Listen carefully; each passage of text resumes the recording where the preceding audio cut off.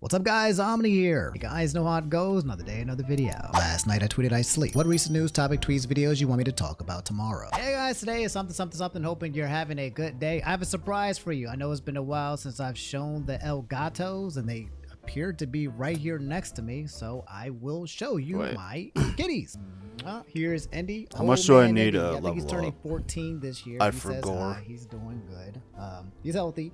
Got some hip problems. I think he got a little arthritis going on, but otherwise seems to be good. So I'm gonna get like 12 more years out of this bad guy. Okay, and here's the angry boy Chase, okay, with the angriest face. Not really angry. If you pull his ears back like that, you can tell he's actually not angry. But yeah, he's two and a half now, and he's just full of energy. So yeah, que lo que. I showed you my El Gatos. That means that you guys have to leave a like on the video. Let's get into today's news. But guys, this is sad, but this is a big deal. Toon Hive and a lot of you guys asked me to talk about this, okay? The Powerpuff Girls creator Craig McCracken has posted a touching tribute to Tom Kane, along with an illustration of Professor Utonium and Mr. Harriman. If you guys don't know, yesterday it got announced that Tom Kane, the voice actor of Professor Utonium, passed away. And it looks like here that Craig McCracken, the creator of the Powerpuff Girls, did this thing, said I grew up without a dad, so it was important to me that the girls had the best one I can give them, and that was Tom. For those of you guys who don't know, Tom Kane was an American voice actor. He was known for his work in animation and video games, most notably Star Wars, where he voiced out characters He voiced Yoda, Gandalf? Admiral Ackbar, Boba Fett, Qui-Gon Jinn, and C-3PO. He was Professor Utonium, as we just said, in the Powerpuff Girls, and he was also Mr. Harriman in Foster's Home for Imaginary Friends. Wait, he It's always also sad to see a voice actor die voiced who's been the like one a large part of trans, our lives. Okay, if you're a millennial and you watch Cartoon Network, or if you're Crab Girl into Star from Wars and you're a Harry- Jedi fan, you Powerpuff hear Girls? this voice nonstop. I almost said Very, Harry very Puff Girl. iconic. What? So to see some of the people who kind of helped us to grow up pass away is really sad. It's a part of life, but also sad to see he's passed away at the age of 64 too, super young. Cartoon Network posted, "Rest in peace, Professor. Thank you, Tom Kane, for lending your voice to the father of 3 perfect little girls and bringing the Force to millions of fans. You'll live in on our childhood memories forever." That is true. He will always be Professor Utonium, and that iconic voice with him and the girls, man, it's so interesting.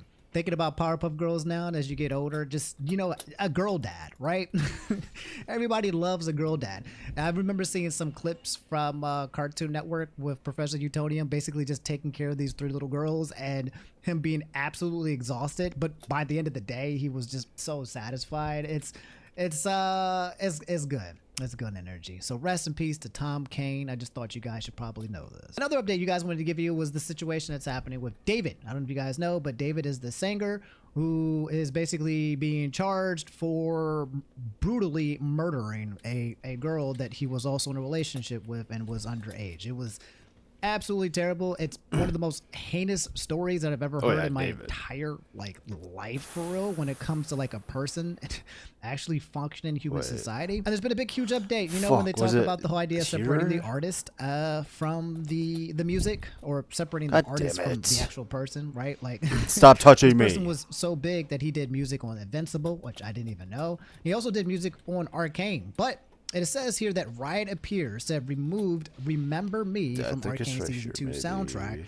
after what went down with David. It's not on the Riot Games music channel anymore. So it may look like they might be going back and trying to replace his song with potentially someone else. I'm very curious to see how that plays out. Always an interesting thing though, right? When you have somebody basically be in part of a TV or a movie or a series, and then you find out they're absolutely terrible. One thing that it reminds me of is what's that guy's name? Kevin Spacey. You guys remember Kevin Spacey? Average Farm remembers Kevin Spacey. He played out of his mind acting when it came to the show House of Cards. And then it was during the season, the last season, he kind of got... Don't I need something in order to actually... Did they just kill him off? I can't recall. And then Netflix started showing his co-actress, or do I just drop instead on the cover of it. But it was ridiculous because House of Cards, in my opinion, excellent TV show, excellent acting, one of his best performances, and yet he was being accused of some things that made people think, should House of Cards still be valued?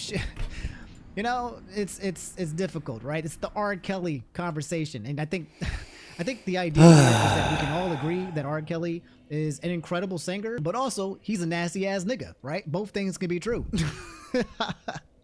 I think what's worse is if you have like music that resonates with you, like, you know, like Linkin Park resonates with me, or a rapper like something that really like made an impact on you, and then later on, does that mean you got to stop resonating with the music? Question mark. You got that's a question for you guys at home. Do you have to stop? I feel the fuck once is the music Sif? is out there, right? Dark Root You Garden can to take survive the falls. message for your own. You can take the art, you can interpret it, but there's got to be some.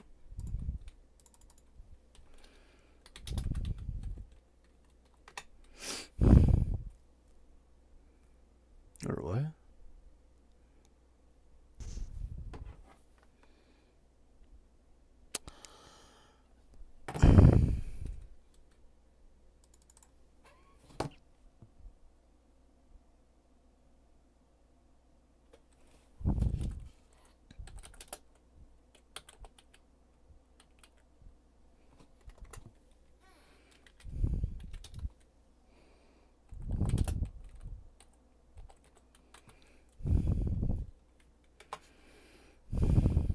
Wait, what? No, that's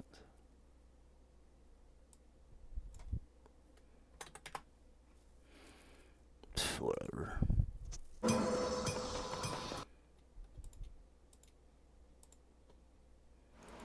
How's it going, everybody? I'm your host, Sean, with Paper Planes, and in Alright, so I just have to defeat Wolf Dude and then it's right there. Okay. Well, I guess I should go back and get my souls and then fucking... some kind of way where they stop getting paid for it. Right. There's got to be a way where you can make it your own, you make it your own identity, make it your own message, but also without supporting the artists because they don't deserve to get any money because they're some terrible criminals type shit. It's been a while since we had our boy Charlie on this channel, okay, Moist Critical, but that's great because we get to put him in a thumbnail. Yay. All right. Grimus said, I know I'm a day late, but Charlie just bashed the dopamine detox strat you preach from time to time. Thoughts, Mr. Omni?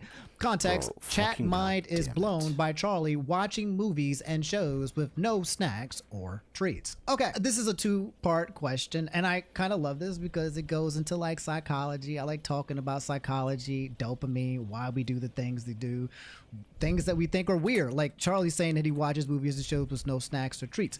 I can explain this, and I can also talk about this whole dopamine detox that I preach, but it's not what you think. So first of all, when it comes to dopamine detoxing, okay, there is an idea that if you just go like from like overstimulated to basically cold turkey, like that's going to be some like fasting, but for like dopamine, going from like 100 to 0, going from multitasking 50 things to basically doing exactly one thing that you are somehow achieving something.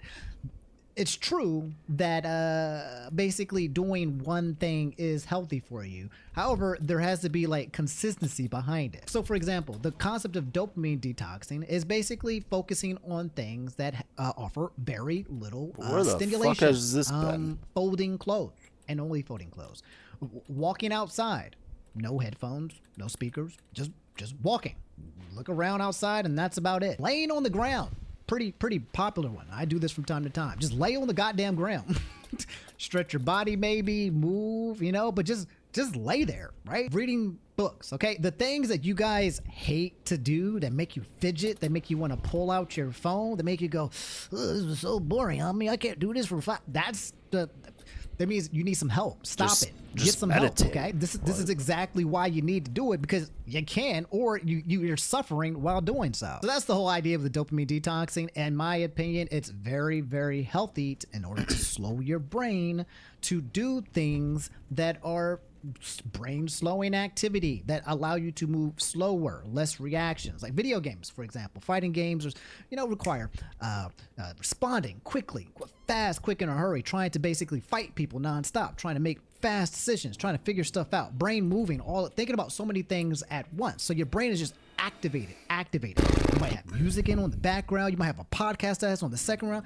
Parents yelling in another background. Just a lot of things happening to you and attacking your senses all at once. And you might not be able to feel it, maybe because you got a good nap or something, but you are getting hit with a lot of different sensors all at once, and it will drain you even if you don't feel it. So to the second point, and I'll watch the clip here in a second, but when Charlie says here, chat mind is blown by Charlie watching movies and shows with no snacks or treats, I've talked about this as well, okay? It's the idea of practicing Why is that mindfulness. Okay, mindfulness is essentially why is that such a big deal? You are entirely present in one thing. Here's how it works, again, in case you guys just need a recap, right? But the reason why Charlie doesn't eat snacks or treats while watching a movie or a show is probably because he wants to fully immerse himself in the show or movie. When you watch a movie but also eat food, you're not actually fully immersing yourself in either or.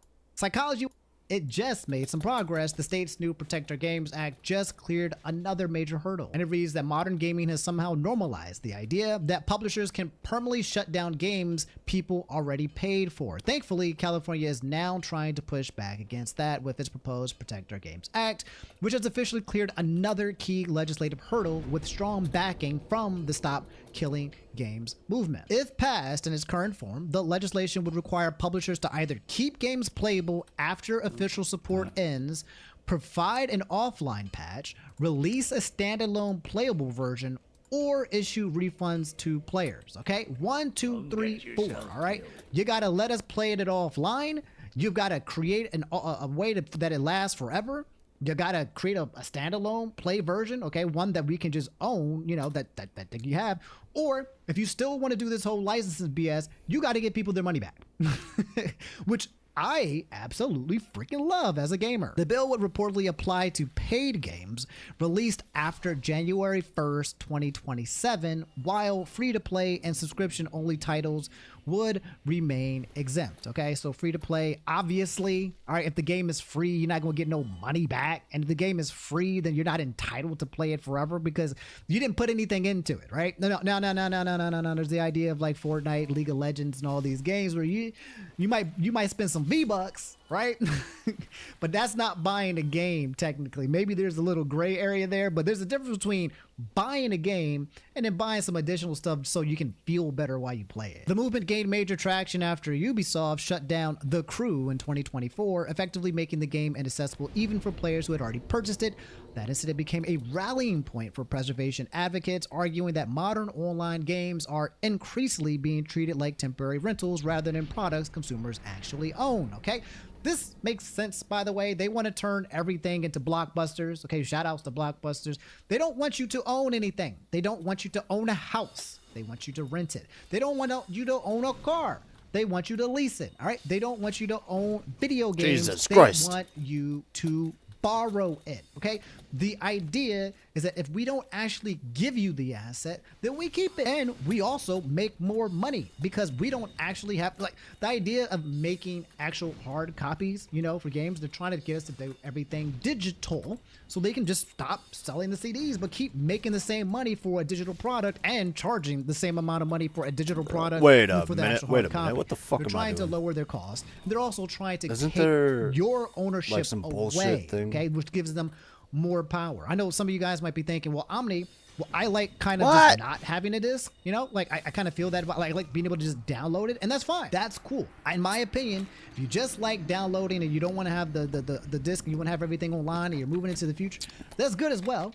But we have to be very careful of the power creep that is, hey, you can digitally download this, but also we can remove it from you and you don't get shit for it. Okay, so that's why gamers are fighting back, because otherwise they'll just get absolutely taken advantage of. Finishing up on this article, I'm just gonna publishers go and talk industry to the groups are cat obviously lady not real thrilled, quick. with the ESA arguing that indefinite support requirements could become technically and financially unrealistic for developers. Let's empathize. For developers, they're saying, hey bro, I don't know if I can afford to make a server I wanna where my fight them, game though. exists forever. I wanna try right? it. So if the game doesn't exist forever, and I might have to shut it down, but then you want me to give your money back, right? So the idea, the middle ground is, well, then make your game something that is available, you know, as a standalone offline game. But there are a lot of games that are also just based on online play, and you have to pay for it, right? So this is the seesaw. Interesting, preservation groups previously accused the ESA of lobbying against expanded DMCA exemptions for preserving older video games back in 2024.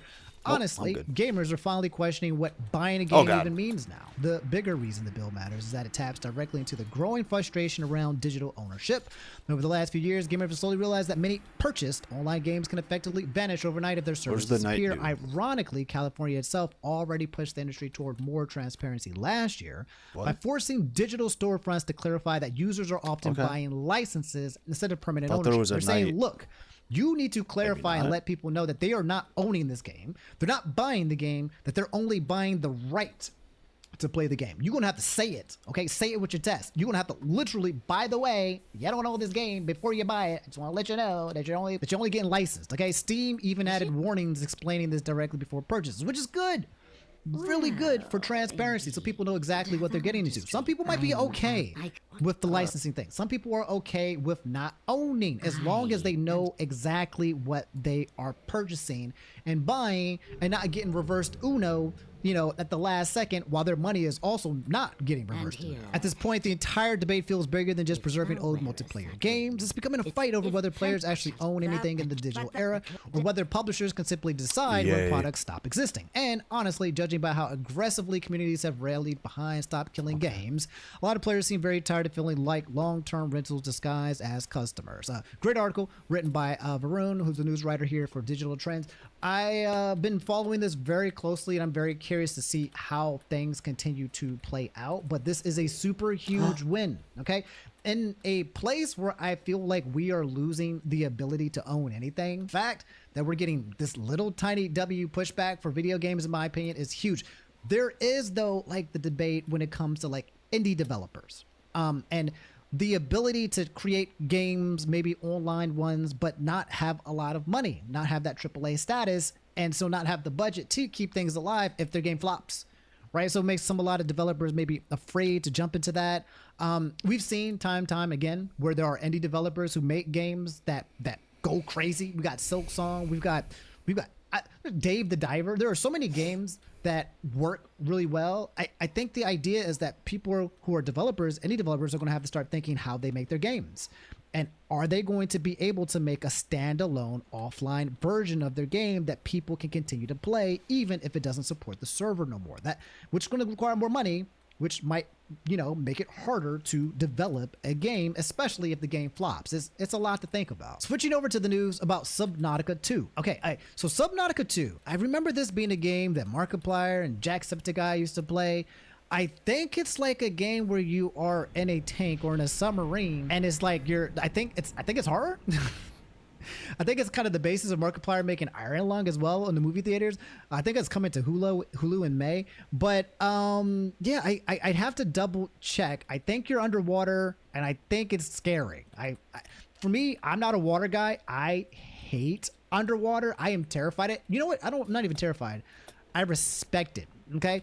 I heard this incident necessarily where need these a fight divers, dog, so it was right? like 5 or 6 of them went snorkeling, and they all passed away in this tragic snorkeling accident.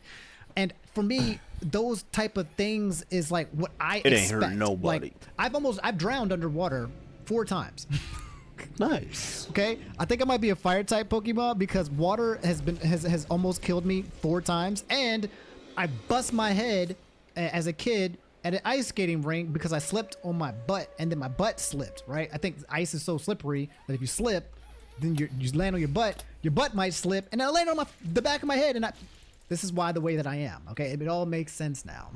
Hit a little bit too hit as a kid. Okay, but the point is, I don't do well with water.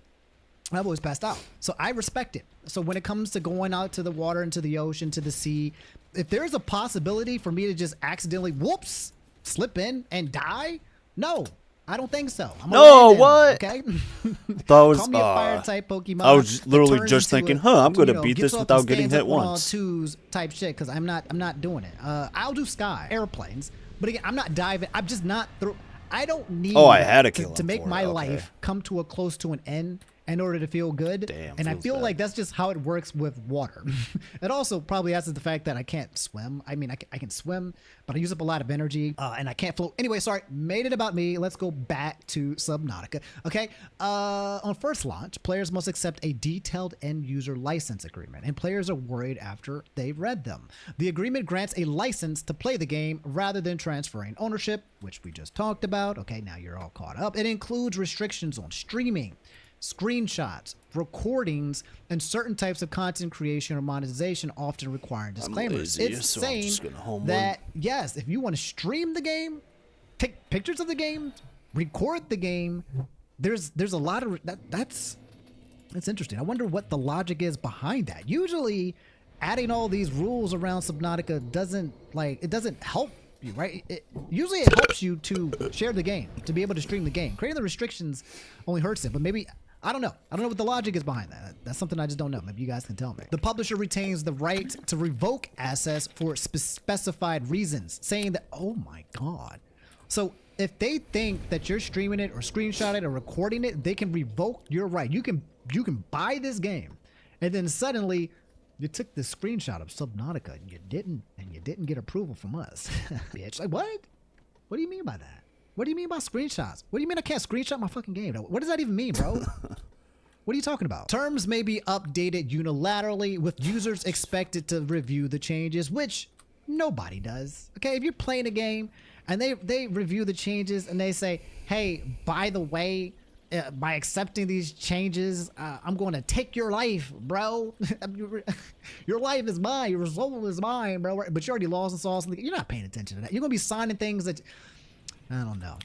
They need to do something about those TOSs, those agreements too as well, that are so long. It's absolutely dirty to throw somebody a book with 15, 20 dings that you need to kind of read in order to... No. I think that's predatory, and that needs to be fixed as well. Okay, TLDR your shit with the most important things. Otherwise, I'm assuming that you can sneak some things in there. No, don't punish me because I don't got 30 minutes to read your ish. The agreement covers data collection practices involving personal and device information. All right, so it says, hey, we're harvesting your data, by the way. I know that we are revoking your ability to own the game and that we can take it away, but also we want your information and we can legally do with it whatever we want. Give it. All right, so it's like a +1. Good plus thing one I plus, don't plan on ever screw touching you, a Subnautica. But not me. Okay. It addresses ownership of Always seemed like a player-created shit game content, anyways. modifications, and release materials. So, ownership. So not only do we not own the game, but they might get ownership of our player-created content. Mods, okay, so people who like to mod the games. Ooh, this is real strict. Additional clauses address liability limits, dispute resolution through arbitration in California, and prohibitions on certain software tools, VPN use, and other activities. Bro? So now we're policing VPNs? Oh, man, no. This is a lot. God dang. The game has achieved strong reception overall with very positive Steam reviews and high concurrent player counts. Unknown Worlds Entertainment has noted that it is reviewing player feedback on the EULA. Some players have requested refunds after reading the EULA, while others just say the terms are normal with industry standards. So all right, this seems is going to be be a the first time I conversation with literally 5.2 ever million fight this impressions, boss, people so... are kind of like, I don't know if I like this, broski. One of the responses that was trending was by this guy by the name of Public that says, do you understand what happened to Subnautica 2? Okay, a game that was genuinely loved, very positive reviews, record player counts, people were excited, and then they read the ULA, and they basically talk about all the things that they just said. You don't own the game, you have a license, they collect your personal data and device information. Is it going to one-hit me? I think I'm dead. Disclaimers, mods you create inside their game, they have legal claims over, VPN uses banned, disputes go to arbitration in California only, and they can change any of these terms whenever they want without asking you. That's you know a lot what? of I mean, even yes, care, dude. we could just choose not to play the game. That is always our choice. They have every right to implement all of these things. But I imagine this might be a huge thing where people might boycott this game because they might be taking too God, much my power. reflexes are so bad. People started requesting refunds not because the game is bad, but because they finally read what they agreed to. The game industry has been doing this for years. Subnautica 2 is just the first time enough people paid attention, suggesting that this is I'm not gonna like normal fall off and some standard, weird edge and thing, just right? now people are paying attention because the game was big enough. I just checked the game, by the way, on Steam. It has 37,000 reviews, and it's still very positive. So far, no feel like universal. I thought this boss was large, gonna be harder. Review bomb, where a lot of gamers not reviewing the game itself, not being like, "This is a great game." It'll be like, "I don't like the fact that you did this with this game, or you had somebody in this game. I just don't like the fact that this game exists in the way that it does exist, and so we're going to give you a 0, not for the game itself, but for the way that it was created." In case you guys aren't aware how popular this game is, bro, Subnautica 2 sold over 2 million copies within 12 hours of release. Announces studio Unknown World. Get up, brother. Get up, brother. Money-wise, dodge, brother. They are good. I don't know if this is going to be something that they actually have to respond to. It's going to be maybe a situation where you either buy it or not. What is that? You either deal with it or not. But I'll let you guys know if anything so comes slow. from this movement. But it does bring up an interesting conversation, again, about ownership, devs, companies, and what they're doing, and how gamers are interacting with their game. But all right, guys, that's all I have for today's video. If you made it to the end, drop a like if you haven't already done so, because I already showed you my Elgato. Subscribe if you guys haven't already, and I'll catch you guys later. Take it easy, Pete. Bye. I'm making this video to let you know that TrumpMobile.com is leaking customer information. I know that because, sadly, I am one of those customers whose mailing address, email address, everything short of credit card number is being leaked via a security exploit. There ain't no that shot I'm not going to go it. into too much detail to explain, but it's not complicated. I mean, exactly how it works was explained to me. I'm not a computer expert, but even I can understand the mechanics of it, meaning it's very low-hanging fruit. Basically, this past weekend, I was reached out to among many other people who have Trump Mobile accounts to let us know that our identification was being served up. This was... Is that really it? All the times I've ever seen anyone fight that, it always seems so much harder. The fuck? Maybe, I don't know. I might be geeking, but... Ooh. I'm really surprised, though, with how, like, fucking easy that was. Huh. Level up. What do I want to level up? I think I want to level up health. I might level up health. I think I'm going to level up health. I was going to do, like, just complete strength, but... Wait, how many times can I level up? I am not leveling up strength. Nope. I'm just going to do health. Fuck it.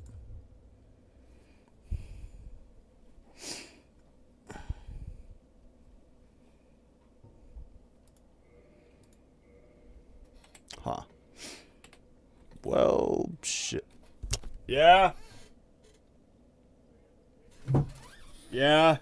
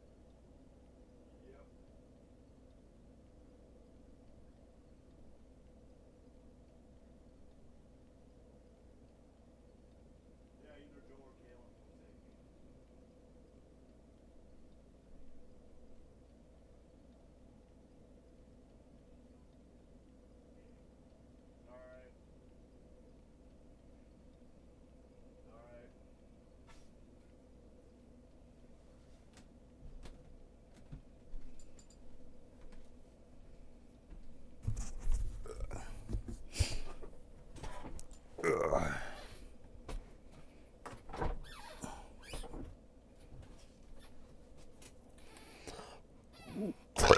Why are you looking at me like you disappointed?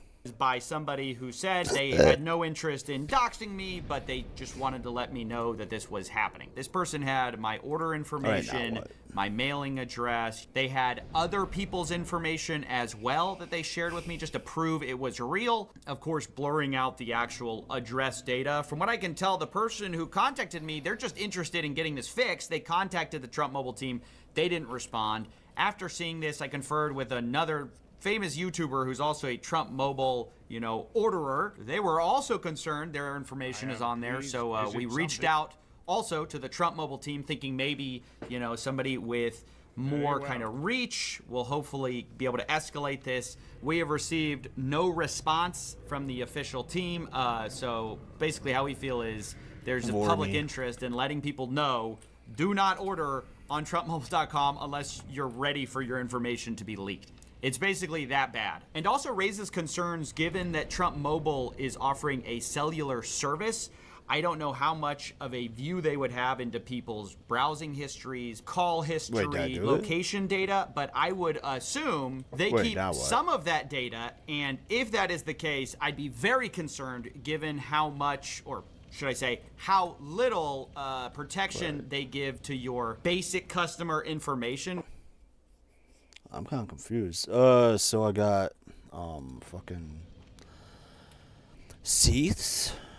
I got, Skeleton Boy, the Four Kings. Wait, who am I missing?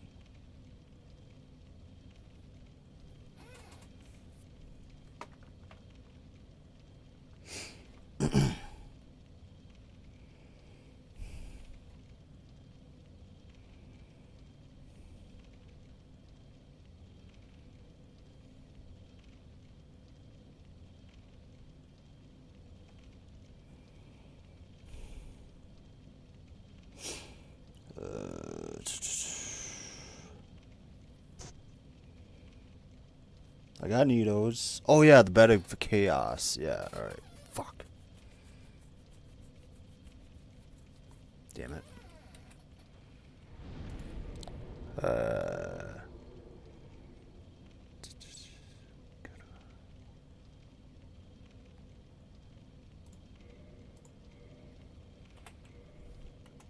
Which should be obviously like under lock and key. Now, among other things that were discovered while realizing that, my address is out on TrumpMobile.com being served up to anyone who knows this security exploit, we also found out that the real number of customer orders is much lower than we thought previously. It had been reported that 600,000 people ordered the T1 phone. Turns out that number was basically made up from thin air, but actually looking at the customer, unique IDs, it looks like the real number of actual customers on this website was more like roughly 10,000 unique customers with roughly 30,000 unique customer phone orders. I don't know if that also includes Trump Mobile itself as a cellular service plan. I'm not exactly sure, but it looks like about 30,000 different orders went through, much lower than previously reported, about 5% actually of what was previously reported, which might explain why this has been seemingly such a low priority for Eric Trump and the people who are involved in this. It seems like there have been delays, changes, all sorts of stuff. Looks like they're trying to back out of this thing only to then later say, no, we're actually going to deliver it. At this point, I don't know if it's more just to get this off the legal liability ledger, because it doesn't seem like there's as much interest in this device as was previously reported. And in some ways, it's good because it means the blast radius might be about 10,000 customers, which is still bad, to be clear,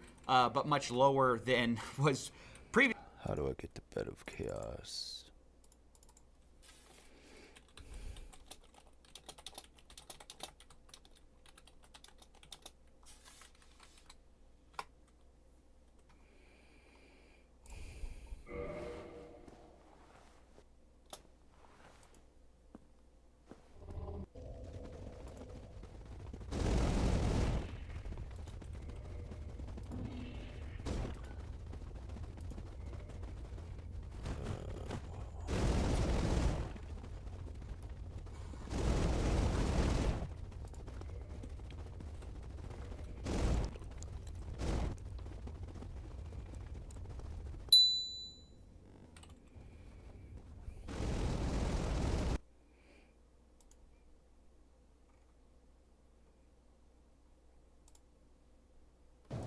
What's up, everyone? McRaptor here, teaching you the easiest way to kill the Ben of Chaos boss in Dark Souls Remastered. There's also a huge meme at the end. You're not going to want to miss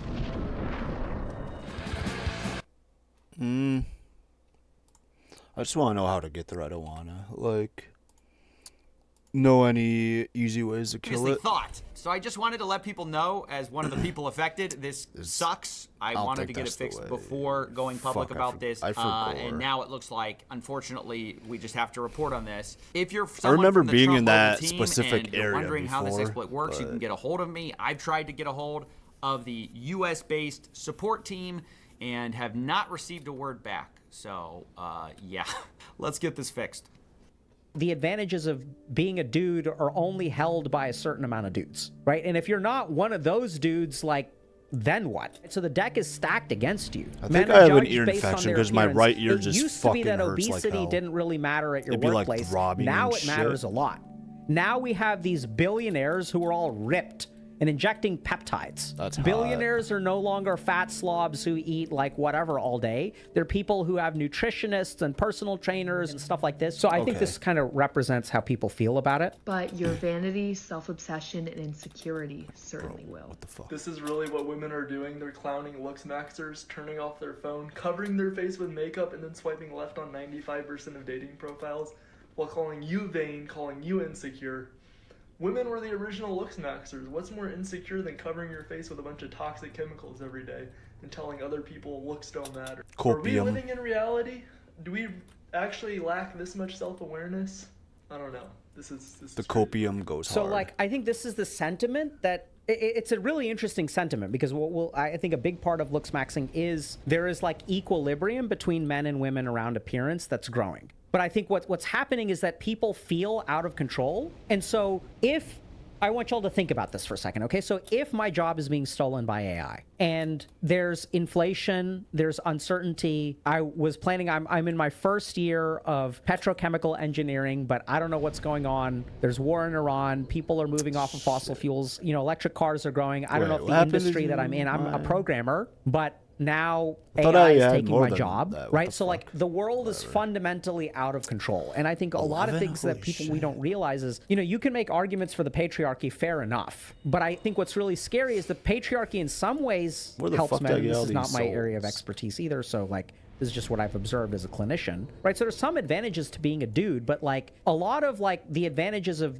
being a dude are only held by a certain amount of dudes, right? And if you're not one probably of those when I dudes, kindled, like then what, right? So the deck is stacked against you. There's no way to get people to fall in love with you, right? Which I think is true, but we're going to try to educate y'all with the guide to love, sex, and relationships. That's why we built that thing, because we want to teach y'all what actually works. But then, like, what do you do, right? How can you exercise control? There's only one domain that you have control over, which is yourself. And so the more out of control we feel, this is something that we learned from a paper from 1979 about anorexia, is there's a relationship between the more out of control you feel in the outside world, the more brutal you will be with yourself, right? And there's this weird perverse angle to this, which, like, I want to go back to this idea of, is like, I don't know if this makes sense. There's a certain, like, if you're a dude, there's a certain, like, nobility to going out with a bang. I don't need to be a candle. I'm gonna be a fucking firework. And if the price that I pay is the sacrifice of my own death, this is something that men, we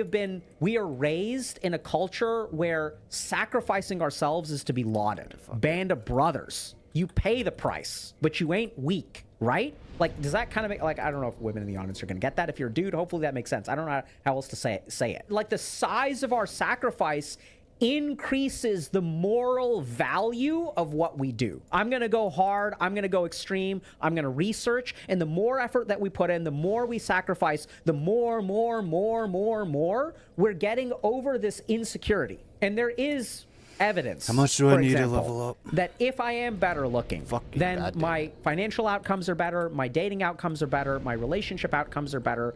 There's some evidence of that. When people learn this stuff, they're blown away by how little appearance matters. I want y'all to understand this because it's kind of confusing. You can look at a study and you can say people who are more physically attractive make more money than people who are less physically attractive. That can be true, but that's not the right question to ask. The right question is, which are the variables that contribute the most to financial success? And how does appearance rank against other things, like showing up every day? like EQ, right? So for example, what I observed when I was working a lot in banking and private equity and stuff, all these startups out of Harvard and MIT, is like a balance of EQ and IQ is what it takes to get to the top. EQ, IQ, perseverance, work ethic, high amount of conscientiousness, a fair amount of anxiety, by the way, because if you're not worried about stuff, you're just gonna kind of chill, right? So when you have very, very, very low neuroticism, it's hard to get your ass up in the morning. People who are super chill are not super successful. It's not harder, there's just a different way to do it, right? So I think the problem with a lot of this research on, okay, appearance does all of these things, is that it doesn't include the rest of the variables in the equation. So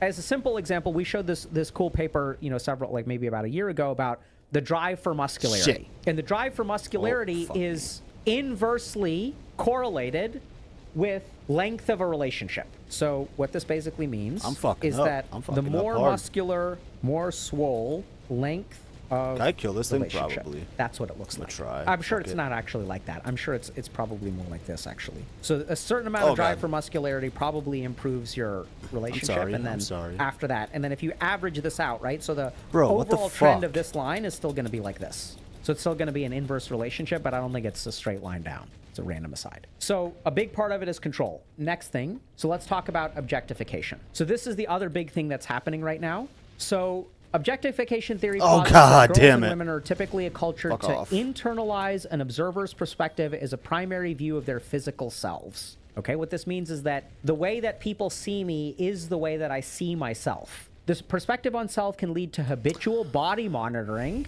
sound familiar? Which in turn can increase women's opportunities for shame and anxiety, reduce opportunities for peak motivational states, and diminish awareness of internal bodily states, okay? I want y'all to remember these things. They will become relevant later. So what does self-objectification mean? Okay, so it's basically, I have an opinion of who I am. And when somebody else sees me, this determines their opinion of me. Let's say they think I'm attractive. And then this becomes this. Does that make sense? So they see me, they form an opinion. That opinion is this opinion. So normally, what we consider healthy is that I have an opinion of myself, which is, let's say, this. And then someone else sees me, and they have an opinion of me. And these two things can be different. And then I can even understand that they think of me in this way, but I'm able to hold a simultaneous opinion that is different. And I'm not trying to be alpha beta about this. I'm just using those as representations, okay? And this is the interesting thing about objectification theory, is like this came out of like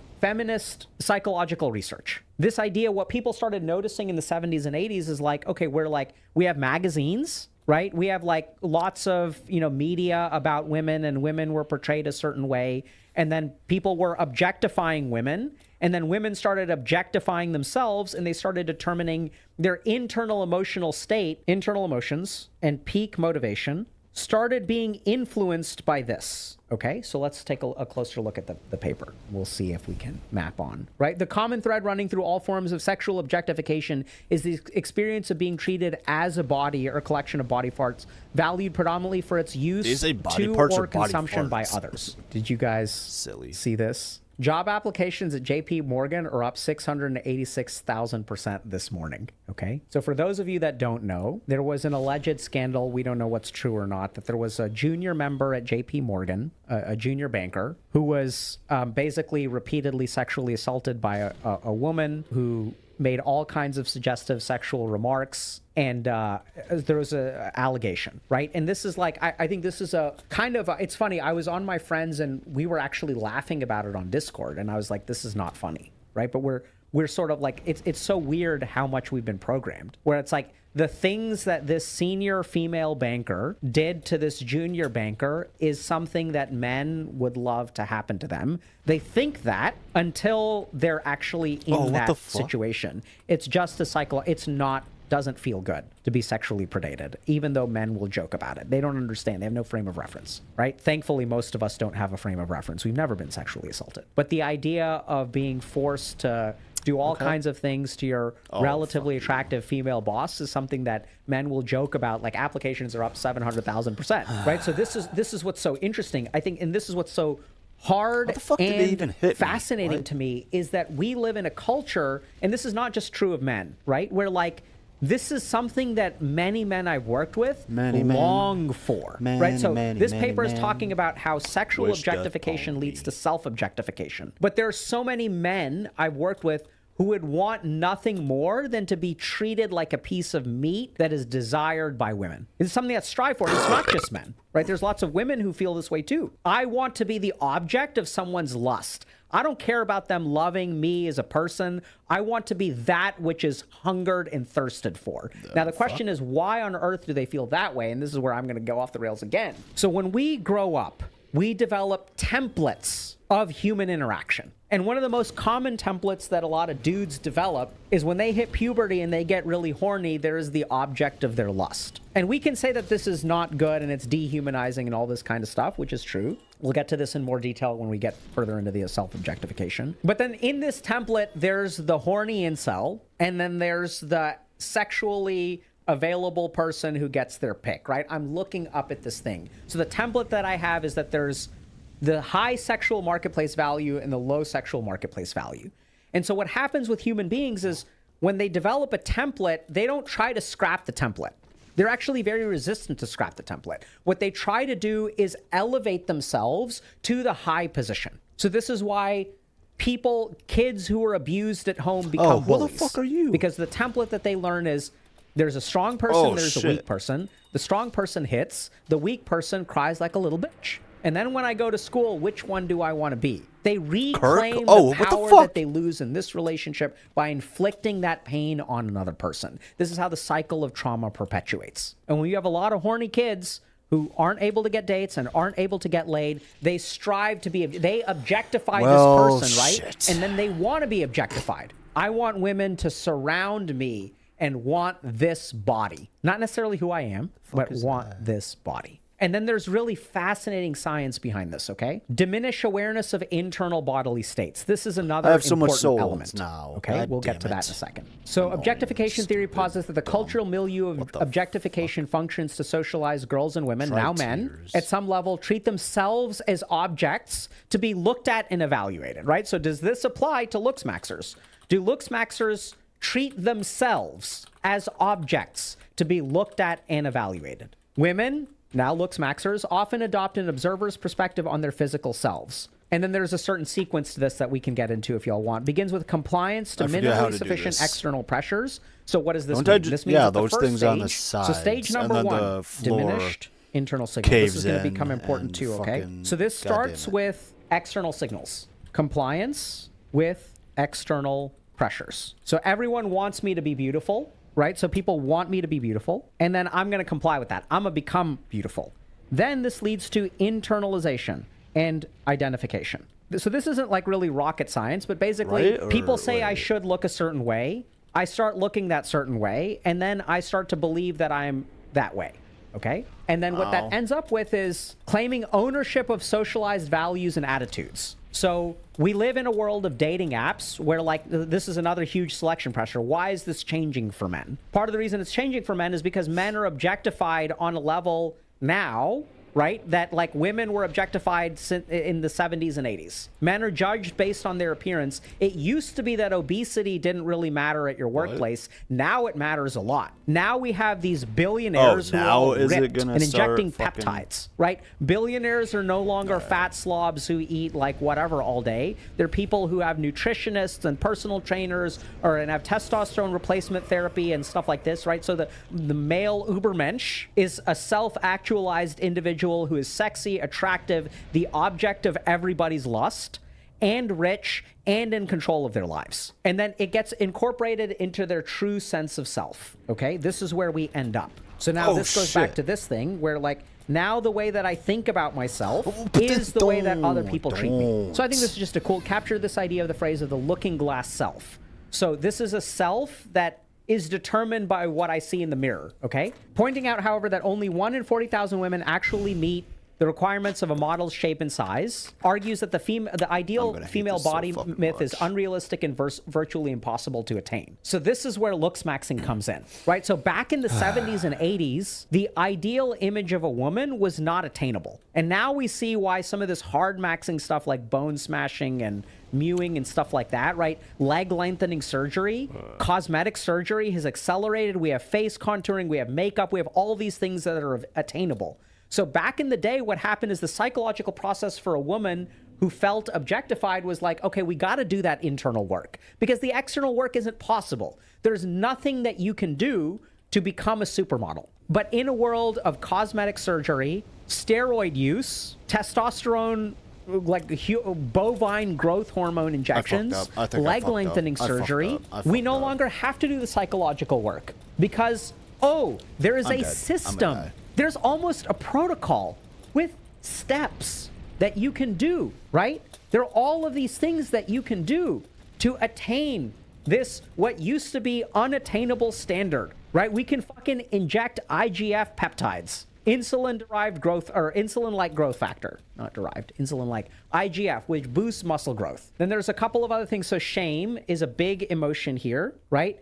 A desire to hide, to escape painful gaze of others, or to disappear alongside feelings of worthlessness or powerlessness, right? So I'm going to ask y'all a question. What do you think is the emotion of the person who is experiencing this?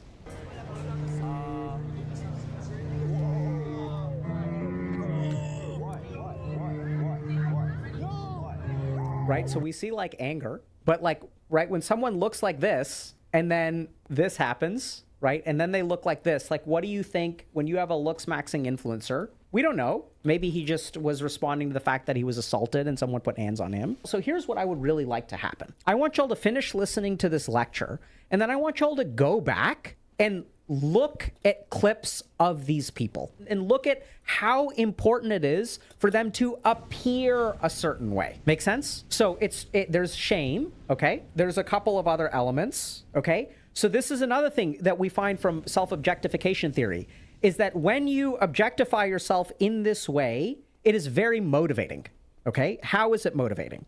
Because now you're like working really hard. So now we get to the BPD element, okay? So let's talk about BPD for a second. So borderline personality disorder is a personality disorder that is characterized by a chronic sense of emptiness and has an internal sense of self that is unstable, okay? So the two things are chronic emptiness and a sense of self that is unstable. I don't know who I am. And what happens in BPD, we have our second most successful video on the channel, on the YouTube channel, is me explaining BPD. I love working with patients with BPD. A lot of people will avoid them because it's supposed to be difficult, but I have a lot of compassion. They're just amazing individuals who are just struggling because they don't know who they are. So then what happens with BPD is the way I feel about myself is determined by the way that people exactly treat me. who I so am. Being in a relationship with someone with BPD is very difficult because if I get angry at you, oh, and so you've it got stays. BPD, my anger towards you is not me being angry. That becomes your sense of self-worth. So if someone is angry at me, that means I am bad. So basically the problem in BPD is this step right here. This happens a lot. Where if someone thinks about me in a certain way, then that's the way that I feel I just got myself, super lucky. Okay? So then people with BPD have a challenge.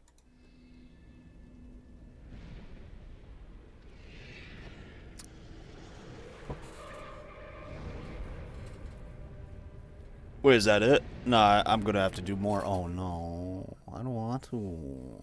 Fuck you, game. Oh yeah, don't I have to? Fuck, I have to find a vine thing that leads down, and then shit.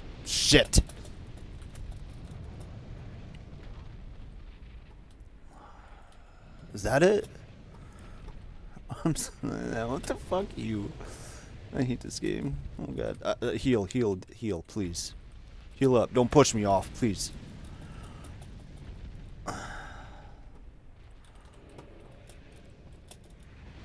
Okay.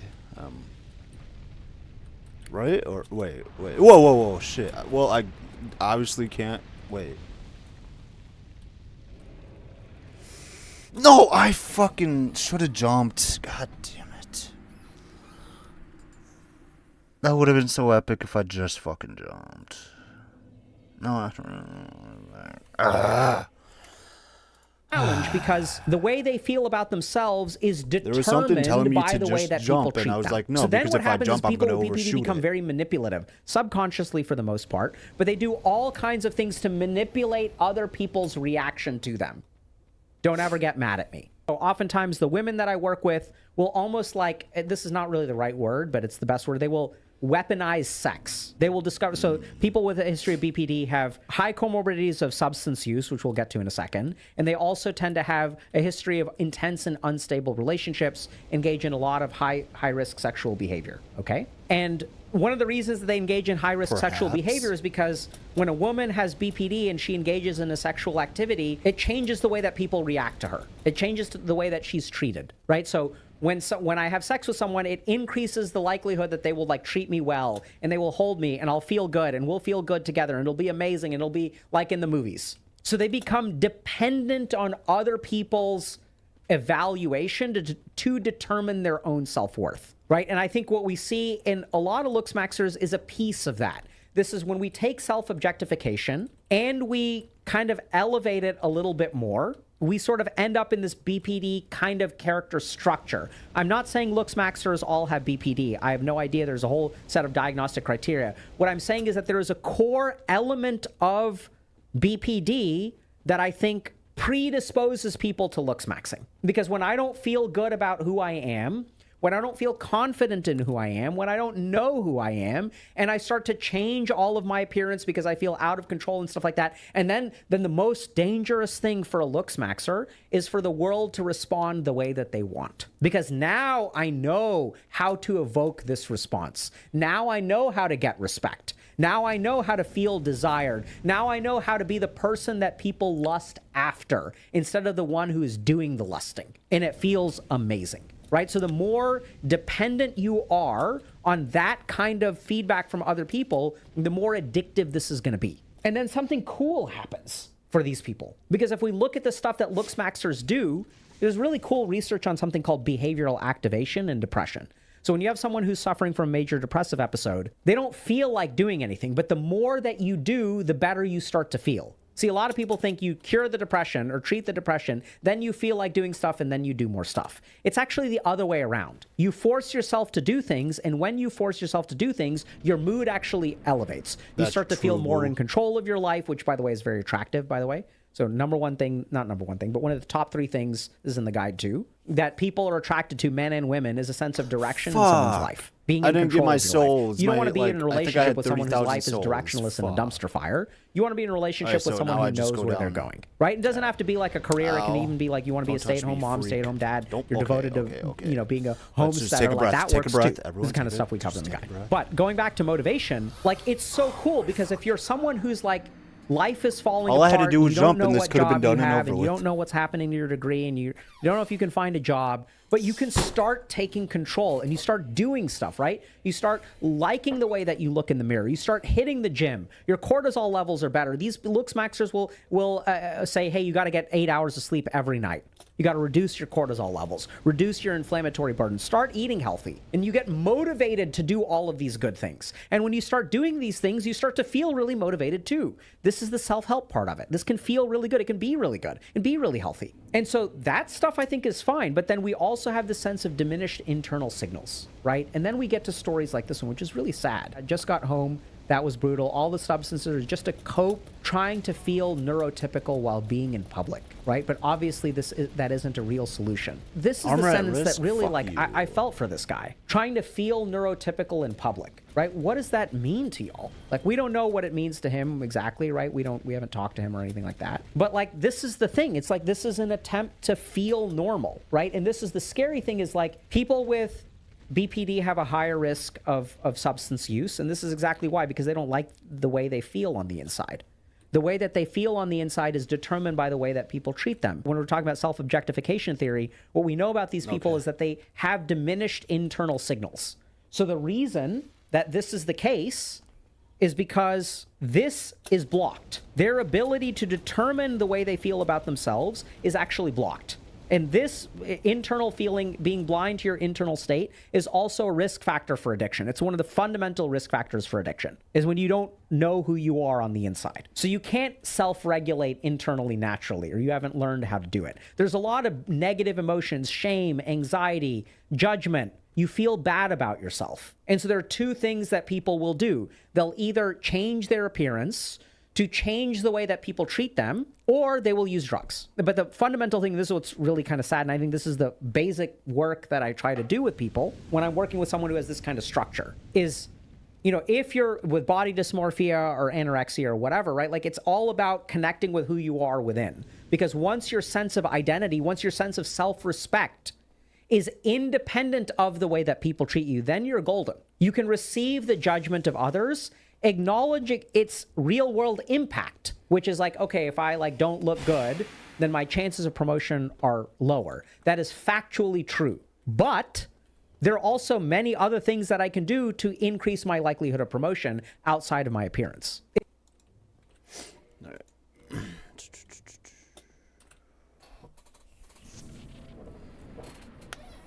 Fuck, I'm so upset with myself. God damn it. This could have been done and over with already, but I done fucked up.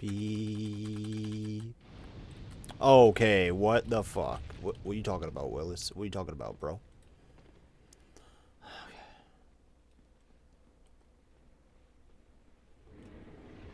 No. It's right there. It's literally right there.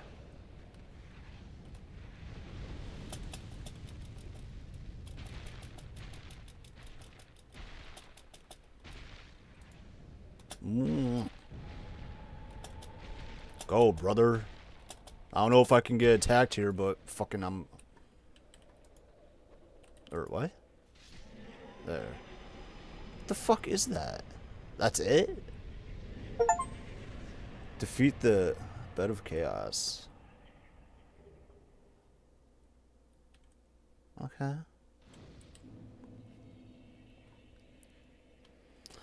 So I think that was the first time I've did that on PC. I'm very certain I've done that on my Xbox because I quite remember it, because that's how I remember how to do everything else, I believe. I don't fucking know, but whatever. I could have had so much more souls if... Whatever. It's fine. Whatever. I don't fucking care. Like, bro. What? Ooh.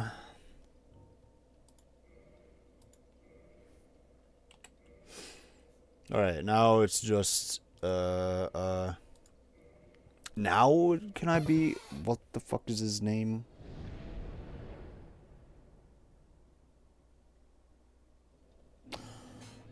What's the last dude's name? I forgot.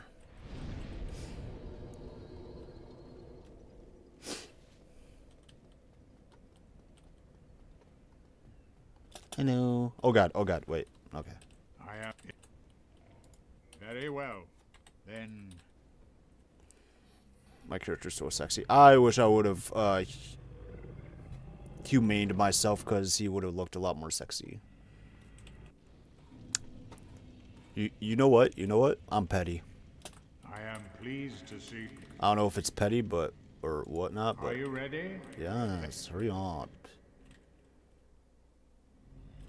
I want to see that cutscene with me with skin on myself. That sounds fucking weird. That sounds hella weird. Fuck, I need to...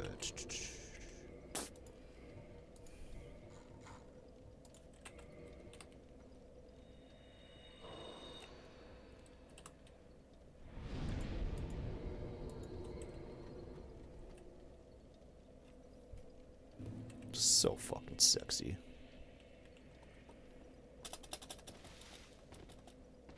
Like, bro, look at that treasure trail. I'm straight, by the way. I am... Very well. Then crawl into my mouth, daddy. Jesus. Has he always made that sound when getting eaten? Alright. Does this need kindling or anything like that?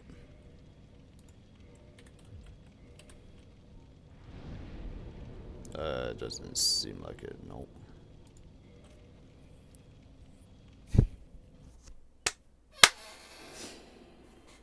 This is the farthest I've ever been in this game. I've never beaten the 4 kings. And I've never got this lit, obviously, if I've never beaten the 4 kings.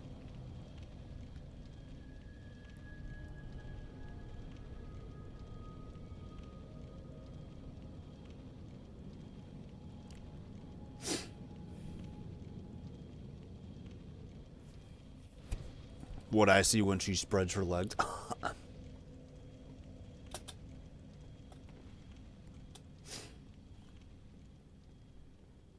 What my penis sees when he enters. No, I'm just kidding. The fuck.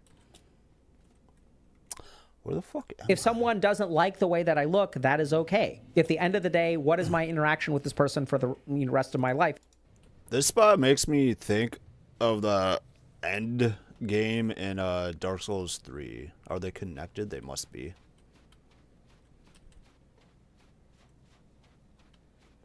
What is that? Is that a cathedral? Oh shit. Oh shit. Pfft, whatever, dude. What up? You ain't shit, dog. Oh god, what? No, stop, stop, stop, stop, stop, stop, stop.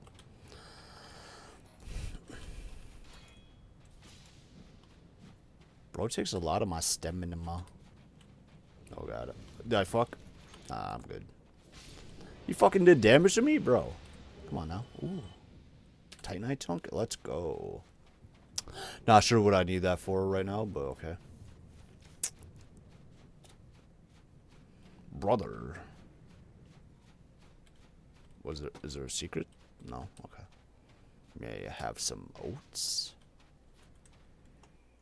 It's minimal. People can think I'm ugly and it's like not that big of a deal. I can go on and live my life. I can eat food that I enjoy. I can lay out in the sun. I can go swimming in the ocean. I can read a good book. I can play a good video game. I can still enjoy working out and feeling healthy, right? Like all of those things are fine. I can wear SPF skincare to try to optimize my appearance some. I'm not against the optimization of your appearance. It's a fact that human beings like to look good. Human beings like to be desired. Nothing wrong with that. It's just that when we're not careful about these psychological substrates, that's when we get into trouble. So there's absolutely an element of muscle dysmorphia, body dysmorphia in looks maxing. I think a lot of this stuff that is, about like facial structure and stuff like that, there is science that shows that a certain facial structure is attractive, but there's also like, just because that's true doesn't mean that some people don't over-index for the importance of that. And that's what I think is going on. So I think there's a...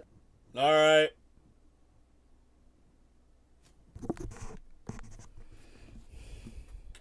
element of body dysmorphia. But the tricky thing about looks maxing is that, once again, what we're kind of dealing with is not body dysmorphia, not borderline personality disorder, maybe some amount of self-objectification theory, some amount of pressure, like almost like an eating disorder kind of makeup of like feeling out of control and wanting to be controlled. I think this is what's kind of difficult, and for me personally, like exciting, is that we're living in a world where like these labels you can't apply those to looks maxers. At least I don't think you can. And it's not even everyone in it is pathologic, right? This is where self-help meets self-harm.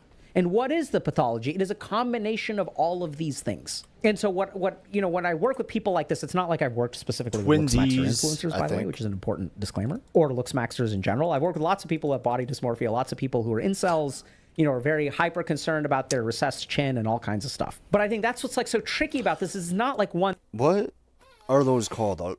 Is it like phantoms? Can phantoms see each other? If so, dude, that's going to be like 10 out of 10. I'm Googling that shit right now.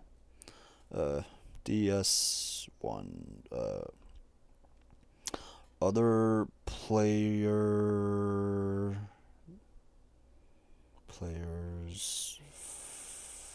phantom? Dark Souls 1 Phantoms refers to multiplayer appear of the other players. They are mostly 30 seconds recording of what other real players are doing in their own world. You cannot directly interact with them, but they can show you hidden paths or hints at secrets ahead. Huh. The main type of phantom you will encounter include white, blue phantoms. These are the ghosts of other players sharing your current server or playing the same time. They occasionally appear near bonfires in full armor, but while exploring, they usually appear in unarmored blue silhouettes. So those are like white, blue phantoms. Can white, blue phantoms see each other? Other phantoms, whatever, see each other. Dark Soul is seeing other players as white or gray phantoms is core online feature that confirms others are traversing the same area. However, the system is slightly limited and not a direct neutral real-time connection. Damn. What you see, you will occasionally see fleeting glimpses of other live players running through their own parallel game worlds. What they see, there's no guarantee that if you see another player, they can see you. Damn. Dude, that'd be so... Oh, that would be so epic. That'd be so sick. That'd be awesome. This is like a new thing. It's these fundamental aspects of psychology that we learned from like feminist psychology studies in the 70s and 80s that are now happening to men. We are doing to men what we did to women 40, 50 years ago, arguably longer. That's when there was an awareness of it. This idea of acceptance, if you weren't a supermodel, that you don't have to have kids, when you had to have don't that have to have a corset job, that thing you as a woman super have the tight to the right point where you of couldn't self-determination, and your value as a woman is not determined by how you look or what you do or whatever, right? That self-determination is a thing. And now this level of judgment we are seeing because of the rise of social media, right? people are kind of getting Hey, hammered it's by her all again, of these images, I think. and then this sense of being out of control, it's turning into this soup that results in looks maxing. I love soup. Yeah, it's her.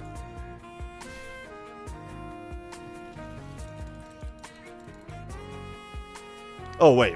What am I doing? Easy. Now, for anyone who's been on social media recently, Fuck a lot of you this guys dude. have probably heard about the streamer You by the name of bitch. Chud the Builder. I hope he gets locked He's an IRL up. streamer who's been going viral online due to his extremely confrontational behavior in public. He has this rage bait persona that's centered around harassing random people for attention. And throughout a lot of these streams, one thing that's repeatedly stood out is the amount of racial harassment directed towards black people specifically. Can I backstab, Over the bro? last few weeks, Hit Chud the me, Builder has been getting pussy. a massive amount of attention online. But along with the Oh views shit! and viral Okay, clips, it's also brought a growing I'm sorry. amount of I'm controversy. A lot of innocent people have ended up caught in the middle of these confrontations, whether that's I'm gonna name my people in kid public, Gwen, workers, if I ever have security one. guards, older people Maybe. just trying to go about their day. Maybe. And that's what's been making this entire situation so Lord disturbing to Gwen. watch. This person has just been going out of their way to make people's lives harder for absolutely no okay. reason. In one viral clip, I'm he's good, seen I'm harassing a good, we're security good. guard What trying the to do fuck? his job, and as he walks away, he calls him a Nigger. Don't tell me what to do. Okay, well, move it. Keep yourself, don't chimp out, dumbass nigga. No, I'm good. We're live. Don't touch me, lady. In another clip, Chud can be seen harassing a group of older God, black he's men such a sitting in a weird-ass park, and he bitch. repeatedly uses racist language for them while filming them for content. Why you acting like Acting like a what? You heard me. Sit down. Oh, sit down. If I stand up, what's the Come on. Look at him. His antics have led him to put himself in several situations where things could have gone very wrong for him. Because at the end of the day, when you're provoking strangers for reactions, sometimes you could run into the wrong one, which he actually did about a week ago. Oh, we could go. Fuck with us, then we tweaking, huh? Come on, peg me. Do something. You think I'm waiting on the cake? I'm worrying about Come that. on, do something. And then he ended up calling the police on this guy. But then he'll pull a gun out on you as soon as you do something. But I'm licensed to carry too. We both licensed to carry. I finally ran into him. He got his, I got mine. But he on the phone with the police. He just obviously started with somebody. Which is ironic because in all these situations, he keeps on stating that he's armed after confronting these innocent people, which I just find really ironic and funny. Now, Chud the Builder, real name Dalton Eartherly, I think that's how you say it, I'm not sure.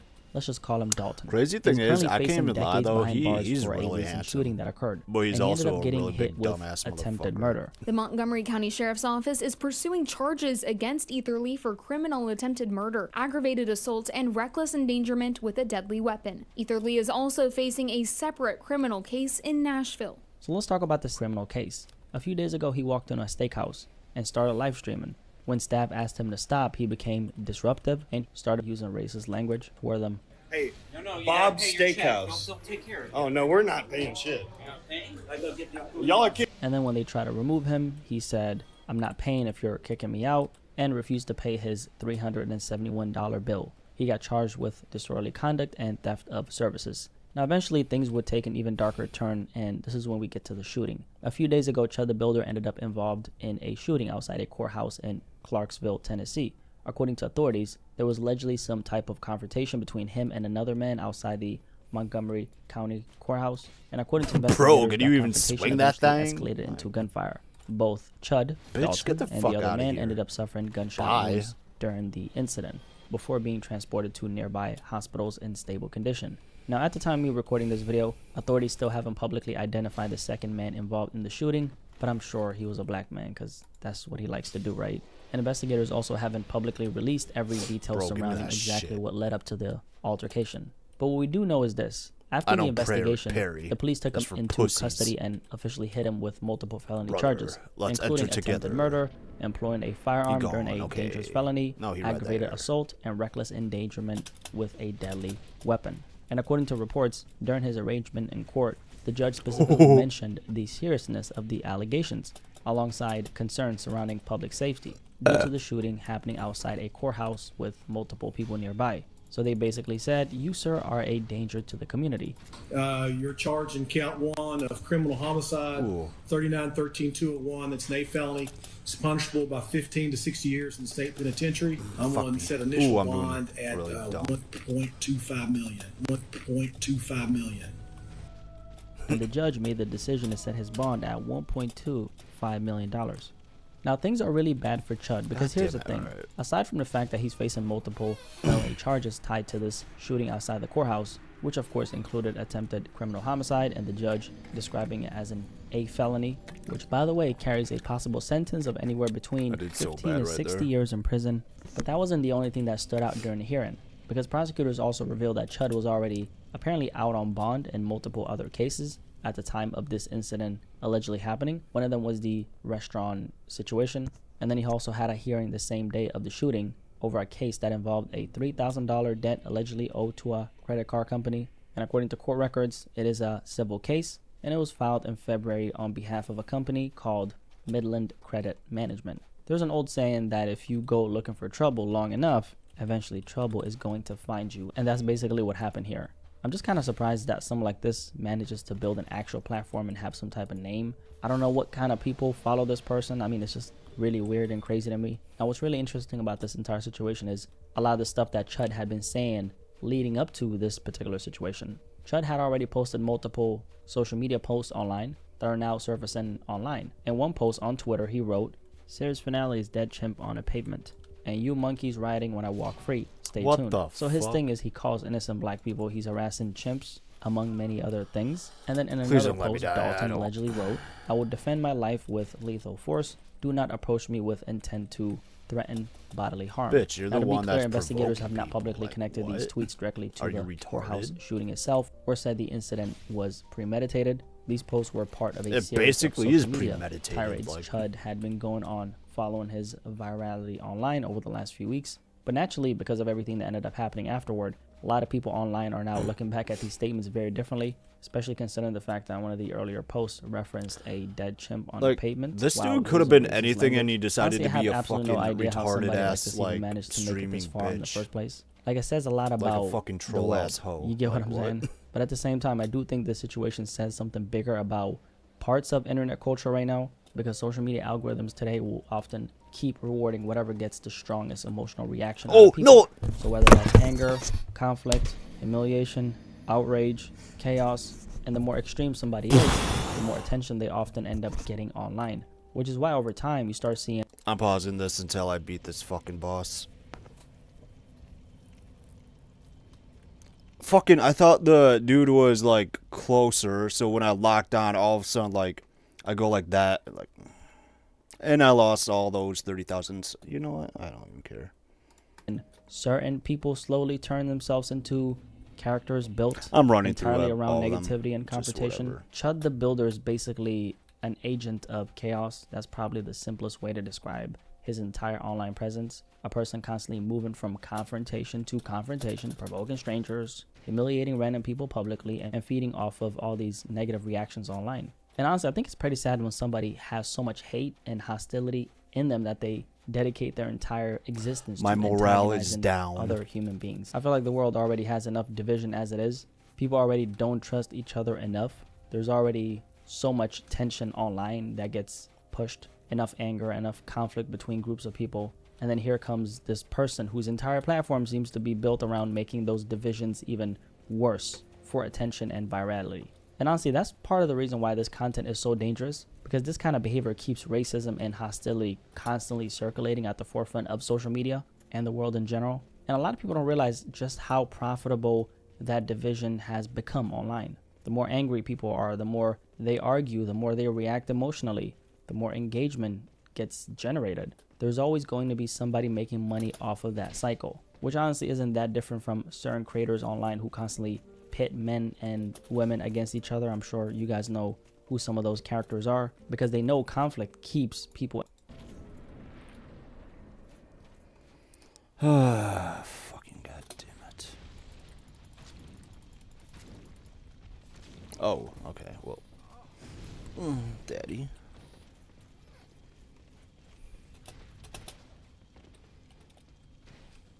Chug, chug, chug.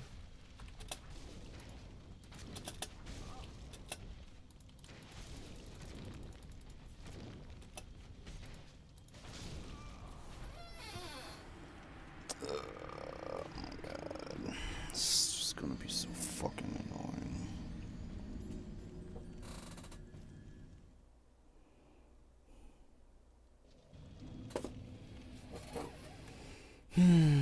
Emotionally invested and addicted to the content. So it's kind of like a way to keep the audience in constant pain so you can then profit off of that pain. Except in this situation right here, the fuel being used is racial tension and public humiliation. Except in this situation, he's not really humiliating any of these innocent people. He's really just humiliating himself. And because racism is one of the strongest emotional triggers possible, the reactions become even stronger, which brings even more visibility to the situation and the person. And I guess I'm not helping by making this video, but this person is already so viral and they're already facing the consequences of their actions, so I just guess it doesn't even matter, right? And here's the thing, I'm not gonna sit here and start claiming that this is some kind of industry plan or part of some kind of organized conspiracy, but I do think social media platforms sometimes create these environments. I've been hearing a lot of dumbass motherfuckers being like, "Oh, he's an Israel plant." Like, can people just actually stop being fucking like autistic? Like, holy shit, it's people are so fucking politically brain rotted. It's fucking crazy. Like, holy shit. Like, can we stop being like schizophrenic for like 1 fucking second, please? Thank you. Like, god damn. Where the most chaotic and divisive people get amplified to the top the fastest, because outrage performs extremely well in algorithms, and over time that can create a really dangerous cycle where people slowly realize the more extreme I become, the more attention I get. And honestly, what this guy has been doing has generally irritated me while watching this entire situation unfold, because it just reminds me of how easy it's becoming for negativity, division, and hostility to turn into entertainment online, especially at the expense of innocent people. Like, at a certain point, people stop even seeing other human beings like other human beings. Everything just becomes content, clips, engagement, viral moments. How can I be a nuisance to the world and use these people as props to my buffoonery? Meanwhile, the people being harassed are actual human beings trying to live their lives. Security guards trying to do their jobs. Older people sitting in parks. Restaurant workers. Random strangers in public. I just hope this person faces the fullest extent of the law if he's found guilty of these crimes. Because a lot of this behavior that I've seen leading up to this situation is just so disgusting to watch. Like, this is not edgy. This is not funny. This is not trolling. This is just hateful, hostile, and honestly incredibly degenerate behavior. And at the same time, I'm glad to see that a lot of people are kind of coming together and speaking out against it instead of trying to normalize it. Because if we start acting like this type of behavior is normal entertainment, then social media as a whole just keeps drifting further into toxicity. And one thing I've also kind of seen online is this debate about who exactly are these people supporting somebody like this. And actually, a lot of people are going to assume it's probably a bunch of racist white folks supporting him. Now, personally, I don't even know what his actual audience demographics even look like, but honestly, I don't even think that matters, because regardless of who supports this kind of content, what it ultimately comes back to is negativity, hate, division, and people finding entertainment in the humiliation of other human beings. I think most normal people, including like all white people, apart from probably a very small demographic, can look at a situation like this and recognize that there's something deeply unhealthy about building an audience around constantly degrading and antagonizing strangers for clout. Because here's the thing, man, most of us are already exhausted enough dealing with life as it is. People are stressed, people are struggling financially, people are trying to take care of their families, people are trying to get through work and get to work, people are trying to protect their peace mentally. So when you see somebody like this intentionally going out of their way to provoke innocent people who are simply trying to live their lives, it naturally rubs people the wrong way. Because most normal human beings don't wake up wanting more conflict, more hostility, and more division in the world. Like, we just don't want to see innocent folks getting harassed in the streets. I just hope this ends up being the downfall of this entire hateful and toxic persona he built online. Like, his entire identity is about provoking, humiliating, and antagonizing people for clout. And of course, reality is eventually going to catch up to this type of person. So now, instead of live stream clips and internet outrage, Dalton is sitting in the middle of a real criminal case facing extremely serious charges. And at this point, the one thing that's factual is that he's potentially facing decades behind bars if convicted. So it's definitely going to be interesting to see how this entire case develops moving forward. If you made it this far, drop a like on this video and subscribe if you're new here. And y'all let me know in the comment section below what you think about it. I investigated the president's trading record, so you don't have to. Recently, he released a file.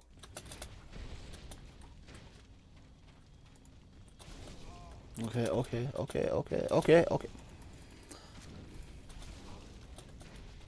I need to get, like, better at fucking timing my dodges and shit.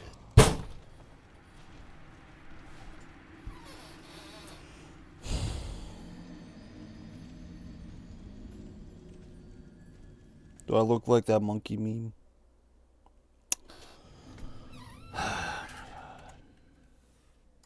That shows the stock trades that were made on his behalf. I should say immediately that the president denies exclusively doing these trades. They say these are all done through fully discretionary accounts, independently managed by third-party financial institutions with sole and exclusive authority over all investment decisions. Neither President Trump, his family, nor the Trump organization plays any role in selecting, directing, or approving specific investments. Now, do we believe that? I mean, I don't know. I don't think he's personally directing all the investments, but what's strange is it rhymes with the Nancy Pelosi defense. Everyone knows Nancy Pelosi is a famously good stock trader, or specifically her husband is, and that's the whole excuse. She says, she's not into stock trading, even though, she has all sorts of insider information through her role as former Speaker of the House, as a congresswoman. So people have been suspicious of her for years, and what makes this an ironic video is that this is something that Trump actually picked up on and kind of called her out for. Members of Congress cannot corruptly profit from using insider information.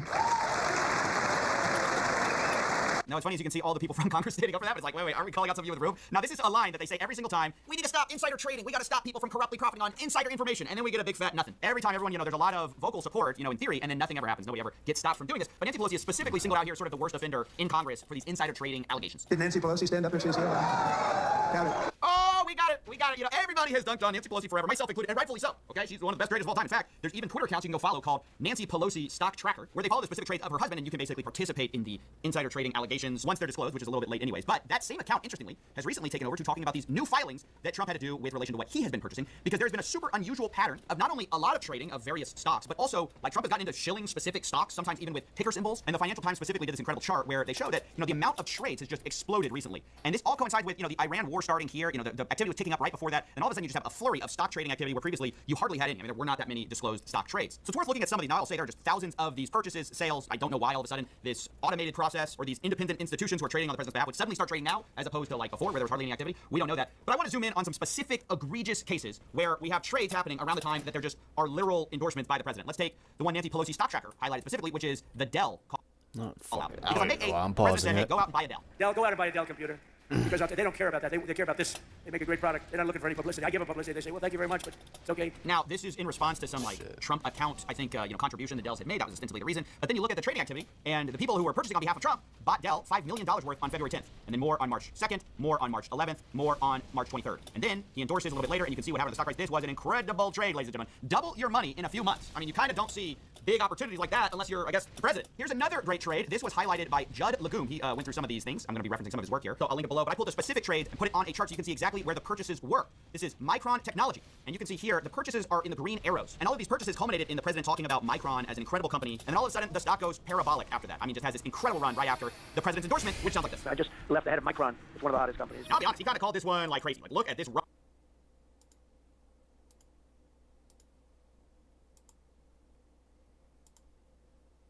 Guess who I am thinking of? Who is a bigger content thief than Sniper Wolf, more of a false flagger than Mundane Matt, a faker victim than Jesse Smollett, and has been banned from his local Renaissance fair for creeping on women and children. The only person who fits that description is Jeremy Hambley, aka The Quartering. But, I mean, I'm definitely gonna pleasure myself to this picture later. So joke's on you. Joke's on you. Mere hours after I posted my last video, Jeremy would claim that he was being deplatformed, targeted with false flags by his critics. Every live stream I have ever done has now disappeared from YouTube. I'm sure it's totally not false flaggers and just a coincidence, but please take a moment to create a Rumble account and follow The Quartering there. But he's just lying here. Jeremy is taking down his own live streams and is pretending he's being targeted. We know this because when you visit links to his removed streams, it says, this video has been removed by the uploader. He's claiming claiming he's being censored to garner sympathy, I couldn't think of something more pathetic. The channel he says was terminated just so happens to be an inactive podcast channel where people were finding clips of Jeremy bad-mouthing his wife. The guy at work who claimed that vegan vag didn't smell. Well, I can tell you this. My wife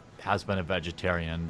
You can tell the difference. But if this channel was actually terminated by YouTube, that would mean Jeremy's YouTube career is over, because every channel Jeremy's still uploading to would be in violation of ban evasion. The exact same thing he got Kino Casino banned for. Jeremy's podcast channel instead says this channel is not available. Why? Because Jeremy deleted it himself so he could hide more embarrassing clips. This also simultaneously allows him to play the victim. He's tweeting, "This is obviously because of mass flagging from the very people who claim to be against it. These losers never cared about free speech. They are worse than anything they ever accused anyone else of." His live stream co-host is gassing him up. "These are the supposed good guys, they say." At this point, I thought there was maybe a 1% chance Jeremy was telling the truth, so I asked him to show the email that YouTube sends you when they delete one of your videos, give you a strike, or remove your channel. Jeremy never shows it because it didn't happen. What does happen is Jeremy's former podcast co-host came out and exposed that Jeremy deleted the channel, saying Jeremy just deleted all of the Tism podcast channel, which he hosted with Dankula and myself. Not privated, not unlisted, deleted without so much of a heads up to his co-host. He then shows that Jeremy came to him and tried to lie about the channel getting banned. Jeremy said, "Looks like the channel is gone." But Baring also had access to the channel so he could see that the channel had no strikes on it. Baring then leaks his DMs with Jeremy, and it's Jeremy saying he's going to strike more people. Jeremy's crying because he feels all the great that Baring is siding with him. Then Jeremy says, "Now I get to embrace the villain character, which is much easier. Now I'm going to do all the shit people accuse me of, because it literally doesn't matter." Baring asks, "Are you saying you're going to flag channel?" Jeremy replies, "Yeah, I'm flagging everyone. I'm calling my rep. Everyone is getting banned. Everyone is cooked. I could ban anyone I want. It's on." Jeremy's always doing this thing where he's like, "I'm not doing what you're accusing me of, but now I have no choice. Now I am going to be the bad guy." Jeremy, you've sent the same threat 3 times over the past month, and every time more people end up getting banned. We're supposed to believe that it's not you doing it? Get out of here, man. Does Jeremy look like a man with self-restraint? Look how fucking awesome I look, guys. I mean, seriously. Could I look more fucking epic? Nobody has ever looked less awesome. Why does it look like you're wearing hand-me-down? He's fat and his clothes still look too big for him. At this point, the state of Jeremy's lie is out of control. He's claiming that he's banned off Rumble and BitChute. These are YouTube alternative sites where the whole point is that they are free speech platforms. He'd be like the first creator ever to get banned off one of these platforms. So the CEO of BitChute chimed in and said the channel has been set to hidden. He can just unhide it again. Let me know if I can help. At this point, it's like, okay, you've been caught, Jeremy. It's time to own up. He doesn't. He tries to pin it all on his editor. Just got home after an amazing Brewers win. Hold on. So Jeremy has been at a baseball game while he's making all these tweets about being censored and targeted. Dude, it's 2 a.m. and this is what you're doing? How sad. I had my editor delete the live streams because they were dragging down the channel. Lost in the Mix was an old podcast from 2 years ago. Jeremy's been deleting content across all of his social media. He deleted 82 live streams just on his main channel. He's not deleting them because they're dragging down his channel, whatever that means. He's deleting them because people are exposing how much of a creep he is. Jeremy would finally admit it. People were using 10-year-old streams to try and ruin my life. And so I said, delete them all. I wasn't clear about the podcast channel. That's on me. So he's finally owning up to the lie after like 6 hours of tweeting, but instead of saying I'm sorry, he's posting a mean comment of someone telling him to end it all with booze. After an entire day, the comment only had 4 likes. This guy wants to be a victim so bad. He wants everyone to baby him. Oh, poor Jeremy. He got a mean comment from the Jolly. The reason this drama's gotten so big is because Jeremy's made a career off of being against creators striking each other's channels. There was a guy named Mundane Matt who was striking down videos that were critical of him. Jeremy had tough words for Matt. I'm not angry about it. I don't get mad about things on the internet, regardless of what my detractors might say about me from time to time. Fast forward to today, and Jeremy's deleted his entire Twitter account because he can't stop lying and lashing out at people. He's turned off comments on his community posts. Matt Mundane got caught flagging down people's videos who were critical of him. And his response was simply, I was in a bad headspace, which was just brutal. This video is Jeremy looking into a crystal ball and seeing his future. Never said I was his friend. Imagine keeping a friend that would copyright flag other YouTubers. Today, Jeremy is crying that Baring is throwing away his friendship due to Jeremy striking channels. LOL, hope 60k views was worth it. 10 years of friendship equals 60k views. It was like, dude, how have you not apologized for this? You're a YouTuber. Like, flagging down other YouTuber videos is like the cardinal sin among creators. You just don't do it. And if you do, you become like a pariah, a leper. that will always follow you around forever. Jeremy is worse than Mundane Matt in every way because both of them struck down videos that were critical of them, but only Jeremy acted like a victim by pretending he was getting struck down. You're not interested in doing better. You're not interested in changing anything.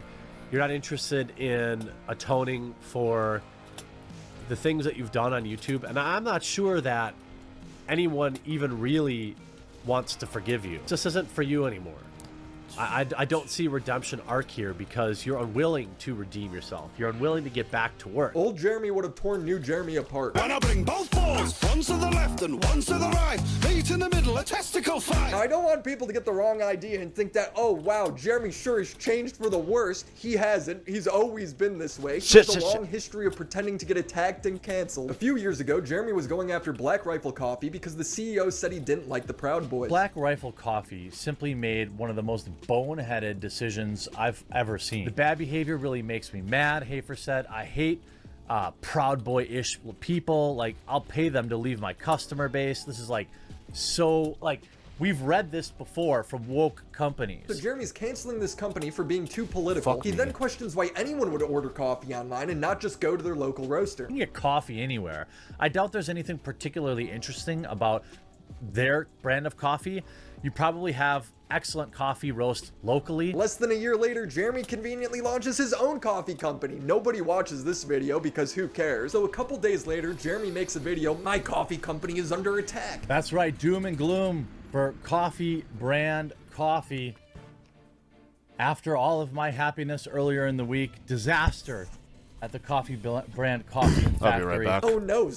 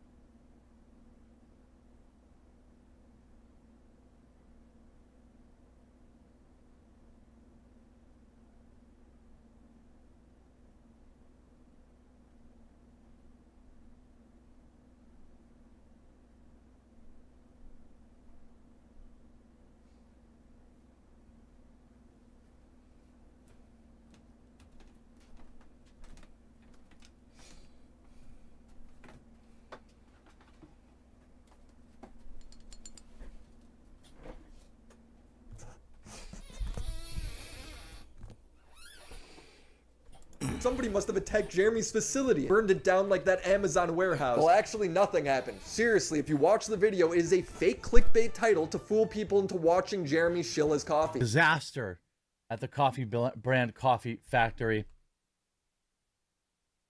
Not really, just a huge thank you to everyone who's supported, checked out the website, has shared it. A couple more days passed, and now Jeremy's claiming journalists are slandering and making up lies about his coffee. Full articles written defaming Jeremy's coffee company. What actually happened was a local paper wrote a puff piece on Jeremy's coffee company, and then they started receiving messages from their readers claiming that Jeremy was racist, and that Jeremy was offended by someone saying they didn't like Hitler, which is true. They didn't slander his company. They didn't write anything negatively about him at all. They sent a DM to him asking him about it. He's pretending his company is under attack, but the only coffee company that was canceled was Black Rifle Company, and that was by Jeremy. Jeremy's always pretending his channel is under attack. 8 years ago, my channel has been flagged. Hey, I hope I never have to use this, but if you're watching it, that means that my account has, of course, been falsely flagged down, and now I can't upload for a while or maybe ever again on this channel. He's lying. If that was true, you wouldn't have been able to upload this video. Jeremy never even shows that he has a warning strike, probably because he's making it up. He's using it to promote his second channel. I've left a link in the description to my alternate channel.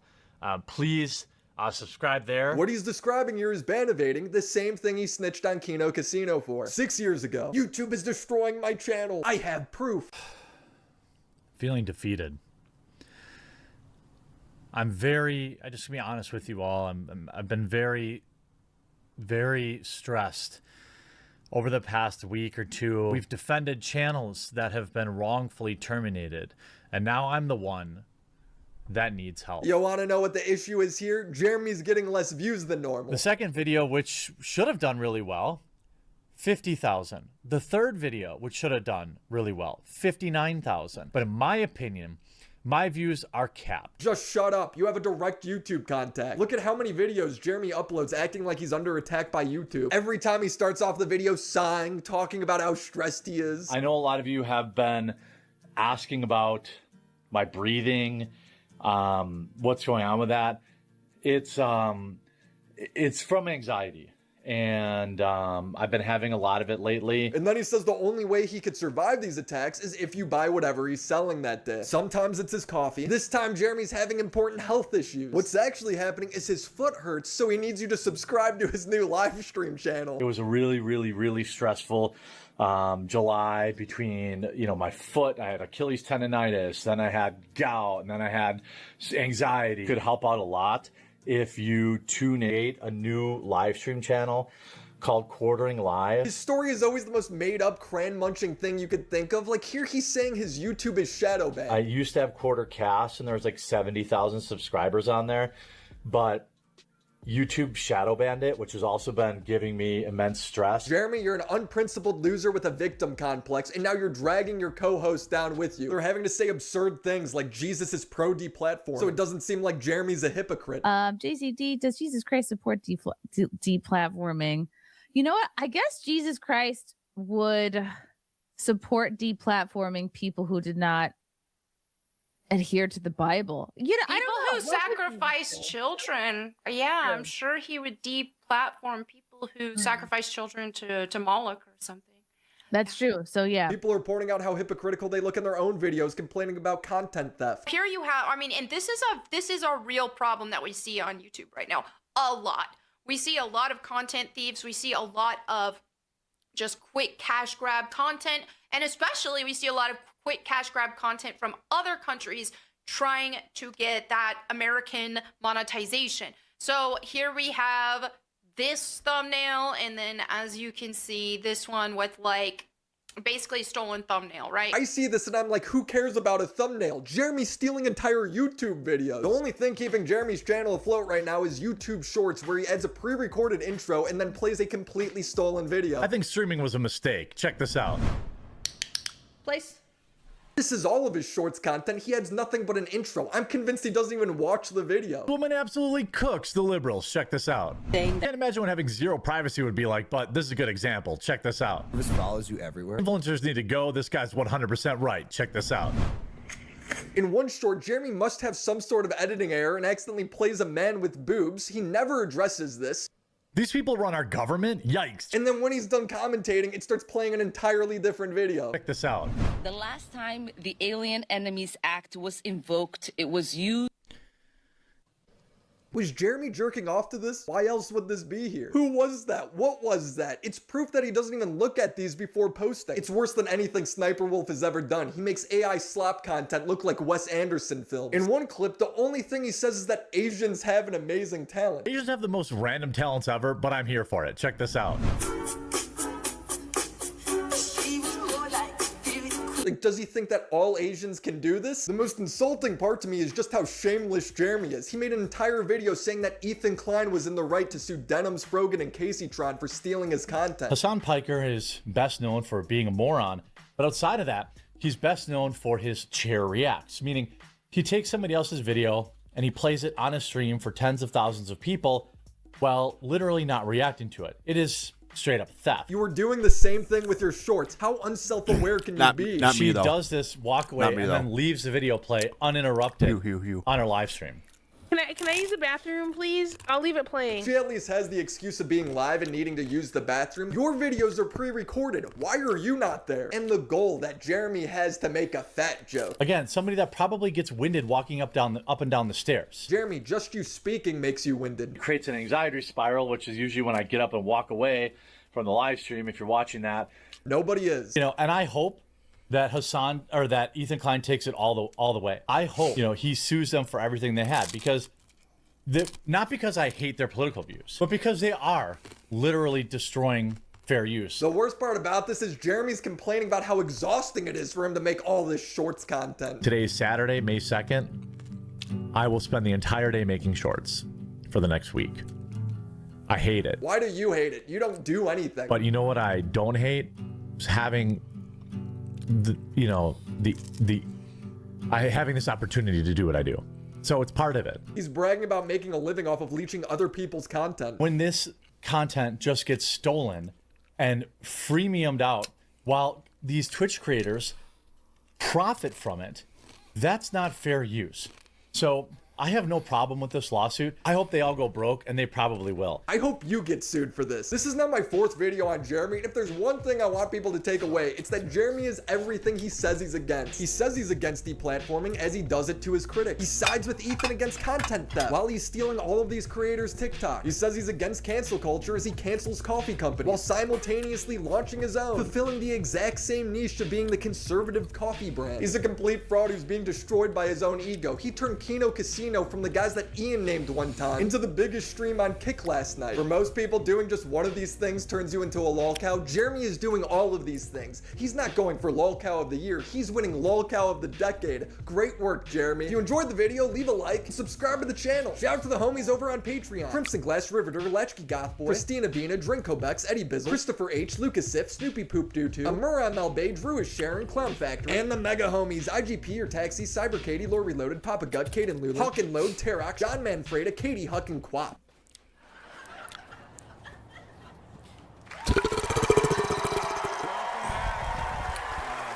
I do not remember adding this to my playlist, but okay. That was quite a journey you took. Yep, I did what every doctor recommends for an 80-year-old. 2-day whirlwind trip to China. I just flew home from China, and boy, are my legs swollen. Very, very good, sir. That doesn't look good at all. What are you talking about? It's bad. You know what? I'm sorry I didn't take you with me to China, JD. I would have, but I didn't want to. But I brought you a present that President Xi Jinping gave me. Oh. A finger trap. Very nice. What did you give him? Taiwan. Now, JD, I need some time to relax and to not be around you. You want me to leave? Is the Pope Catholic? Not enough for me. Well, it's time for one of my patented mid-work naps. Just gonna rest my head on this gold bar that Switzerland gave me as a straight-up bribe and sleep the sweet sleep of an addled, jet-lagged mind. Donald.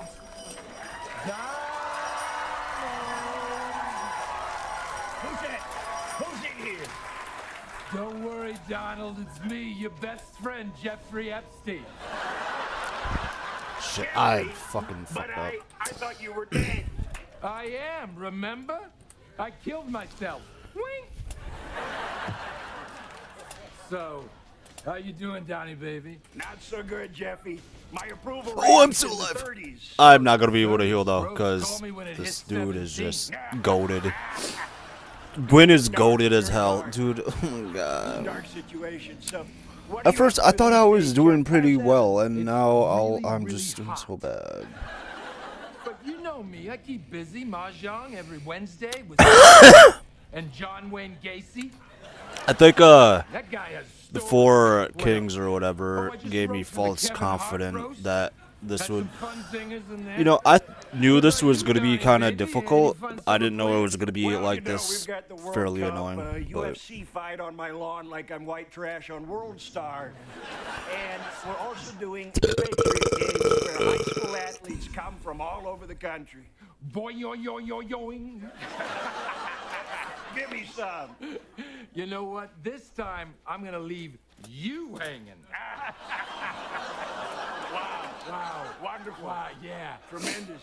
Man, we had some fun times together. is that Pharaoh Will? We should have taken more pictures. No, it's really bad that we took any. Damn it. I miss you, homie. In case you're curious, like all ghosts, I have the power to show you visions of the future. Wow, I'm surprised there is one.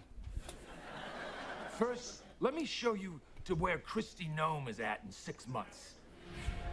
My fellow Americans, I know exactly what we need to transform this country. Oh, good. She's back in politics. Not exactly.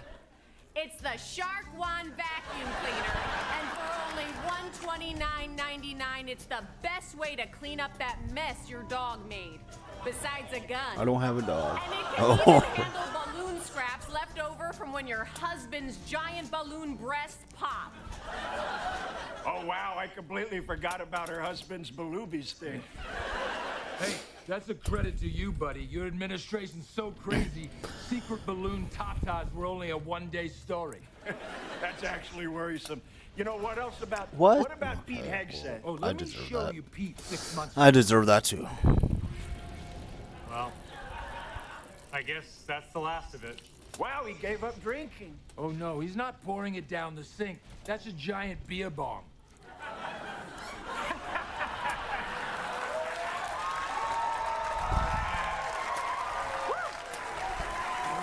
Yeah, baby, come on. Woo! Welcome back to the Cash Cast with Cash and Pete. Shout out to our sponsor, my own personal line of cologne, Incompetence for Men. Every bottle is full of my forehead sweat from my many Senate grillings. A smell so strong, it'll cross your eyes. And I've got an ad to read too, so listen up, buttwads. You want people to think you're drinking water, but you're actually getting wasted? Then reach for Poland Sprung.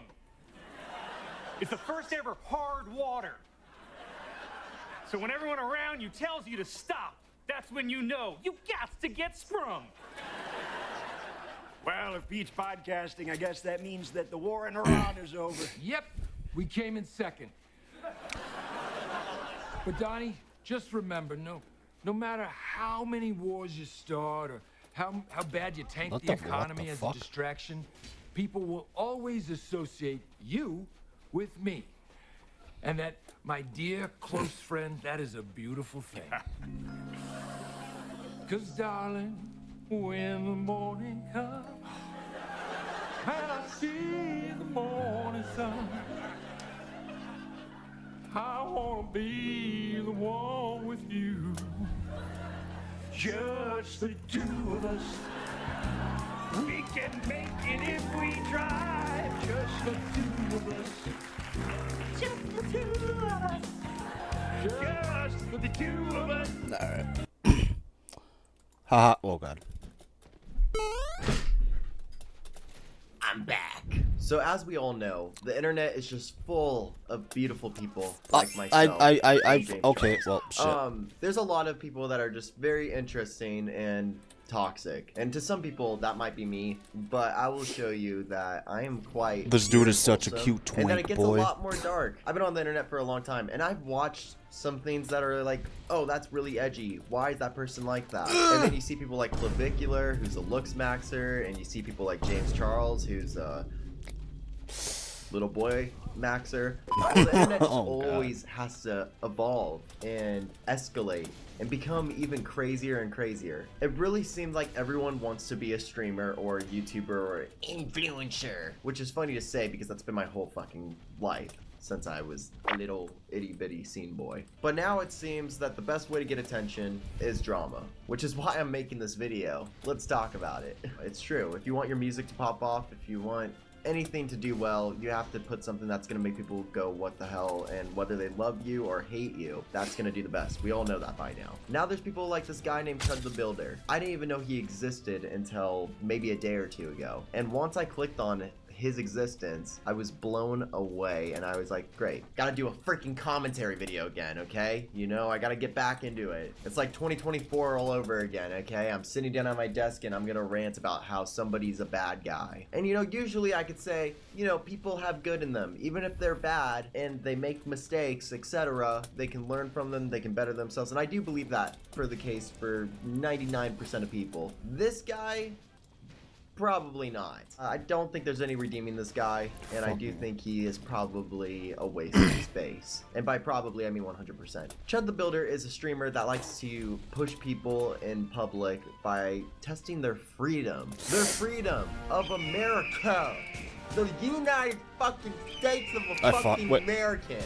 He likes to go up to primarily African American people and ask them, hey, do you believe in freedom of speech? And they'll say yes, because a lot of people do believe in freedom of speech, which is a great thing. But he likes to abuse freedom of speech and then say, oh, so you wouldn't mind if I just say not only the N-word, but the N-word with the ER. And he does that. No fucks given. And to me, that seems like you're, one, instigating people to try to hurt you. Because it's offensive. It has history behind it. It is a slur. It's hurt a lot of people and will forever hurt people. And you're doing that to strangers that you know it's going to affect and trying to rile them out. I can't believe that people are genuinely like this. It is horrific and sad. No, what? And fucked up, and is so gross how desperate people are for attention. Fuck. But not only that, what could even be even more gross than the attention seekingness of it is that he's doing it because he also believes it. He believes in this. He believes that he should just be able to say the N-word. And the craziest thing on top of this is that so many people actually support it.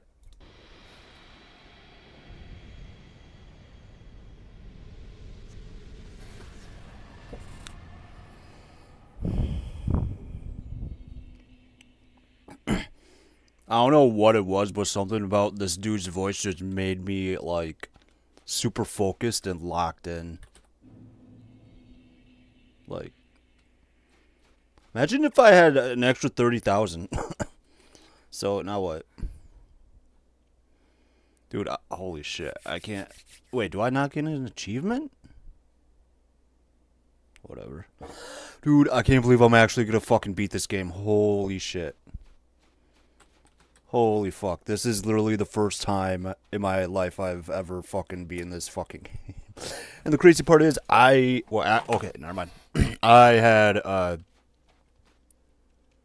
one NPC help me with Quaylog. But besides that, I don't think I've had, help. Besides, you know, looking up tutorials on YouTube and shit. Or not tutorials, but walkthroughs or whatever. My bless thy safe return. I'm so upset with myself. Let God I don't have my fit on. serve your highness. I don't have my fit on. We are here to I don't even serve want to watch your this highness. fucking cutscene anymore. I look fugly as shit, dog. Let true dark be cast upon the world. Wait, what? True dark? Our Lord hath returned. Returnist? The fuck does that even mean? Wait, did I fuck up? Wait.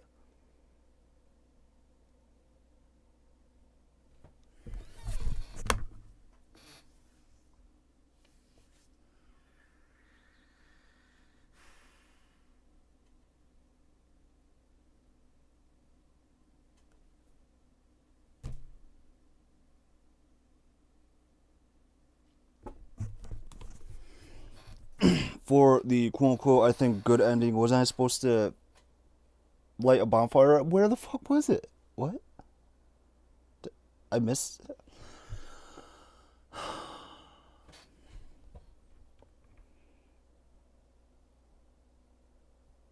So not only did I not have my fit on, I got the wrong...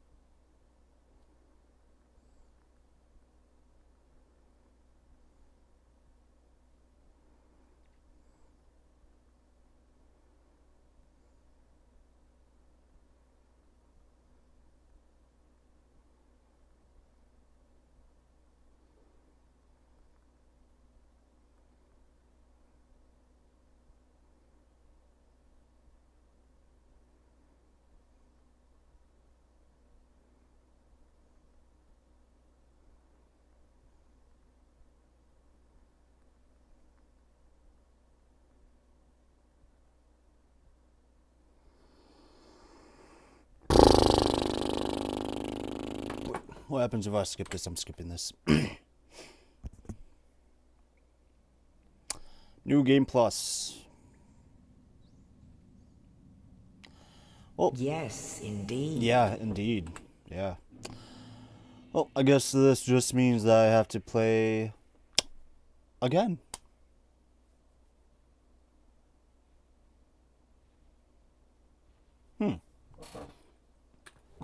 But not on this account. I'm gonna beat the first boss, and then when I get to Farling Shrine, I'm gonna quit, and then I'm making a new character.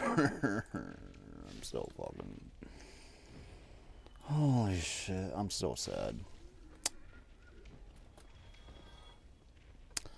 Well, at least I have a reason now to play the game again, so I get the different ending. I'm so fucking sad. A lot. It really blows my mind. I don't surround myself with people that support racism and are like that. I do not. And so for me to see how much that actually does exist outside of the group of people that I surround myself with, it's crazy. But it does exist. And, you know, occasionally I will stumble upon videos, or I'll click on the wrong Twitter account, or it will pop up on my feed, somebody being like this, and I'm like, oh shit, reality check. Not everyone is actually sane. I mean, like, to go into public and then do this as your content is crazy. Could and I feel just like fight what him you're right waiting now? For is for somebody to punch you. And while he does this, Oh he shit, I also could. carries Let's a go. mace bottle with him, so he can mace them. So if they do touch his hat or touch his shoulder of any extent, easy. because that is technically assault, because there is physical touch, he will mace them as content. It's dangerous, and it's gonna lead to somebody dying, and that's just the reality of it. Luckily though, it seems that his time is hopefully stunted or over on the internet. So let me pop on my headphones and let's have a little deep dive at this. I do want to give a warning. It is pretty tough to watch, like it genuinely is, because it's very dehumanizing and really just feels like such a setback. I do think it's important to talk about this stuff. I think it's important to show that this isn't right and to speak about it. So let's see. Chud the Builder, done we fix him? Chud the Builder, No, we can't. This was the first video that I saw from Chud the Builder. Let's have a look. This is probably one of the most intense ones, I would say. Let's just show you exactly what this guy's content is. You're a bitch, bro. Literally, all you do is talk about your dick. What happened is Chud the Builder is this guy that's holding the camera, and I'm pretty much assuming from, you know, past videos and stuff that he has already said probably the N-word to this guy. And what happens is this guy swings his hat, which is pretty understandable. You're a bitch, bro. Literally, all you do is talk about your dick. I'm sorry. Wait, big boobs. Come back over here. Okay. Let's not. Come back over here. Let's not fight. I am. Touch me again. Touch me again. I don't want to get pepper sprayed. I really don't. Go pick up my hat. You heard me. Oh my god. Bro, that is intense pepper spray too. So this guy, when he was walking away, he says, you know, he's just saying that he's acting a certain way because he's the blank. And that's because Chud brought up calling him that instantly, you know, by being like, oh, you like freedom of speech, da-da-da, and then says it. It's actually insane. And then he pepper sprays him, and this is a fuck ton of pepper spray. Like, he's not just having pepper spray on him. This guy is ready to use pepper spray on people. I get having stuff for safety, but he's not just having it for safety. He's having it knowing that he's gonna be using it because where people are gonna mess with his hat or something to where he can spray them legally. Touch me again. Touch me again. That's what I thought. Thank you. Hey, don't hit me with that shit. I ain't gonna pray you. That motherfucker wants to put his hands on me again. Go really home and shit. gross. Let's go get his ass. It's hard for me to like not just feel like he's just super content baiting because I just like have such a hard time wrapping my mind around people being so fucking toxic. But if anyone is probably like this guy genuinely feels like he's just a piece of shit that genuinely believes all these things, and I guess like that's what he's putting out. So yeah, he's just a sick fucking disgusting man. Hey, thanks for picking up my hat. I do love that people are calling him out and calling him a racist because it's just fucked. Like, this is a line that is way too ridiculous. Like, this is just so disgusting. It's actually gross, and like this shit, like we actually need to lock people up that are being like this. All right, we'll watch more. These videos are all gonna be pretty toxic and hard to watch. I'm gonna be honest with you. Look, chimping out. It's Dom Luca, great value. It's a great value, Dom Luca. Keep chipping out. Keep chipping out. I got something else. I'll take the gun from you. Do it. Try it right now. Try it right now. I'll kill you with your own shit. Try it right now. Yo, this that guy. Yeah. When he goes up to them. Y'all chimping out. Y'all believe in freedom of speech? What's going on, man? Freedom of speech. Y'all know me. Hell yeah. White people can say right? Whoa. Come on. I thought y'all believe in freedom of speech. This is insane. This is a grown man. This is his content. This is not even. Crazy thing is, dude is my age. Also, somebody at this one is actually filming him, which is crazy. And he's acting too. like a somebody else fucking is approving retard. of this. Like what? Y'all don't believe in freedom of speech? That's how you go viral. I thought y'all was American. This guy knows who he is. He's like, if you go up to him and like push him, he has pepper spray on him. This is how you go viral.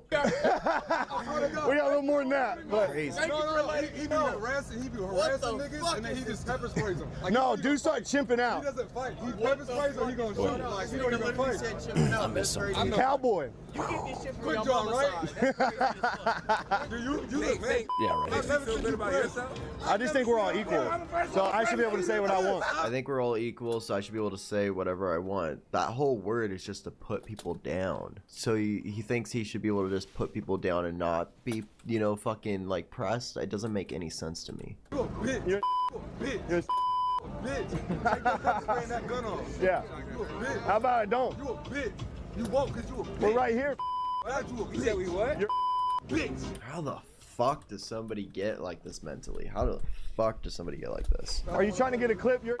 You're just gonna be looking stupid. Are you trying to get a clip, bro? You're streaming the whole thing, just going up to people saying the N-word and like having mace in your hand. Like, what the fuck are you talking about? Okay, anyways, another clip of this guy being a piece of shit. This is Chud the Builder talking to a white cowboy who doesn't agree with what he says. They won't let me in here. They won't.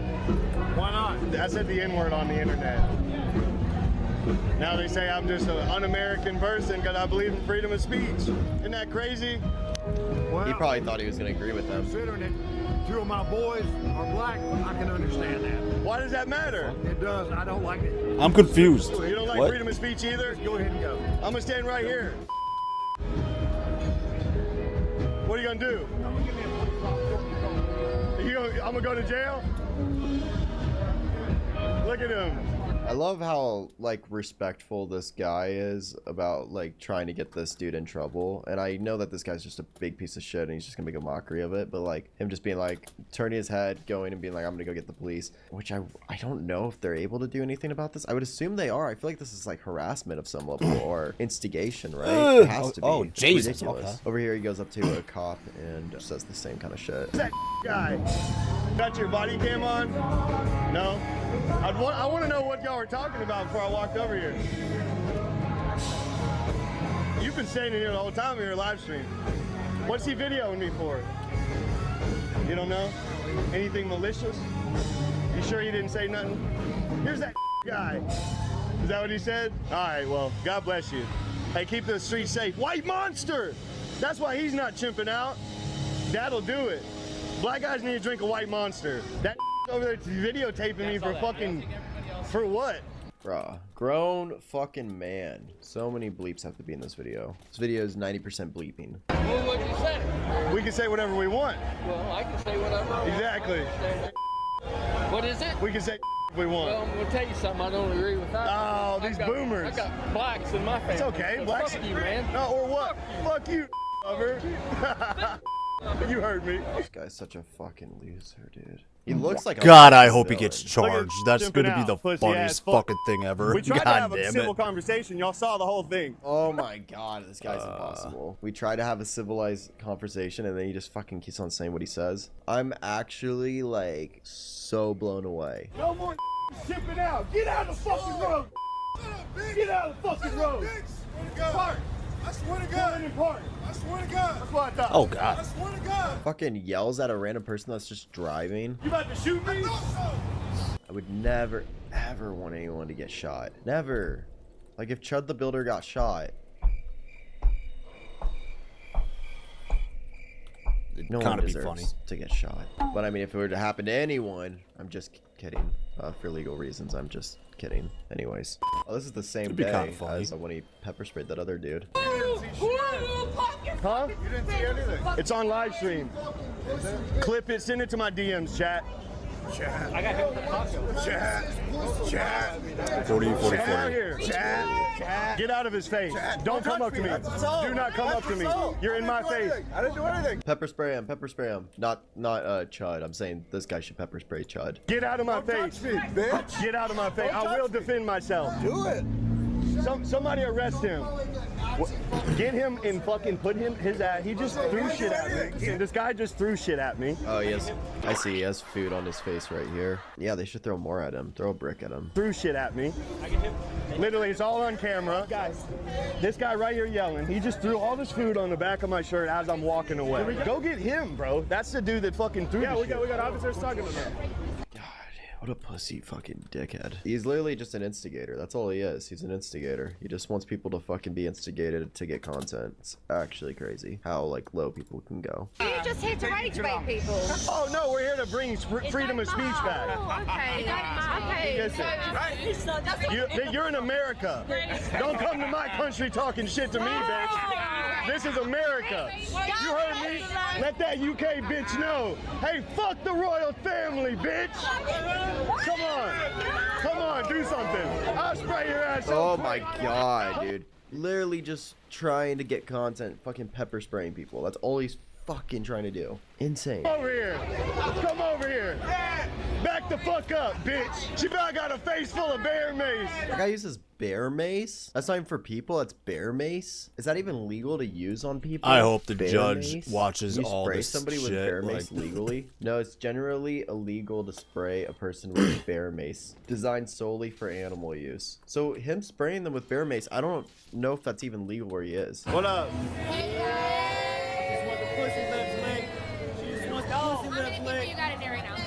We got a bunch. Y'all got a bunch. Tell a bunch to follow me on Instagram at They Love Indy. Only if you believe in freedom of speech. I believe in freedom of speech. So white people can say right? Oh, hey, yo. No freedom of speech? Oh, I thought y'all believed you wouldn't do shit, bitch. You wouldn't do a goddamn thing. Fucking try me, bitch. Try me. All y'all Fucking going to try me, jail. fucking dumb bitch. Come over. Pick up your shit, dumbass. Pick up your shit. Oh, you fucking made me. Come on. Y'all going to jail. Pick up your He fucking maced her? Oh my god, he's macing him. shit, bro. Pick up your shit, Bro. bro. Ain't got no fucking aim. Pick up your shit, bro. I swear to God, bro. One punch, you go. Oh my god, dude. This guy is such a fucking... He's a waste of the police time, too. Like, he's instigating He's a waste people, of then human wasting the space. police time, then just, like, Oh, fuck, I assaulting forgot that them. thing. Also, like, any platform that's, like, allowing this to be streamed is fucking fucked. Alright, so this one, he's giving food to the homeless only if they pretty much allow him to say the N-word, and says that it's freedom of speech. We'll get to burgers. But we got to make sure you believe in free speech first. So white people can say, you got to, come on, if you believe in free speech, it's free speech. You don't believe in it? Come on, here. Yes or no? A fucking Yes or no? bum You has believe in free more speech? Yeah, like morals than like this people dude. can say what they want in America, free speech. It depends. It depends on what you say. Can white people say yes or no? No. Come on, bro. We passed that. Free speech. So that's you brought up the wrong way. You was taught the wrong way. No, So free speech. You come on. No. Say something else better than that, bro. Don't do that. So the First Amendment says you can say whatever you want. But still, but you know what we went through. Don't bring I that don't. back I up. don't know what you all went that through. shit we done went through about that. Don't matter. Don't bring We're all equal now. But why would you bring it You up? equal or no? Are we equal? Dude, I'm gonna throw a party if but dude don't gets say- So I fucking can say what you say. I don't say that. I charged don't- and ends up in I don't say fucking you prison. fucking white. Yeah, we don't care. it. We don't give a shit. Oh my god, dude, he sucks. Yeah, I don't know how to convince you guys that I'm literally a fucking single guy with a camera. Somebody could come up and try to kill me right now. There's nothing I could do about it, but I'm protected by the Lord and I believe in his divine protection. I mean, you could also just not be saying the N-word to people and trying to get them instigated, and then having the intention to just pepper spray them and possibly shoot them. I'm literally a sitting duck. Yeah, I don't feel bad for you, dude. So of course, Chud the Builder shot himself.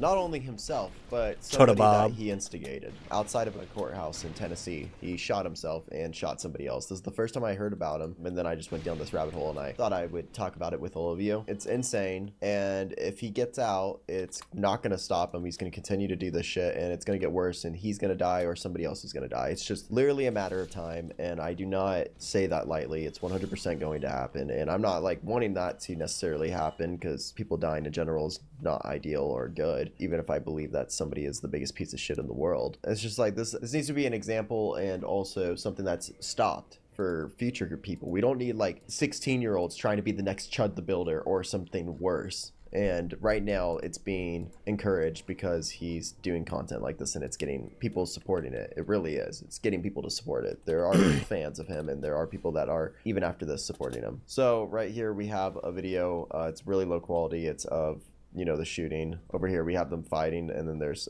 his hat right there you can see, and apparently the security starts pulling him off, which is right away. So for Chud to even take out his gun and shoot himself to graze himself and also shoot this random person that he instigated is crazy to me, that he felt the need to do that for self-defense. Also that he made the time. I mean, you could literally see the security was right there, the cops were right there, but by that point the gun has already gone off and somebody has been shot. Now I don't believe anybody was killed or anything like that. Over here we have footage of him getting on, I think these are called a gurney, I think, or something. I don't know. He's getting on the bed to be checked on after the shooting that he caused. He looks completely fine. So then you see idiots like Sneeko defending Chud the Builder. Sneeko's a toxic fucking annoying streamer. What do you guys think about Chud the Builder? What do you guys think about him? I'll just be straight up. I reached out to him and I told him you should probably do some desktops because a lot of people are thinking that you are going to be a target. A lot of people want him dead. I mean, 100%, 1,000,000%. Like, it's not even, it's literally, if you're doing shit like this every day or two, it's gonna happen. You're instigating people. It's dangerous. And I don't agree with a lot of what he does. It can be antagonizing, but... It can be. That's the whole purpose. That's literally all he's doing. It's not even can be. It's 100%. That's the whole purpose. A lot of stuff's funny. I can't even lie to you. It is funny to see, because the principle is that he's standing on free speech, right? He goes up to people and he says, do you believe in free speech? And they go, yeah. So can white people say the N-word? That's literally not at all what he's doing. He's literally just trying. He knows people are people are gonna get fucking upset. Like, that's the whole point. It's not, he's not fighting for freedom of speech. He's fucking just trying to instigate people. Like, are you retarded? God, I hate these retarded pussy motherfuckers that hide behind, ooh, freedom of speech. Like, fucking stupid.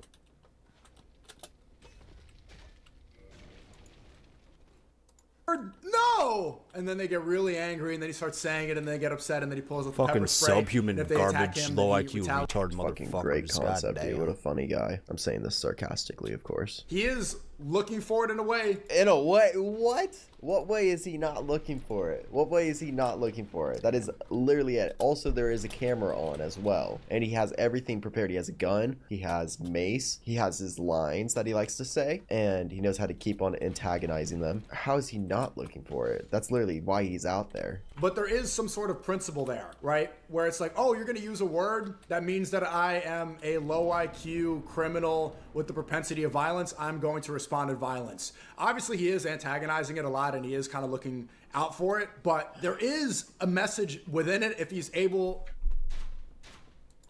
to explain himself, and if he's able to give his backstory. Has he ever tried to explain, and what the fuck is the message? And I don't want to see him. Then just don't be a fucking idiot, bro. That's insane, bro. Insane. So stupid. This world is full of idiots. So yeah, he got shot, and people made a GoFundMe for him, which is crazy. You know, right when it launched, it made $100,000. He has a family too. Insane. The poor kid. It's terrible. Chud the Builders raised $218,000 out of a $100,000 goal. This is what fans set up for him too, which is crazy. That kid doesn't need this dude as a father. To block Chud the Builder from using he his definitely fundraiser money, needs to get which locked is up. Holy good. shit. Very happy to hear that. Here is streamer Chud the Builder is facing up to 54 years for attempted murder, which would be amazing if he gets that. That would be fantastic. Like, it would be such a good example of not doing stupid shit like this and encouraging it. I haven't watched this yet.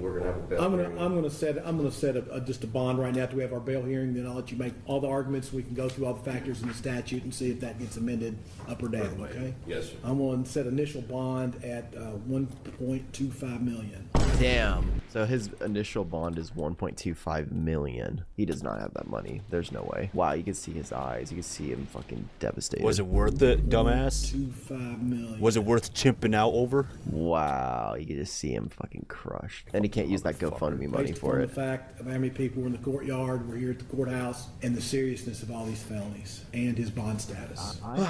And that's where the story currently ends. I think we learned a valuable lesson. Don't be like him at all. Just don't be like him. It's very easy. I hope he gets 54 years in jail. I think that'd be amazing. Somebody said in the comments, play stupid games, win stupid prizes, and that's really 100% what this is. Reality check. Anyways, I know this was a different type of video. I hope you still all enjoyed it. Thank you all for watching. Check out my Twitch streams at Johnny Gilbert. I don't do stuff like that. And you can also check out my merch at johnnygilbert.com. I am interested in seeing how this story ends. I'm interested in seeing if he actually gets locked up for this long or how long. And I hope that people start changing their perspectives on allowing things like this to happen, because it's fucked up and gross. Anyways, I love you all. I hope you're doing well. And stay happy, not crappy. Life's a bitch, don't quit. Peace out, thug pugs. Bye.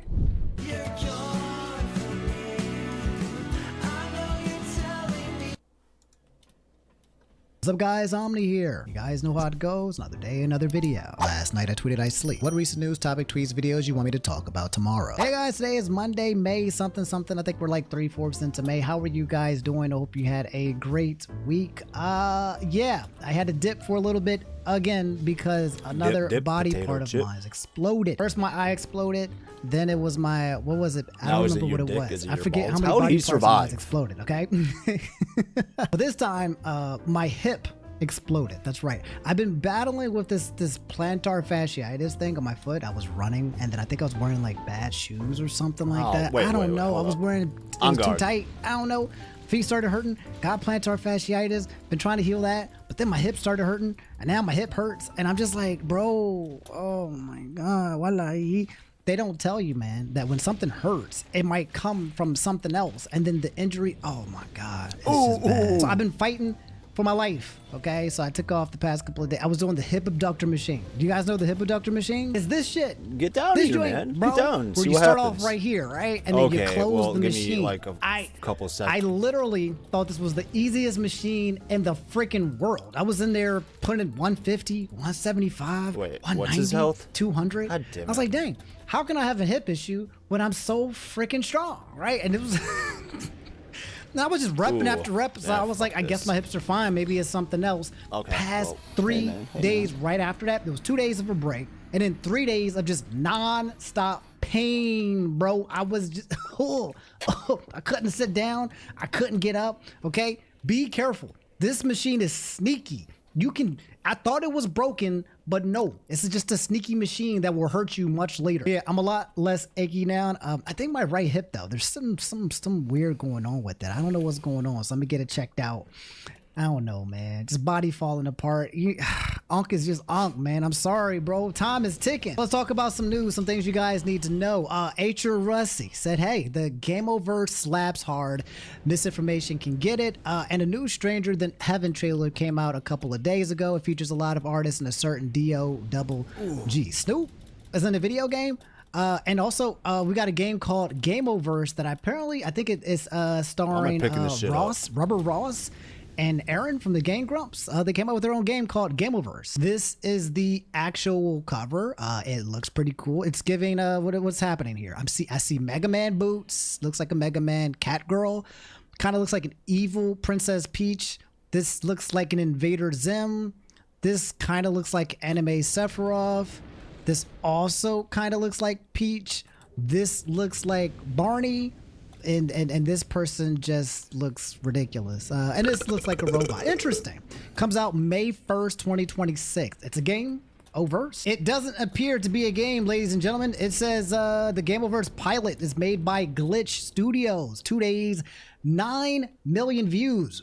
Holy hell. And there's a 32-minute video, bro. Gameoverse is an action drama about video game worlds and their heat death. Only one cat girl can save them by helping the villains. ? Again, created by Ross O'Donovan and co-written by Aaron Hansen. Now, I can't watch it on YouTube because YouTube sucks, so will copyright strike me. Maybe we'll watch it on Twitch and do a reaction, but kind of just going through some of the scene. I mean, I'll play it. Let's just play it. Let's see. Okay, you know, graphics. Okay. So is a kitty girl? Is a dream about helping Sephiroth? I don't know, but it looks good. I'm always down for some new media and some more plot, some more anime, and you can't have enough cat girls. Okay, I'm a huge fan of the cat girls. Meow. In other news, did you guys hear about the Ebola breakout? Apparently it's a global Ebola thing. I forgot that Ebola was a thing, but when it breaks out, then everyone remembers it's a thing. If you guys didn't hear, the CDC basically updating people, letting them know about Ebola so that you don't accidentally contract it, okay? CDC is monitoring an outbreak of Ebola disease in remote areas of the Democratic Republic of the Congo, DRC, and Uganda. To date, no cases of Ebola disease have been confirmed in the United States because of this outbreak. Ooh, I just read a different article. CDC, the overall risk of the American public and travelers remain low. But it says here on May 18th, 2026, CDC and DHS implemented enhanced travel screening, entry restrictions, and public health measures to prevent Ebola virus disease from entering the United States amid ongoing outbreaks in East and Central Africa. As of May 17th, there are reports of 10 confirmed cases and 336 suspected cases, including 88 deaths in DRC. Oh no. And there are 2 confirmed cases, including 1 death in Uganda, and people who travel from DRC. No further spread has been reported, and these numbers are subject to change as the outbreak evolves. However, this BBC article as of this morning reads at least 6 Americans exposed to Ebola during DR Congo outbreak. I don't know so far if that means that the Americans are currently in Congo or if they got exposed, they're Americans, and now they're back in America. America and it's spreading? Let's find out. One American is believed to have symptoms, with 3 others said to have faced a high-risk contact or exposure. It is unclear whether any have been infected. CDC said it was supporting the safe withdrawal of a small number of Americans who are directly affected, but did not confirm how many, and the current strain of Ebola is caused by the Bundibugyo virus, for which there are no approved drugs or vaccines. God damn, bro. There are also 2 confirmed cases and 1 death in Uganda. The U.S. government is reportedly looking to arrange transport for the small group of Americans in DR Congo to a safe quarantine location. Okay, so it's what we originally thought.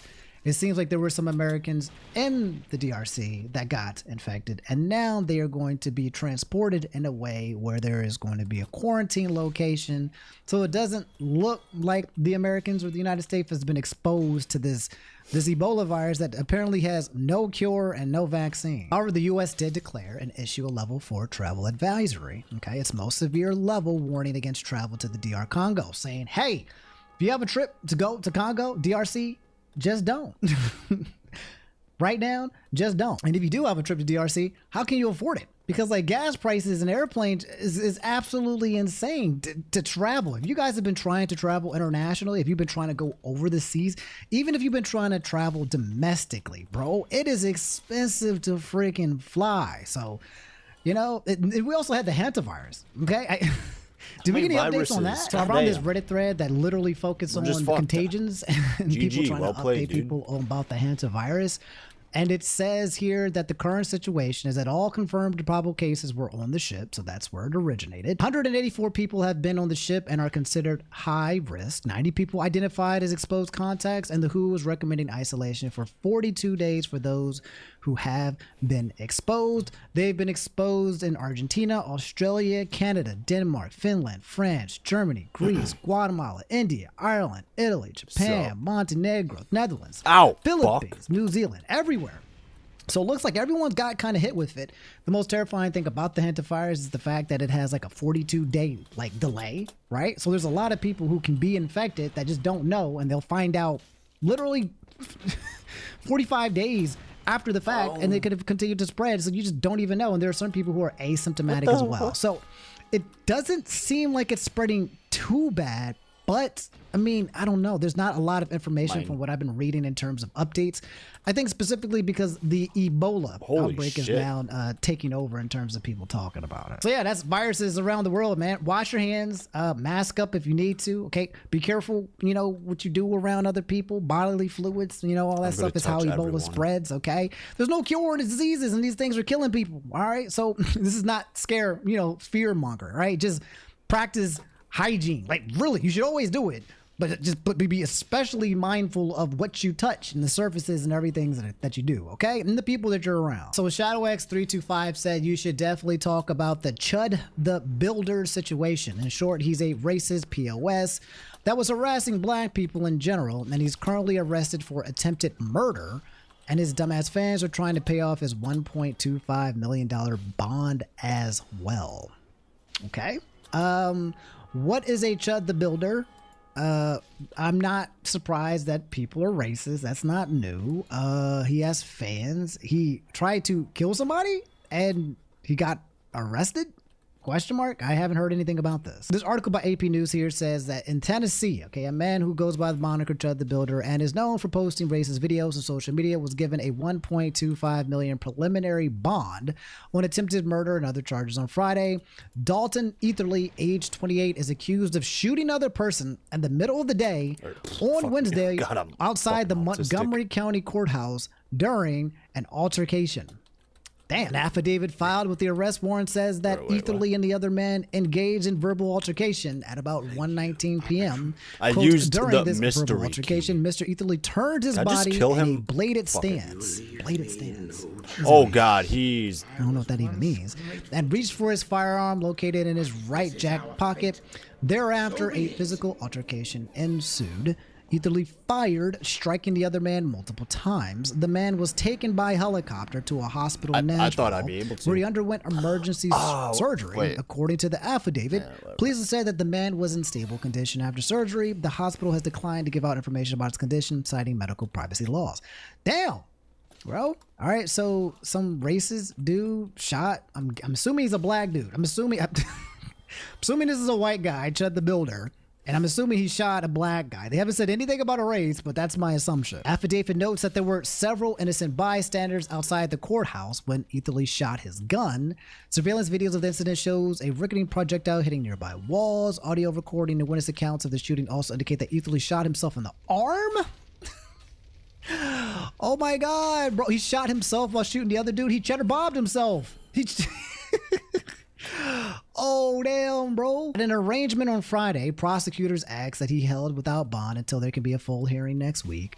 Judge Reed Poland III declined that recommendation but said high bond nonetheless, quote, based upon the fact of how many people were here in the courtyard or at the courthouse. That's not at all what I fucking wanted. In addition to the attempted murder charge, Etherly faces charges of employing a firearm during a dangerous felony, aggravated assault, and reckless endangerment with a deadly weapon. So I don't know if Tennessee is a stand your ground state or something like that, but they're not. This doesn't seem to like to be something that's self-defense. They're saying that this is attempted murder. There's a right. The question is when there's two altercations with two people, were you defending yourself or you're attempting to murder this man? And if you defend yourself, did you defend yourself by trying to attempt to murder a person? It looks like this was not something that was being drawn out as self-defense, but more so aggravated assault and reckless endangerment. Finishing up, Poland also noted that Etherly had previously been released on bond in 2 other cases. He faces a harassment charge in Montgomery for November.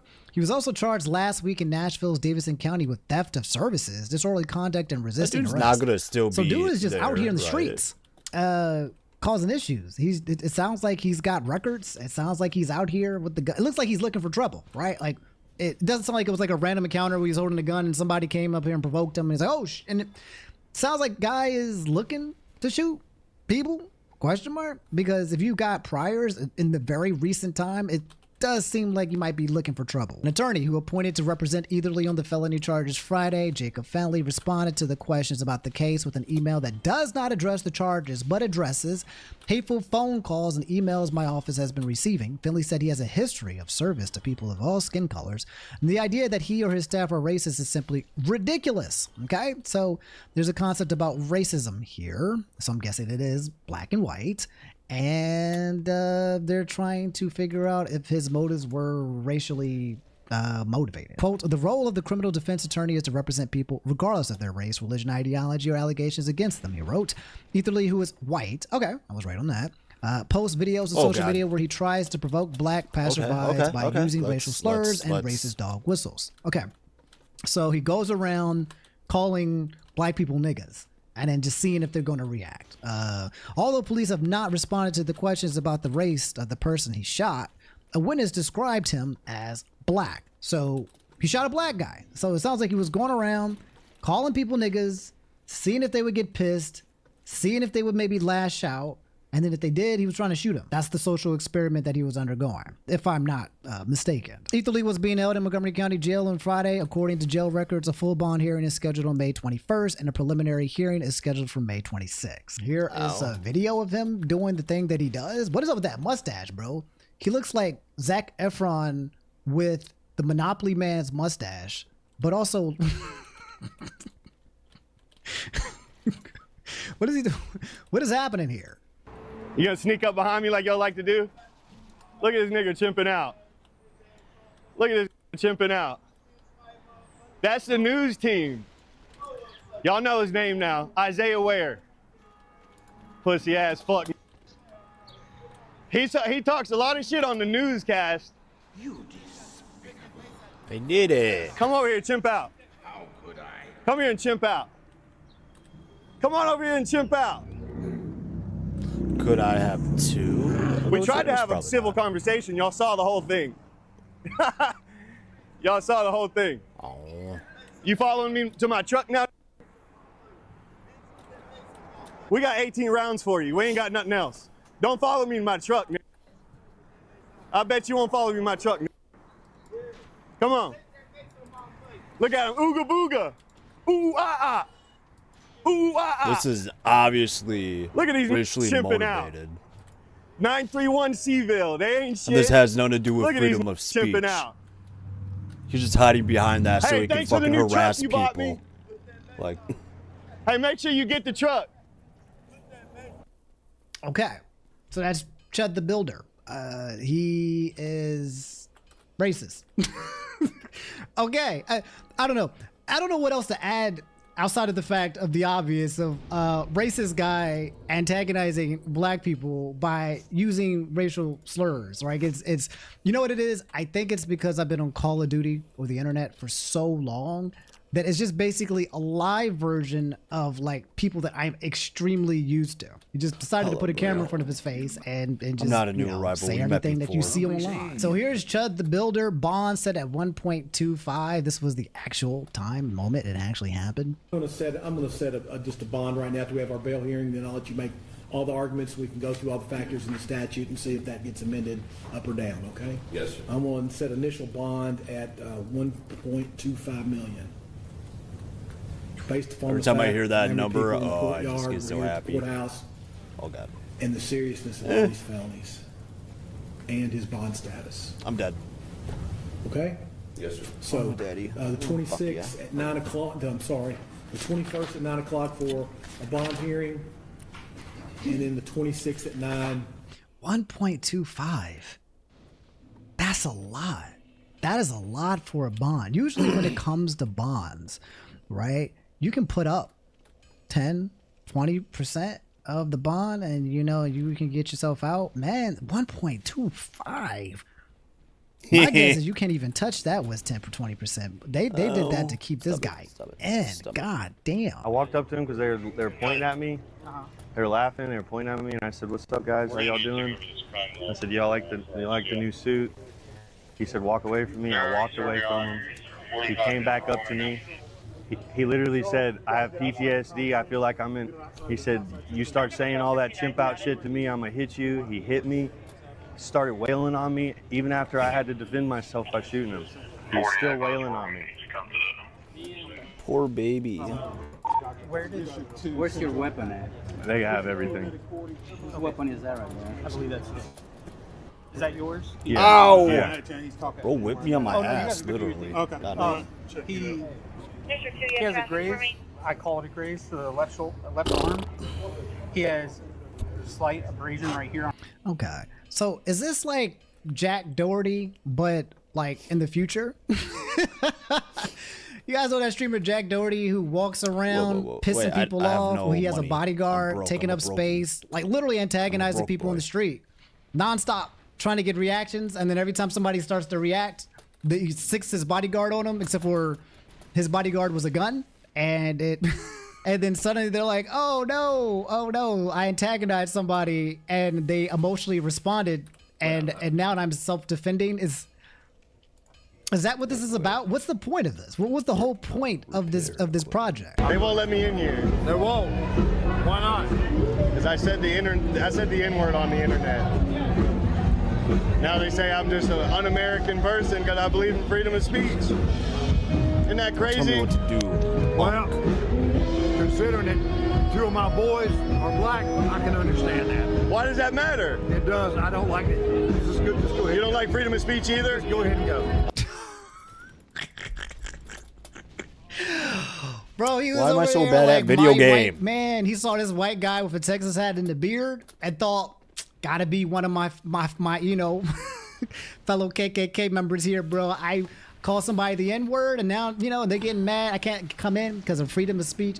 Again, the idea is yes, you do have freedom of speech, right? But these establishments, okay, these places, these YouTube places, these Twitch streets, these companies, they have something called terms of service and rules, right? Some of the rules might be like, don't verbally harass anyone, right? Don't be bigoted. It's just rules, okay? So yes, you have the freedom to break rules, okay? And then people have their freedom to reject you based on you not following their rules. Freedom of speech still exists, but it's always like freedom of speech without the consequences of the rules where people are putting restrictions on speech. That's what it is. And I guess that's what he's trying to make it as, is this war on speech by purposely trying to attack people's rules. But I mean, censorship, I don't know. I think I'm I don't know, just but it's make a new masking under the character. guise of just calling black people niggas. I want to sit try right a here, sorcerer. Nigger.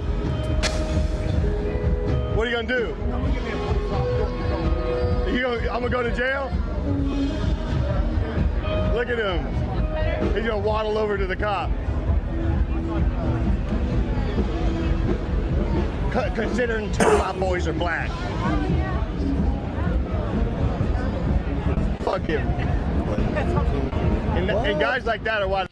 Yeah, all I can see is Jack Doherty in the future, trying to antagonize and piss people off, and I don't know the way that I feel about it. Chat. Okay, again, I don't feel like angered or enraged or nothing. Again, this does not surprise me in the least bit. Okay, again, we've been in this space for a long time. I've seen these games before. I've played these games before. My thing is like, if you're a proponent of freedom of speech, right? Why is this the way? Right? There's so many ways to approach freedom of speech. There's so many ways to approach censorship, right? Why is this the method specifically? And why is this the way that you choose your time? I think the way you do it, it says a lot about the why. I also just don't understand like that this is the energy that you want to put into the world. Energy in, energy out. This is the energy that you want to put into the world to prove some point. I don't know, man. Some people are so far gone. I don't know how to explain the world that they live in. I have sympathy and empathy for people who are so lost in their own sauce of sometimes just hatred. That this is the end result of it. Sucks to suck, but I guess it is what it is. Anyway, that's Judd the Builder. The hearing is going to be at the end of this month. I'll let you guys know what comes of it. But yeah, I don't know, chat. I don't know what to say outside of what has already just been kind of shown. Why? Did I spell it wrong? Why does it look so goddamn weird?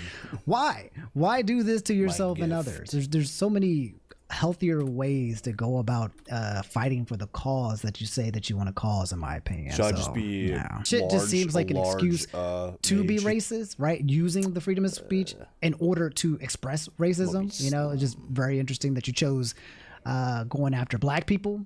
You know, you didn't go after women, you didn't go after religion, you didn't go after any other types of demographics where there is censorship and consequences to freedom of speech. You didn't go after anybody else. You just decided to go after black people specifically. That's the angle that you decided to fight your cause for. And I think, again, it says a lot that that's the angle that you chose. So Base Pill said, how optimistic are you about the future? Question mark. Seeing how everything we used to enjoy is drastically being driven by monopolies and investors instead of the culture is killing everything. You know, it's a pretty interesting question because there's a lot that can be talked about the future. There's a lot that can be talked about optimism as well. There's also the future of like what my life or what the United States or the world or the economy, the monopolies and the investors, the wealth divide. Okay, this administration that's specifically making the wealth divide larger and larger, destroying the middle class. The fact that millennials and people can't afford homes anymore and they're too costly. Okay, the wages are not going up with the cost of everything else going up. I mean, in terms of optimism, I don't think that I try to think of a better future. I kind of look at the current present and I think to myself, how do I set myself up for success considering that the future will be worse, preparing for the worst, hoping for the best, but always preparing, creating a gap between, yeah, I think it's going to suck really badly. How do I prepare for that scenario? I am worried about the psychological impact of the children and the teenagers and the young adults and even people who are in their 30s and 40s as well when it comes to social engineering of social media. People's mental healths, I think, are under attack at a large scale, and the impact of our mental health combined with the scaling of technology and the social engineering to control us and to pacify us specifically, I don't think we've caught up. I think that we are currently in a place where we are getting poisoned. Our minds are currently always being constantly attacked. Dopamine is being taken advantage of, and we're being pumped by these companies. And there are a lot of people who are trying to speak out about it, to talk about the impacts of what's happening in society. And a lot of people have no idea that they are trapped in this system. And when I say trapped, they don't have self-awareness. And if you're not aware of the game that's being played, then you're kind of like trapped in a maze that you don't even know exists. Education is really important. And having people talk about the system like we do all the time, I think is also important, and spreading that knowledge. But even when people know what's happening, it's still difficult to overcome the trials and tribulations of just like basic survivalness. So some people can't even be disturbed to be talking about some system when they're just trying to get past the next week. That is my concern with the state of the world. It feels like there is an attack, and an invisible one, on all of us. And we're all trying to shield ourselves, but we're getting hit every single day by these things that we can't see. I think the best thing to do is to be careful with my camera so the far energy away? that you Is that just me, expose or, yourself like, what the to. fuck? You know, like the things that you eat, you are who you eat. That's who you are. The things that you digest, the information that you consume, the energy from the information that you consume, the people who are around you or in your circles. I think did not do as much damage as I thought it would. important to pay attention to how you and all of us at home spend our time. Okay, literally from a second to second to a minute detail. And when you can identify people who are not good for you, cutting them off, that's really important. When you can identify activities that are around you that are not good for you, learning how to cut those off as well. It hurts, Daddy. There is how do I put this? I feel like in order to kind of better equip yourself for the future, you have to kind of take a look at your present and look at all of the things that are dampering you or that are hurting you, right? Before trying to build new habits or trying to start saving or trying to do new things or good things, or before you do all of that, look around you on your day to day and see what you need to cut out first, okay? Once you cut out all the noise and all the bullshit and you free up your energy, you free up the mental capacity to be able to address things like the future and monopolies, investors, right? And the future, the middle class being destroyed, right? You have to get yourself in a space where you can actually think about these things without crumbling under the pressure of trying to survive in the present. You feel me? A lot of it has to do with taking care of your mental health, your physical health, right? We falling into our routines of eating right, exercising, moving our bodies, protecting our dopamine, bro, and just being healthy. We have to take care of the fundamentals first. And I am what I eat. I don't remember eating I think there are going to be fat. some people who are going to fall to the wayside, unfortunately, because they're not self-aware of what's happening.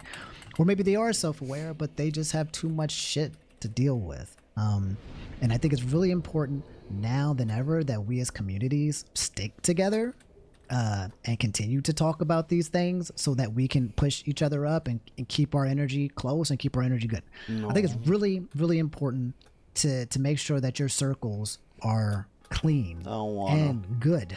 More than ever, because the volatility of the future is so unknown that I don't think that any of us can risk or afford having so much negativity and toxicity in our lives. You feel me?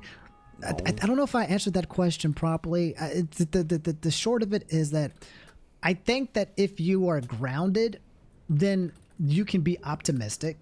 You know, the world and the future is what you make of it. But you have to first become grounded. And to be grounded, you gotta do a lot of work. There's a lot of work to become grounded. But when you can reach that place of groundedness, which takes some time, but when you do, then I think that you can be as optimistic as you like, despite what actually ends up happening. There's a level of stoicism that needs to be practiced when it comes to, things that are outside of your control. And the future, completely outside of my control. Nothing's outside of my control. I don't think it's going to be all doom and gloom. I'm not that. God damn it! Why do I go for that? But I think there's Fuck, going to be a I lot always of forget different that's just struggles stupid. from what other people struggle with, and that- I'm oh, very no, curious I to see how fucked. it plays I out. fucked. But I I'm goofed. I hoping that all gaffed. of us makes the right Please move. move to Thank get you. through it. So Critter Keon said, "Could you please talk about this game Mixtape being glazed and hated?" All right, I've seen clips about this one. This one I have seen some things. There's a game that came out. It's called Mixtape.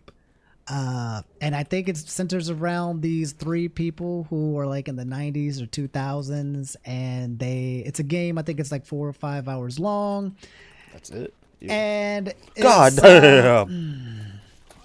It's one of those, like, how do I put this? brother, The word I'm brother, looking brother, for is not woke, but it's interesting. It's a retelling I want that of board an skate. age that probably creates a lot of nostalgia for some people who lived in that time zone. But the way that it's done might be a little bit cringe. And turning it into a game as well, from what I've understood and heard, there's not much gameplay involved. It's more so an Oh, God. experience. Oh, no. It's kind of Leave me like alone. what's a game that did it really well? You guys remember Life is Strange? Pepper Strange remembers Life is Strange. Life is Strange was a game about these two girls who could basically manipulate time. And it allowed you to kind of like navigate different options in like a Telltale type game. And I remember playing it a long time ago, and I don't remember the entire premise, but it was really good, in my opinion. Life is Strange, the original, was good. Second one, I didn't really like too much, but I think people have been trying to capture the magic of Life is Strange for quite a while, and I think some people might have compared Mixtape kind of towards it. People keep playing this clip. In case you haven't seen the game, let me keep the volume a little bit down for copyright purposes. That's not good. I'll turn it down. There we go. But yeah, she's spamming the light. Okay. What's going on? I have to be completely honest. I still haven't played the game, so I don't want Do to I judge even it. Based really off this necessarily 30 wanna seconds level alone, up I wouldn't. I feel intelligent. Oh my god, it feels forced. God damn it, how do I articulate this? It feels artificial. It feels like jingling keys. It feels like how I felt about Mario movie, the second one, where there's just too much happening.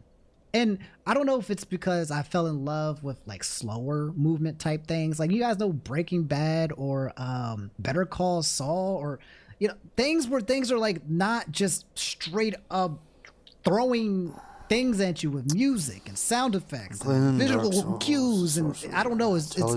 It's a lot, man. So I don't know. Let me play the rest of 30 seconds.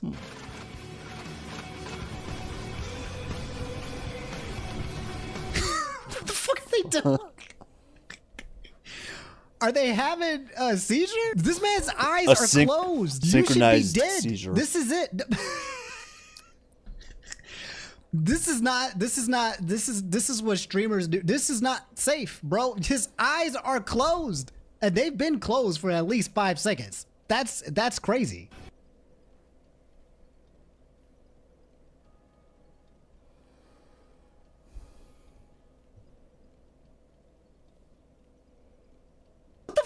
What is it about? What are they doing? The smug look. Okay, I don't know, chat. Maybe this isn't the game for me, but I already don't like it. Some people said that it was fun. Some say that it was good. Maybe it's just this scene, but like, I don't know. So far, the vibes are really weird. Understand, this ain't a catastrophe. It's a warning. Daddy, if you trap me here, this will only be the beginnings of my wicked ways. Cause I'm angry and I'm wired and I'm fixing for a whole lot of trouble. If you make me stay here, I'm gonna burn the whole fucking place down. See? This is what happens. This is what happens when you don't beat up your child enough. For days like this, I pray that kids like this get enough beating. This VTuber said, "This is what happens when you don't beat your kids." Did she just say, "I'm fixing for a, I'm if you make me stay, I'm gonna burn the whole place down"? Something about I'm fixing for a something. So 5 times. I'm All right. fixing for a whole lot of trouble. Who talks like this? There ain't nobody ever said these words ever. And yet, guys, IGN gave this game a 10 out of 10. Of course they would. Of course they would. All right, for here says, or wait, no, not endurance, dexterity. So,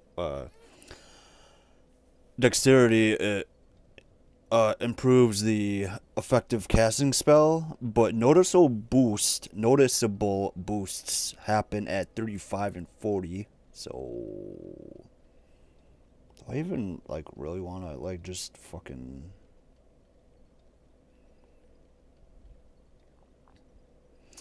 Attunement grants the spell slots. Each slot require an increased amount of attunement. Aim for at least 19, 5 slots, or 28.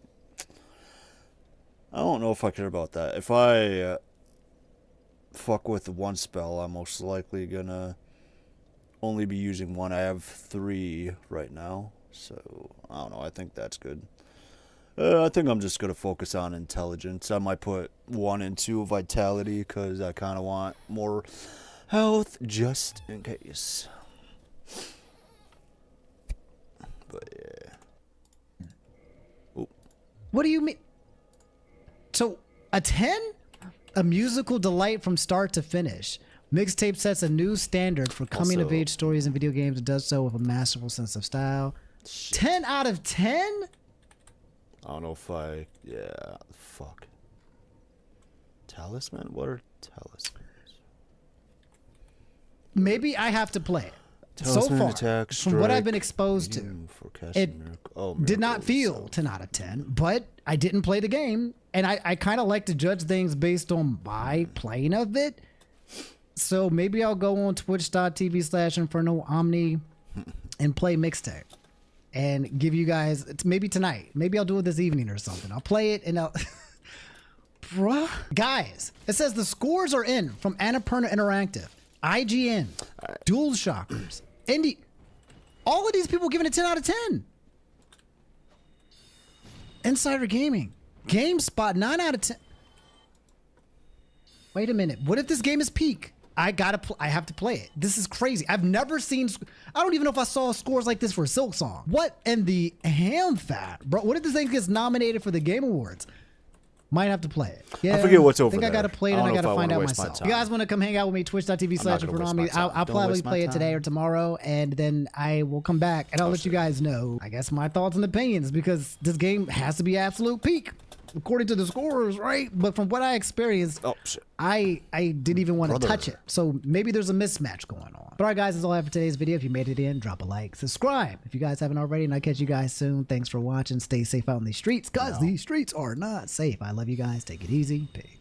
Climbing the world's tallest mountain used to be the most respected achievement in mountaineering, and today it's an absolute joke. The mountain is littered with trash. There are traffic jams at the top. TikTokers are filming themselves on the brink of death. This guy thought he was a legend for doing a backflip at 29,000 feet, and it somehow gets worse. A 60-year-old climber got mad at his partner, who was dying of oxygen deprivation, for taking blurry photos of him at the top. Inexperienced climbers are actually dying while waiting in a line of 100+ people to reach the peak. And the craziest part is, all of them are paying insane amounts of money to do this. One woman took out a second mortgage on her house to be able to afford the journey. And that's because there are companies that charge up to 200,000 euros for a luxury Mount Everest experience, offering private chefs, heated tents, ping pong, and even massage tables, all of which would not even be possible without the native people, aka Sherpas, who are the only people that can actually survive the extreme climate on the mountain. These locals have went from being expert guides to overworked and underpaid workers that are dying so someone else can get bragging rights online. Before I researched this video, I knew it was bad, but I had no idea it was this bad. There's a dark side of Mount Everest that is only getting worse every year, and once you understand what's really happening up there, it completely changes the way you look at the tallest mountain in the world. Starting with with the only people worthy of praise for climbing Everest, the Sherpas. Sherpas are the people that migrated from eastern Tibet to the Solu-Khumbu district of Nepal centuries ago. After generations of settlement, they had biologically adapted to a harsher climate where most Westerners can barely breathe. Located on the border of Nepal and Tibet, Mount Everest sits at an elevation of 8,948 meters or 29,031 feet. For perspective, that's about 20 to 26 Empire State Buildings stacked on top of each other, depending on where you measure the top, or for fun, it's about 5,696 Danny DeVitos tall. Most humans around the world are biologically unable to survive at that elevation, but when scientists were able to study the Sherpas, they quickly proved that they had superior genetics. Interesting differences showed up in the muscle cells of the two groups. In the muscles of the Sherpas, the study found the cell's mitochondria, the energy-producing parts, converted more oxygen into energy. The Sherpas' mitochondria were less leaky and therefore more efficient than Westerners' mitochondria. In layman's terms, they were better at using oxygen. During the climb, Sherpas are the ones maintaining the ropes, checking anchors, and are able to use more energy to make split-second decisions to prevent mountaineers from dying, which is how the very first summit was actually possible. New Zealand mountaineer Edmund Hillary and the native Sherpa Tenzing Norgay finally became the first men to summit Mount Everest in 1953. Hillary admitted that none of it would have been possible without Norgay and his natural ability to physically use less oxygen in times of crisis. I was leading down the icefall,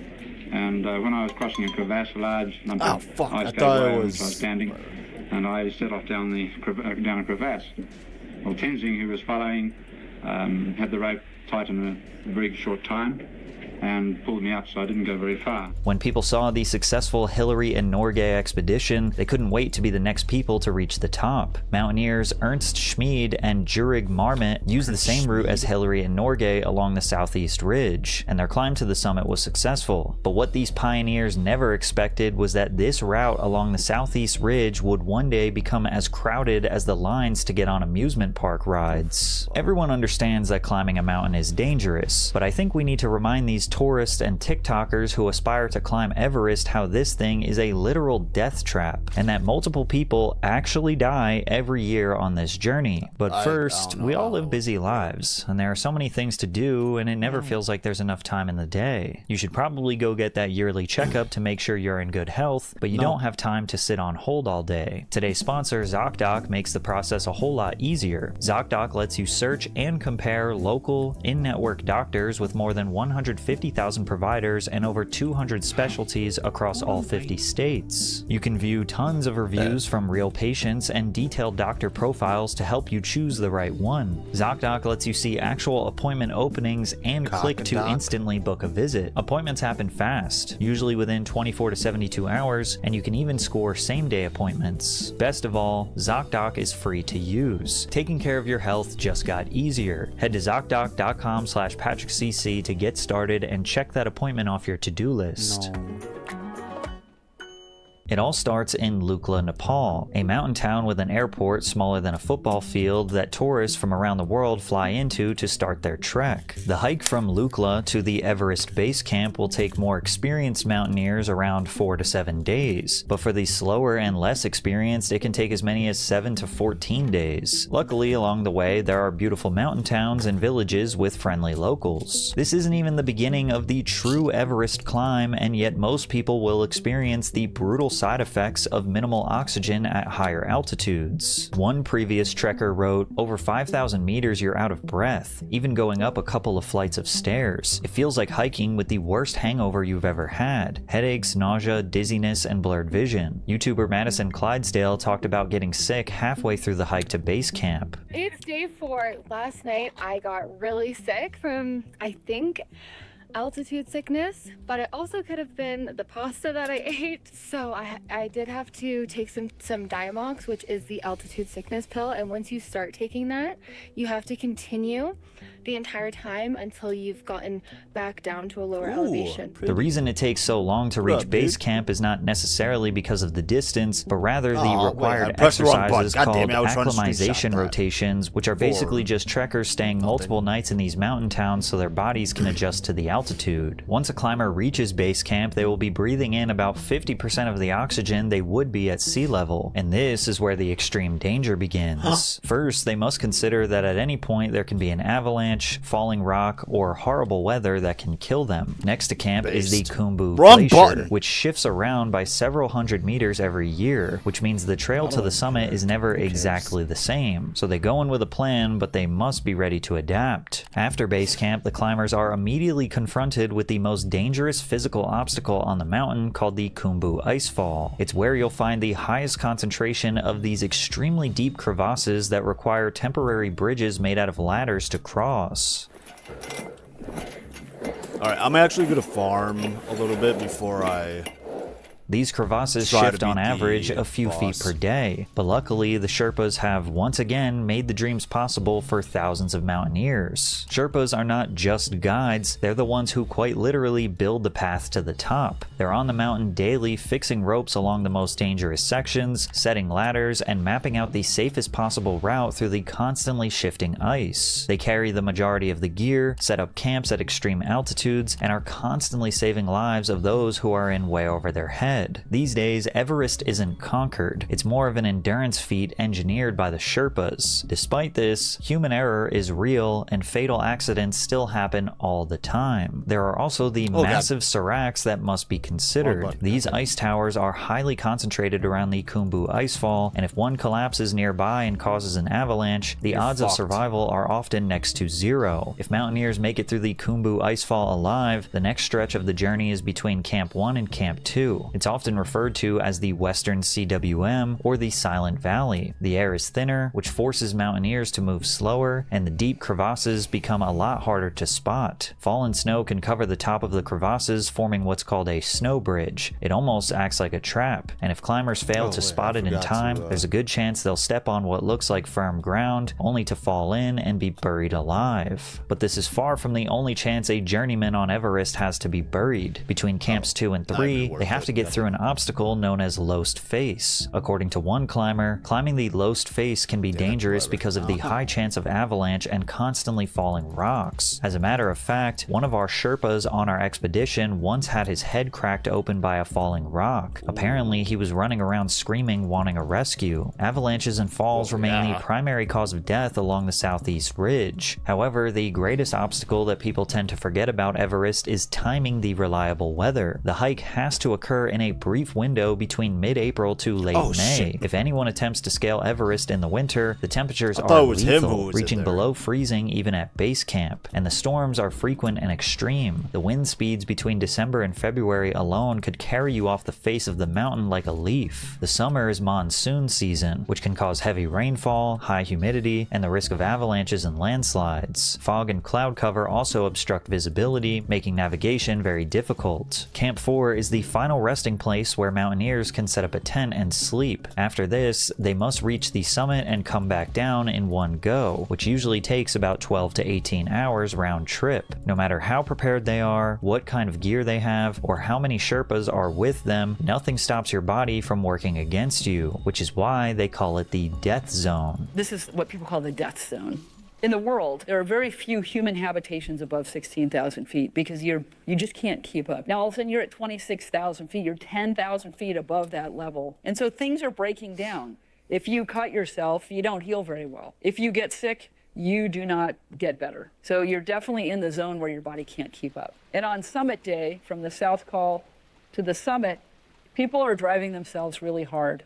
They typically haven't been eating and drinking very well. They haven't been sleeping well. They're affected by the hypoxia. They may be hypothermic. And so this is the most dangerous place. One, just environmentally, the atmosphere, there's less oxygen. And then two, they're tired from this whole process. But the most frightening part of reaching this stage is how the climate messes with your judgment and self-awareness. Most climbers refer to this as summit fever, where you stop focusing on the frostbite on your body, measuring the amount of oxygen you have left in your bottles, assessing your remaining strength, and ignore the lethal cold temperatures, all because you're so excited to reach the top. The last thing, hopefully, that will bring you back to reality is the hundreds of dead bodies that remain frozen solid as a reminder of what might happen if you lose your mind and fail. On the north side, there's a summit fever victim that acts as a... What did I say?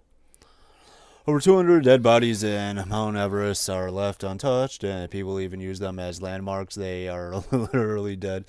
Weight is too difficult and dangerous to carry them down. Rescuers have died attempting to carry bodies down. It is not worth it. Most famous one, aka Green Boot. Jesus Christ.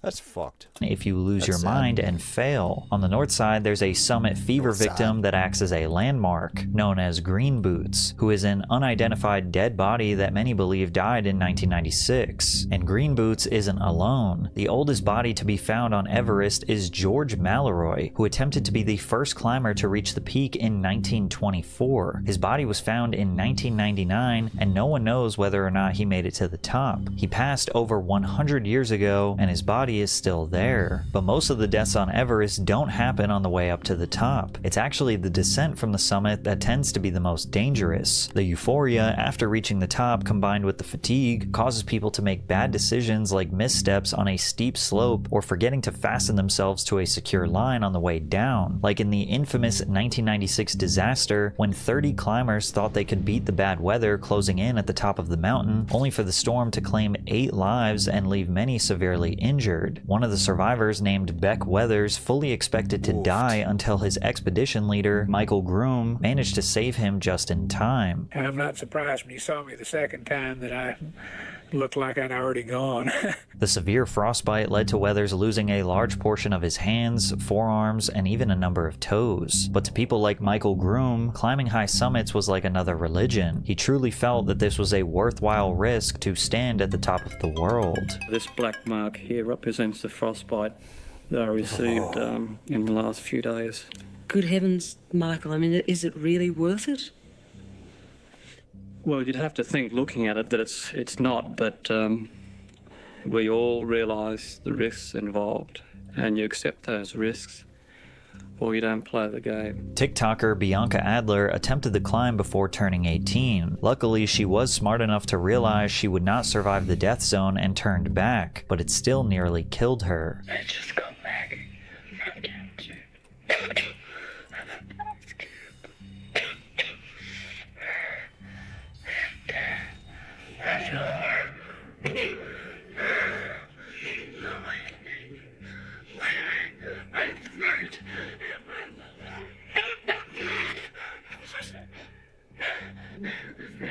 Her video racked up tens of millions of views on TikTok, but people weren't exactly sympathetic. It's hard to feel bad for people who climb Mount Everest. Mind you, she paid for this. Rich people problems. Being poor has saved me yet again. But beyond... I don't know, like...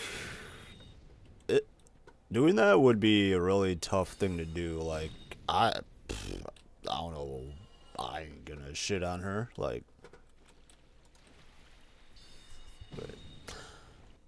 Bianca is definitely not looking for sympathy. As I speak right now, she is attempting to summit the mountain once again. Now, very rarely there are people who complete a successful summit without serious injury that are not entirely delusional. The famous survivalist Bear Grylls climbed Everest at just 23 years old. He's put himself in more dangerous experiences than most people, but he always seems shaken whenever he talks about how he barely escaped the mountain with his life. 2 Russians and a Brit and a New Zealander from other teams, but they're on the mountain at the same time and never came back. And I remember with their teammates, you know, afterwards, just them in tears and sitting with them, and it definitely made me question a lot at the time: is any mountain really worth a life? Of which the clear answer is no.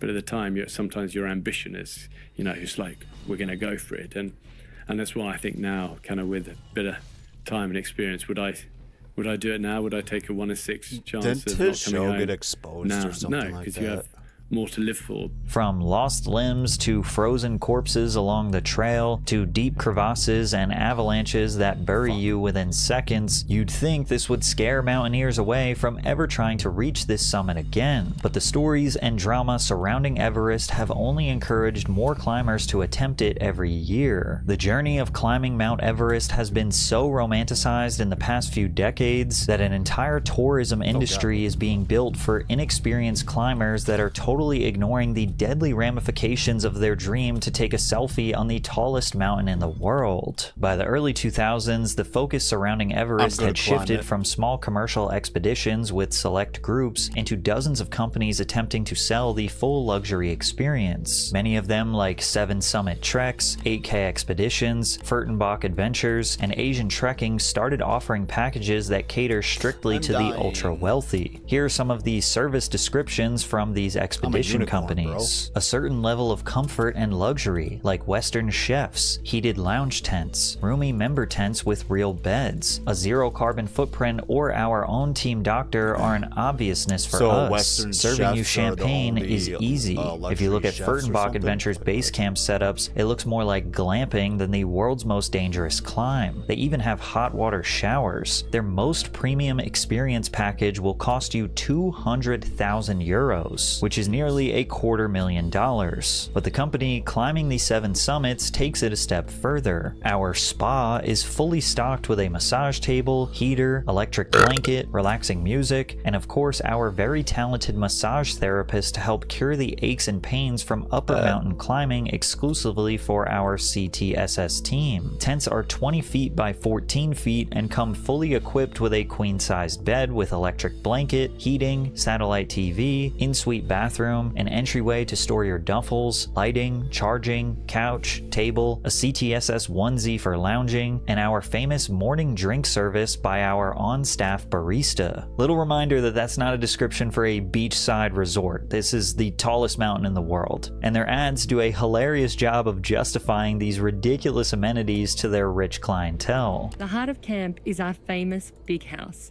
a huge geodesic dome designed to feel like a giant living room. Sure, having a professional barista pump out limitless cappuccinos while you play the world's highest game of ping pong or chill out overlooking the icefall, it may seem a bit over the top. Like, is this an Everest expedition? It's not really meant to be luxurious. But hear us out, because while you may think we're being soft, all of this is actually highly strategic. And yet, the marketing is working. Everest has become a multi-million-dollar cash cow, but the luxury offerings have misled people into thinking they're capable of doing the impossible. Well, you know According what? to Fuck the 3 game. university professors studying Everest's relationship with the tourism industry, sleeping in heated tents, not preparing their own food, or helping to move equipment does not test mental and physical fitness in such challenging environments. Pushing to the summit may put their own lives and the lives of other climbers and rescue teams at risk. Without all of the extra work people traditionally did at base camp testing their strength before the ascent, many unprepared climbers started marching to their deaths. Like 34-year-old English hiker David Sharp, who made his ascent up Everest from the Northeast Ridge. Receiving initial assistance with Asian Trekking, Sharp felt like he could make the rest of the ascent up Everest on his own in what's called an unguided climb. He refused to seek the assistance of Sherpas and only took 2 bottles of oxygen for the ascent, but by the time he reached the death zone, Sharp was reportedly crawling, on the verge of total exhaustion. Over 40 climbers passed him as he settled into Green Boots Cave, slowly dying from the lack of oxygen until he eventually perished. It was one of the first widely publicized critiques of the larger commercial expeditions. Even Edmund Hillary was reportedly outraged about the mismanagement and neglect of a fellow mountaineer. But Sharp wasn't the only tragedy. Out of the 200 summits on both major sides of the mountain, 12 were found dead. But the details surrounding Sharp's death are slightly disputed. Many have pointed out that some Sherpas actually made their way to Sharp's location to supply him with oxygen, but he allegedly refused to move and only wanted to sleep. There's only so much someone else can do to help someone in the death zone. It's not like you can literally drag them down the mountain, and you definitely can't rescue them with a helicopter. Sharp's death serves as a warning about unguided climbs without Sherpas. Then again, Sherpas are not invincible either, and guiding inexperienced climbers has only increased their risk of death. Sherpas are starting to be seen more by paying customers as service workers rather than expedition partners. In 1992, for example, when the first commercial mountaineering expeditions on Everest began, 22 Sherpas and 65 paying mountaineers summited, 1 Sherpa for 3 clients. Nowadays, 2 or even 3 Sherpas for each member of a commercial expedition is common. One YouTuber even explained how his guide was doing all the work for him so they could move faster. And he was going fast. I don't know why we were going so fast down. We had made great time. We were feeling good. We had plenty of oxygen. But my guy was going so fast. I mean, he was unclipping and clipping for me. I didn't even get the chance to clip my own carabiner, but hey, you know what? I'm not going to complain. Of course, this has a lot to do with the fact that today's Sherpa will basically do anything requested when working for larger companies. On top of guiding you up the mountain, the Sherpas are the ones setting up the 2+ bedroom tents with showers and chefs at base camp. They set up the spa treatment facilities, the medical stations, and they even climb up and down the mountain collecting the growing mounds of trash people leave in the higher altitude camps when hikers don't want to expend too much energy bringing it back down. And most of these Nepalese Sherpas don't even want to do this anymore. But due to their isolation and poverty, most of them feel like they have no other choice. Over the past 5 years, 32 Sherpas have been killed as part of guided climbs on Everest. 32 among just a few hundred who work there. I didn't mean to That jump. makes the job of the Sherpa, per capita, the most deadly on Earth. Why would anyone do such dangerous work? The thing is that there's no option. There's no choice. There's no other work. No other work. What percentage would you say would rather not be here risking their 80 life? to 90%. Easy. 9 out of every 10 Sherpas would rather not be here. Yeah. It's sad. And as a result, every spring season leads to more and wish more that was Sherpas there. carrying unnecessary luxury supplies to different camps along Everest, risking the possibility of death. In 2014, dozens of is in there? Sherpas were transporting supplies from base camp, only for 16 of them to be buried after a fatal avalanche. According to the Himalayan database, the ledger keeper of the human death toll in mountaineering, 132 climbing Sherpas have perished on Everest slopes, 28 in the past decade alone. Additionally, while the foreign climbers pay over $50,000 per climb, a climbing Sherpa will usually make between $2,000 to $5,000 per season, leading multiple climbs. But the Nepalese government sees tourism as a valuable revenue stream for the country. The industry grows bigger every year with little consideration for the Sherpas. Even Tenzing Norgay's own son Norbu has called it out for the troubling business it actually is. You know, I call it Everest Inc. Everest Inc. Everest Inc. You know, it's a cash cow. What do you think your father would make of it? Everest in 2018. You know, if he were alive today, I don't think he would recognize the mountain, and, you know, if anything, he might feel sorry that he actually climbed it. But the worst part of the luxury marketing and Sherpa exploitation is that it's attracted more and more of the wrong types of people interested in climbing Mount Everest, which is why you see numbskulls like this doing backflips at the peak of the mountain. Good morning from the top of Mount Everest. Please move. Thanks. Thanks, my guy. Appreciate it. Appreciate. Sherpas saying to themselves, if you had so much extra energy, why am I carrying your Everest's continued popularity has led to some of the most disturbing and honestly embarrassing stories the mountain has ever seen. In 2012, a Canadian woman named Shreya was desperate to make her way up to the Mount Everest summit in the middle of a poor climbing season. Ironically, she was born in Nepal, near Everest, but spent most of her life in India and finally Canada. However, when her father flew her up in a helicopter as a child to see the top of Everest, she became convinced it was her destiny to reach the summit on her own 2 feet. But regardless of her Nepalese heritage and patriotic ambitions, Shreya was not a professional climber. Her training leading up to Everest was rock climbing at her local gym, martial arts, and carrying a 44-pound backpack for 11-mile runs in cold weather. These were impressive fitness regimens, but using it as training for Everest is like saying daily walks in your neighborhood qualifies you for an Ironman challenge. Wearing rented gear and posing in front of a green screen for a fake Everest photo, Shreya created a website to ask for donations to fund her journey. This is my dream and passion, and I want to do something for my country. Nothing is impossible in this world. Even the word impossible says I'm possible. You'll find this is extremely common for people who want to climb Mount Everest. This is their big dream. This is their magnum opus, and they expect people to care. And to no surprise to all of us, nobody donated to Shreya to help her achieve her dream. So she convinced her husband to pull out a second mortgage on their home to sign with Utmost Adventures for $40,000. She went to base camp and hoped to learn enough mountaineering skills during acclimatization, except she had trouble putting on her crampons, which were the modernized version of hobnail boots that helped climbers grip the ice and snow. These are like day one, elementary, basic level skills that a mountaineer should have. Her inexperience was so evident that her tour leader actually attempted to scare her away by saying that her attempts to summit would lead to certain death. death. Plus, her delusion would let me also put guess, her she climbing died. partners' lives in jeopardy. But it only got worse when Shreya didn't account for something that had been growing over the last decade on Everest. As more people were attempting to reach the summit, in addition to poor weather conditions, traffic jams at the top began to form. It was a new phenomenon where too many people would try to reach the summit when the weather had briefly cleared up. An estimated 150 climbers tried to reach the top Friday and Saturday as they rushed to use a brief window of good weather in an otherwise troubled climbing season. Many had been waiting at a staging camp for several days for their chance to head to the summit. Most people die on Everest because of the queues to the summit. Oh, wait. No. Really? Because it's so oversold, despite it being like £100,000 to... You're paying all this money, you have to live on the mountain for 3 months to acclimatise.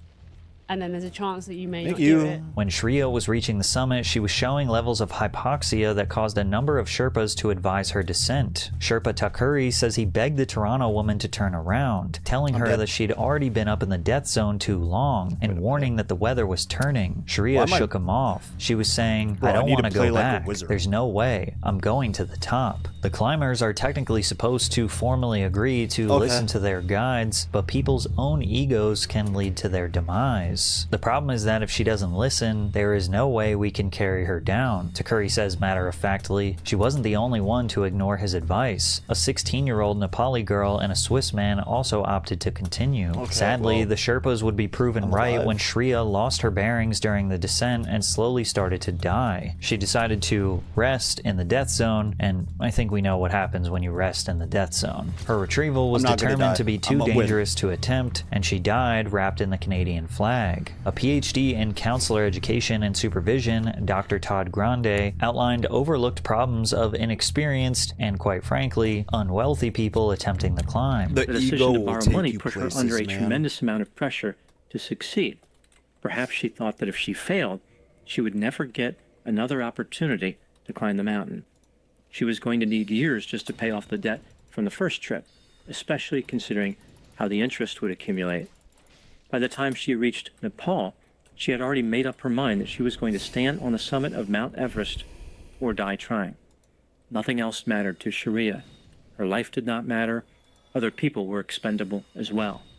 Making it back down the mountain was not her area of focus. She was only interested and reaching the top. Delusional people arguing with the expert Sherpas knowing that they're gonna die has become more common. A Sherpa named Norbu said that he had to waste his energy fighting a man in the death zone just to get him to stop climbing. We had a big argument, and I had to tell him he was risking the life of 2 Sherpas as well as his own before he would come down. He couldn't even walk properly. We had to slide him down with the ropes. So by the time we reached base camp, he was really grateful. Why do you Gordon keep Janot blocking with Alpine Ascents has talked about how companies are lying to customers because telling them they will likely die isn't good for business. And then inexperienced climbers are lying to themselves because of their desire to become a legend without considering the very real people who would have to deal with the consequences of their actions. Even with these things going on, we're getting calls like, I heard about the disasters, but hey, what does it take to climb Everest?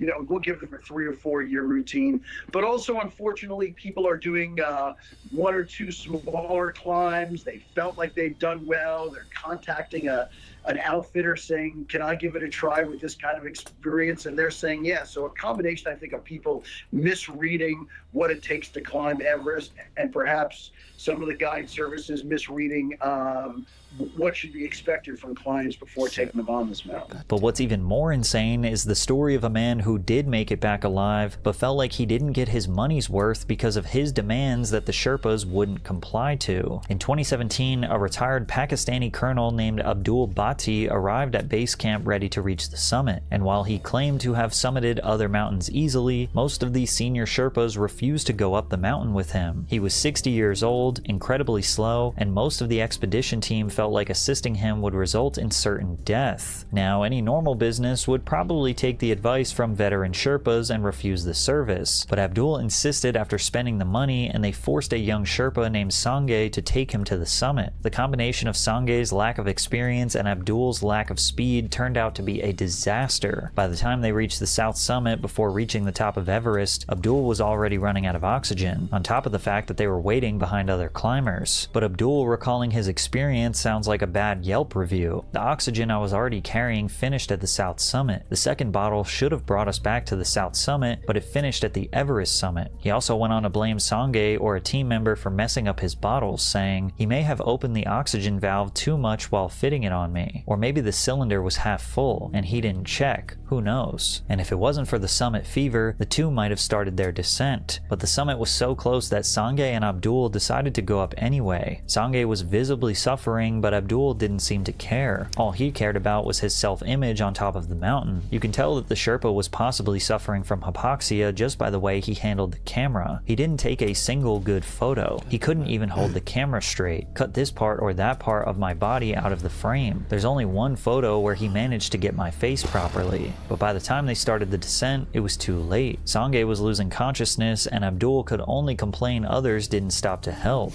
I believe there would have been some oxygen cylinders at one of the dumps. So many people crossed us. I requested them to help, but no one looks at you. No one helps you. One guy asked me if I was from one of the 7 Summits team. I said yes. He took a photo of me and just left. Before the two nearly froze to death, a Sherpa-led rescue team retrieved them, but Sangay didn't make it out in one piece, losing most of his fingers and later traveling to America for prosthetics. Literally everyone from mountaineer experts to Sherpas agree that Everest is overcrowded and as a result will only lead to more people dying, and the Nepalese government is fully aware of this, but they just make too much money to care about it. How many of the climbers that you permit to climb do you think are well qualified? Maybe around 50-55%.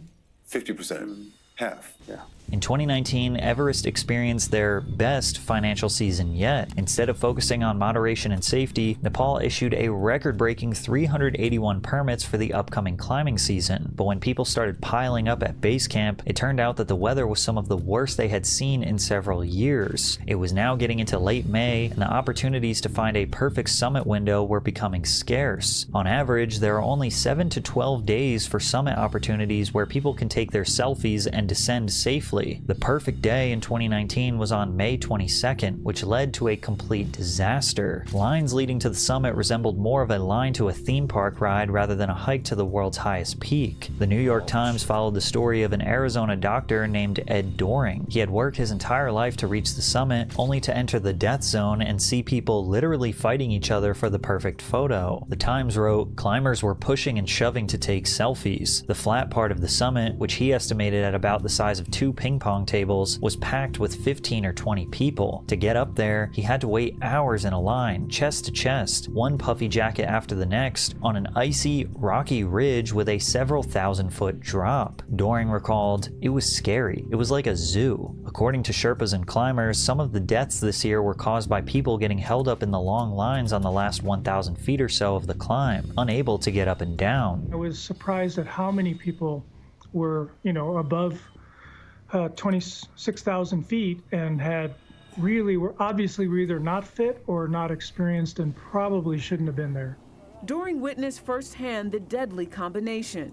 And I certainly wasn't prepared to pass dead bodies that were attached to the safety line. Everest veteran Alan Arnett said, "You have to qualify to do the Ironman, but you don't have to qualify to climb the highest mountain in the world. What's wrong with this picture?" But probably one of the worst parts about the 2019 traffic jam was how people started to turn on each other in the darkest ways when lives were on the line. A lot of people were panicking, worrying about themselves, and nobody thinks about those who are collapsing. It's a question of ethics. We are all on oxygen. You figure out that if you help, you are going to die. A much less experienced climber named Riza Ali recalled, "I saw some people like they had no emotions. I asked people for water and no one gave me any. People are really obsessed with the summit. They are ready to die for the summit." The 2019 traffic jam and other acts of negligence contributed to another record death toll of 11 people that season. The Director General of Nepal's Department of Tourism said in response, "If you really want to limit the number of climbers, let's just end all expeditions on our holy mountain." But of course, they didn't do that. They did the exact opposite. By 2023, Everest had another record-breaking season of climbing-related deaths. The Nepalese government recorded 479 Everest-issued permits and 656 summits. Of these, 393 were Nepalese climbers, mostly porters and guides, who needed no permit. 3 Sherpas died under a collapsed serac while making the route easier for inexperienced hikers to climb the summit, while other climbers died when their health failed due to lack of experience and blind ambition.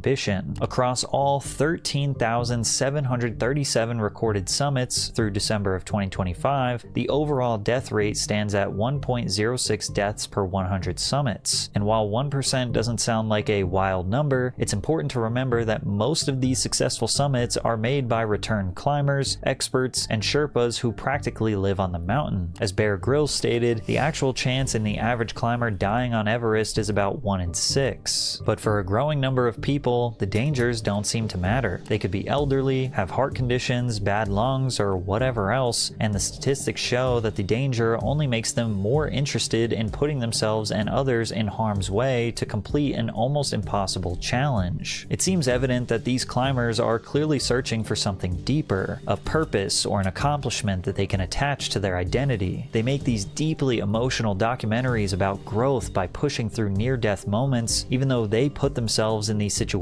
willingly, and put the emotional burden on their friends and family who care about them. There's a clear difference between that and traditional mountaineers, who are experienced climbers that treat Everest as a challenge to be respected, studied, and executed with precision, even though they too are relying on the decades of experienced Sherpas who engineered the whole climb for them, which is why true mountaineers sometimes regret climbing the world's tallest mountain. Well, the issue is that it's the same thing as the mountain that I was on. I'm just walking up these mountains because they're guided. You really don't need to know a lot of technicals. It's pretty not easy. It's very hard and it sucks. Like, a lot of them just suck to do. But so much of the work, like the technical work, making the food, setting up the tents, rope work, is all done by the guides. Like, you don't even have to dip your toes into the realm of real mountaineering and alpinism to do some of these things when they're guided. And of course, you can see where I'm going with this. It's the same thing for Everest. It's guided, there's fixed lines, you have people making the food, boiling the water, setting up the camps.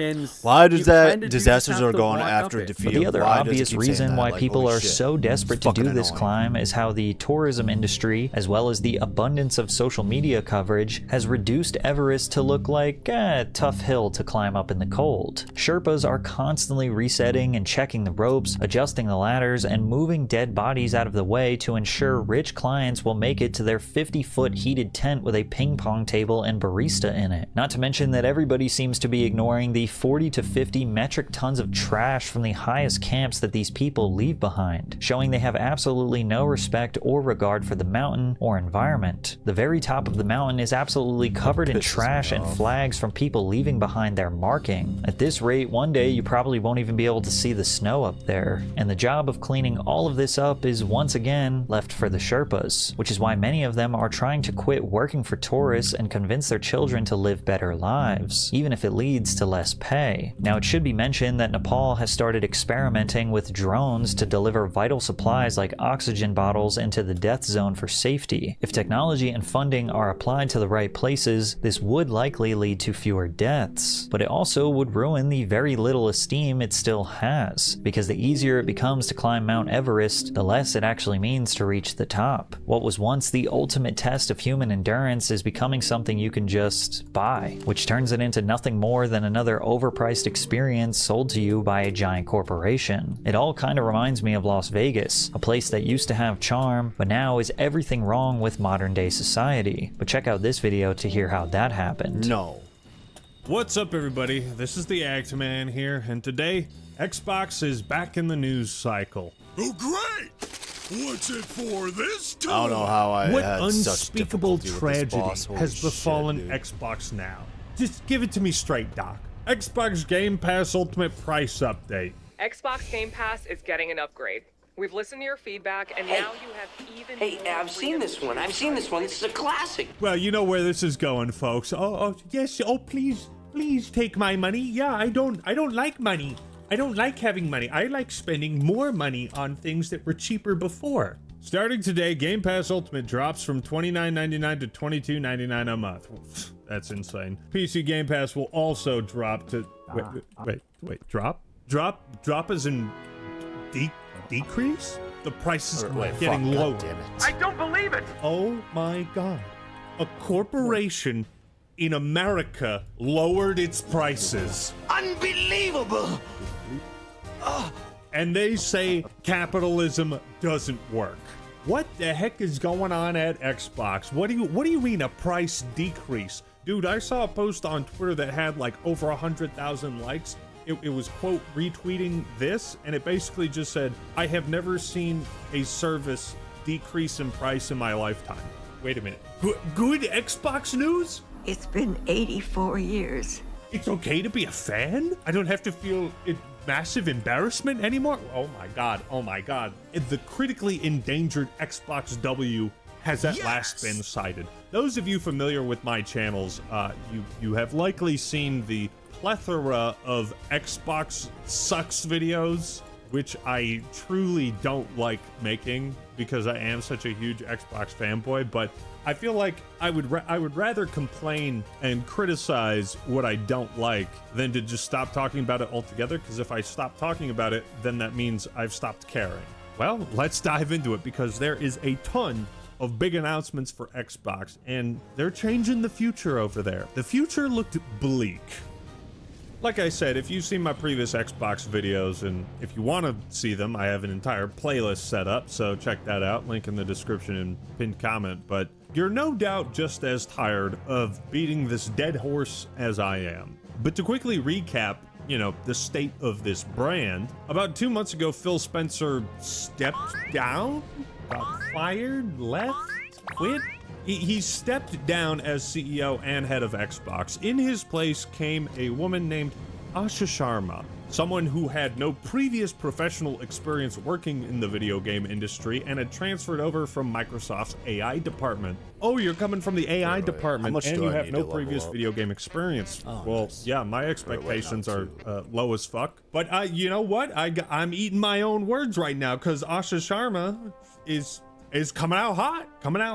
Xbox CEO ends Copilot AI development and overhauls leadership. Asha Sharma confirmed Xbox will wind down Copilot on mobile and halt console development entirely. She says they need to deepen their connection with the community and retire features that don't align with their future plans. Did anybody see this coming? That the former head of Microsoft's AI division would come in as CEO of Xbox and be like, nah, we don't need AI. If they set that android free, it will be the end of all of us! No! In my opinion, this is a good change, because despite whatever ads or selling points Microsoft tried to give for Copilot on consoles, I never saw a single instance where it looked like, oh, this AI feature, this Copilot is going to enhance my Xbox gaming experience. I was never sold on that idea. Maybe because she was head of AI, she understands the proper practical applications of it, and when AI can be helpful and when it is a detriment. She said, Xbox needs to move faster, deepen our connection with the community, and address friction for both players and developers. Gears, baby. This balance is important as we get the business back on track. As part of this shift, you'll see us begin to retire features that don't align with where we're headed. Is this an indication that Copilot as a whole is not where Microsoft should be headed, or just not where Xbox should be headed? Time will tell, but I'm getting whiplash, because under Phil Spencer, over the last year or two, Xbox has basically done nothing but destroy its own identity and gone full anti-consumer approach. Genuinely, I could not tell you a single piece of solid good Xbox news that released in the last year or two. It almost felt like getting rid of Phil and putting in Asha. When it first happened, it seemed like these were the end times. They were going to shut down Xbox, raise the prices for everything, and just milk the remaining fans for all they could. At least that's what I thought. I am so happy to eat my words today. Personally, my expectations for the future of Xbox were down in the sewer. Might have been all the way down in Blighttown. One positive of Phil stepping down was that, you know, there was that idea, well, it can't get any worse, right? This day just can't get any worse. Surely we have hit rock bottom. I mean, a 50% price increase. You're talking like $19.99 to $29.99. There's nowhere to go but up. How are we gonna get out of here? We'll dig our way out.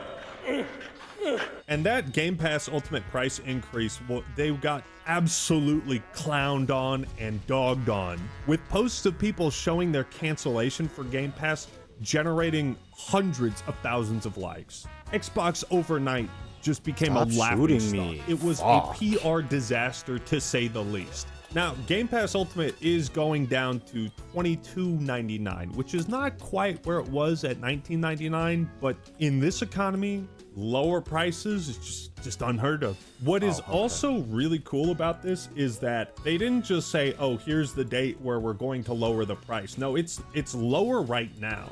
Check this out. Oh yeah, I want to sign up for Game Pass.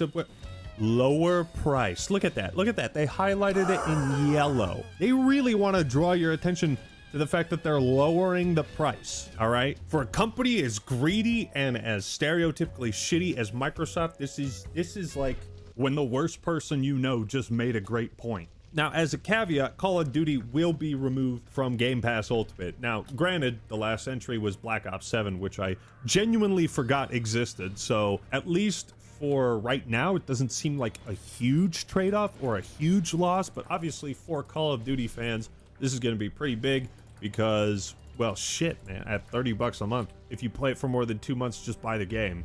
Now, from a business perspective, packaging in Call of Duty in with Game Pass, it's like they wanted to put all of their eggs in the Game Pass and the subscription model, and fundamentally, like, I have always disagreed with that idea. This is me speaking purely from a business perspective. Call of Duty it tops the sales charts basically every year. It's at least in the top 3 over the past 15 plus years. It's usually the #1 best-selling game of the year, no matter how shit it is. And just the idea that you would forego full sales over subscriptions is a very odd choice, right? Because what do they teach you in business or investment? Differentiate, right? Spread your investments out. You need to diversify your bonds, nigga. And this was like, no, we're putting it all into Game Pass. Now, instead, Call of Duty will come to Game Pass a year after it launches. So around the time the next one is coming out, you'll be able to play the previous one for free. Well, for free on Game Pass. And I think that's a good compromise. Like, I don't have any major issues with that. I don't have any major issues with a new Xbox announcement.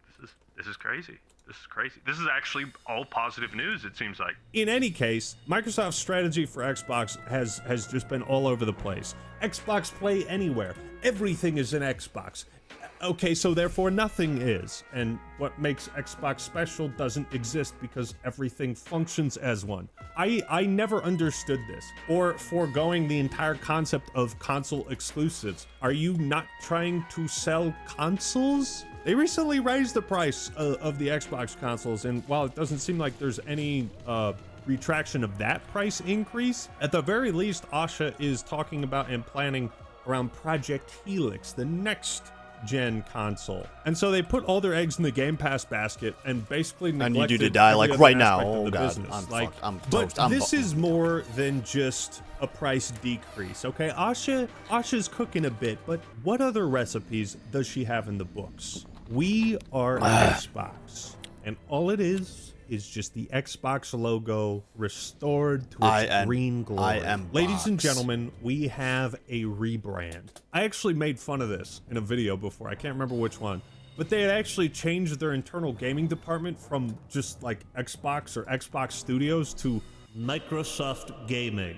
It's no longer Xbox. It's Microsoft Gaming. It was like a parody. Like, why would you call it that? Like, Xbox is so cool. You know why Xbox is cool? Because the X signifies the X factor, the unpredictable, the guy that comes out of left field to make the killer play that you never expected, the guy who returns the kickoff 99 yards for a What is touchdown. Unk yapping Xbox about? was the X factor. It was the unpredictable, the rogue, the rebel. A simple logo change posted from the official Xbox account is worth over 219,000 likes. All they did was add the green back to the logo. That green. That green right there. Can you think of another video game console that picked green as its sole color? Green and black. There's no NFL team that's green and black. Is there a college team? I'm getting way off track. The point is, we're going back to marketing 101 because you want to tap into the things that make your brand recognizable. Xbox, X Factor, the Rebel, the Rogue. It took me this long to realize that I genuinely despised the new logo. Like, even on my Series X over there, the Xbox button is white. And I don't think I had ever truly thought about it too much. But like, why is it not green? Like, why is it white? This is an Xbox. Even at the top of the Series X in those little vents. No, please don't. Come on, come on. Green in it. It's just a simple color scheme change to make it stand out more. And it's also a sign that we are Xbox. We are not Microsoft Gaming.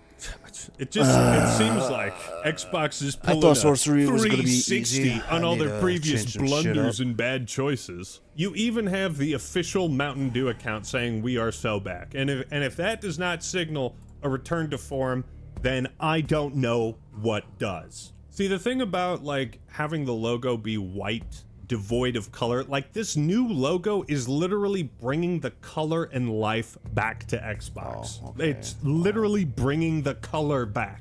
The thing about this previous rebrand of Microsoft Gaming and this white sterile logo is that it didn't feel like the only reason Xbox was dying, but it was definitely a symptom of Xbox's decaying identity. Like it had lost track of what made it special. I can't tell you how big of a difference it would make if when I turned on my Series X, that Xbox logo was just green. It would stand out in my living room.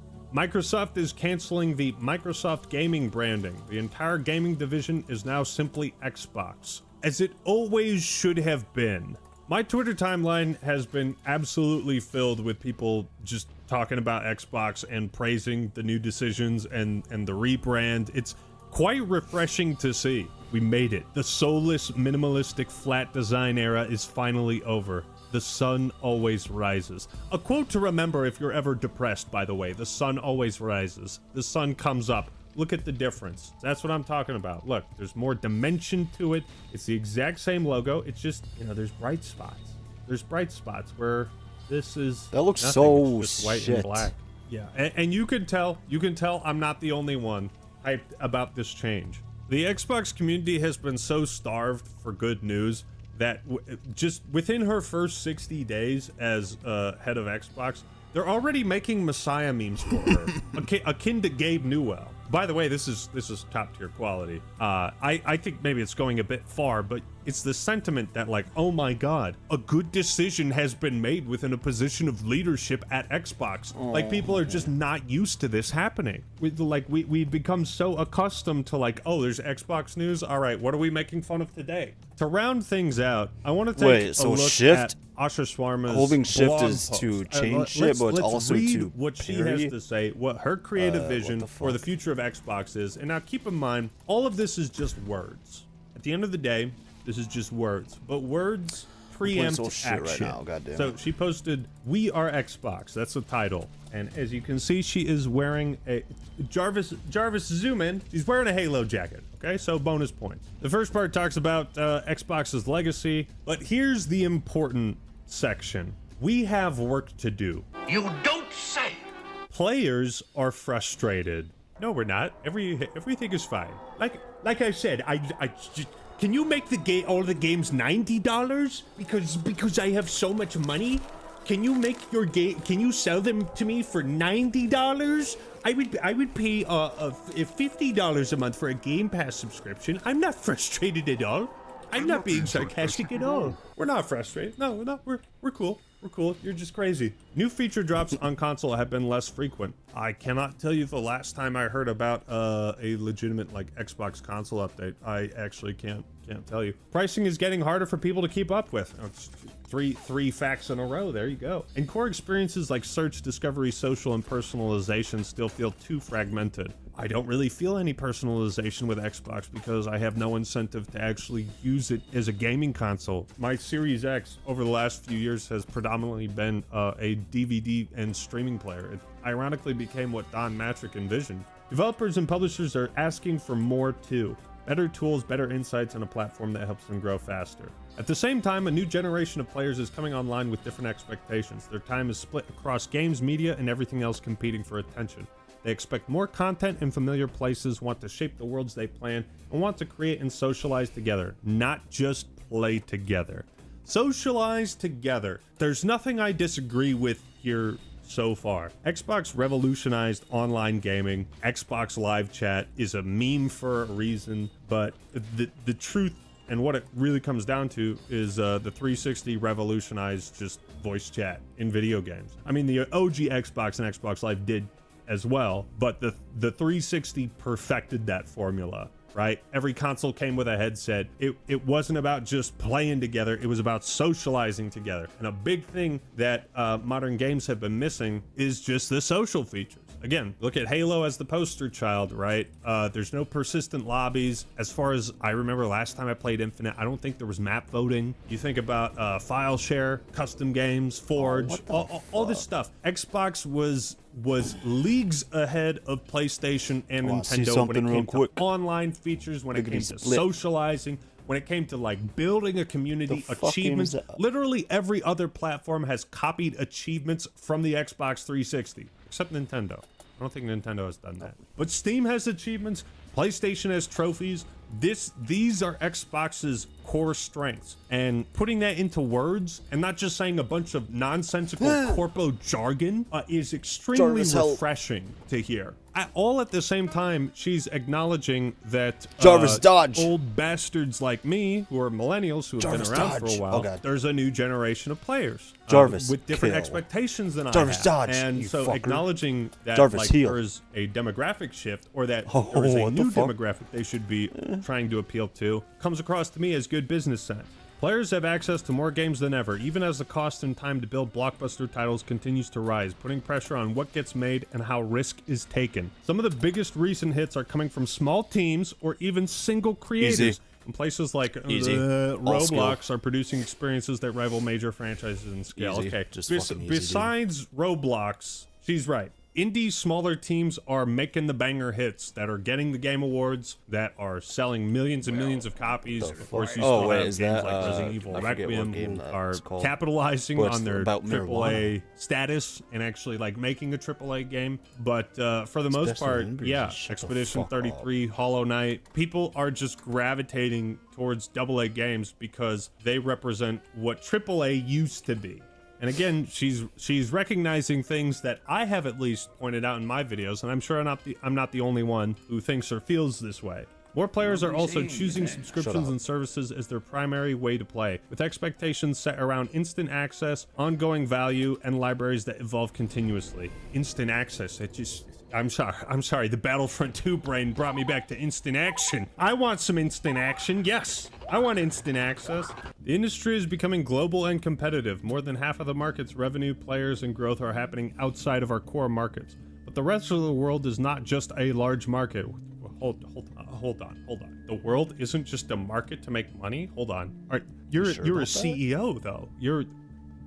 Call me crazy, but it sounds like you might be putting some kind of intrinsic value on the customer. We're not just a farm. Developers there are increasingly competing with the most established Western studios, combining scale, speed, and a willingness to reinvent genres many once considered mature. The model that got us here won't be the one that takes us forward. What? She sounds smart. She this is not dumb. When we were looking at Satya Nadella's comments about AI, and he's like, rich scaffoldings of AI.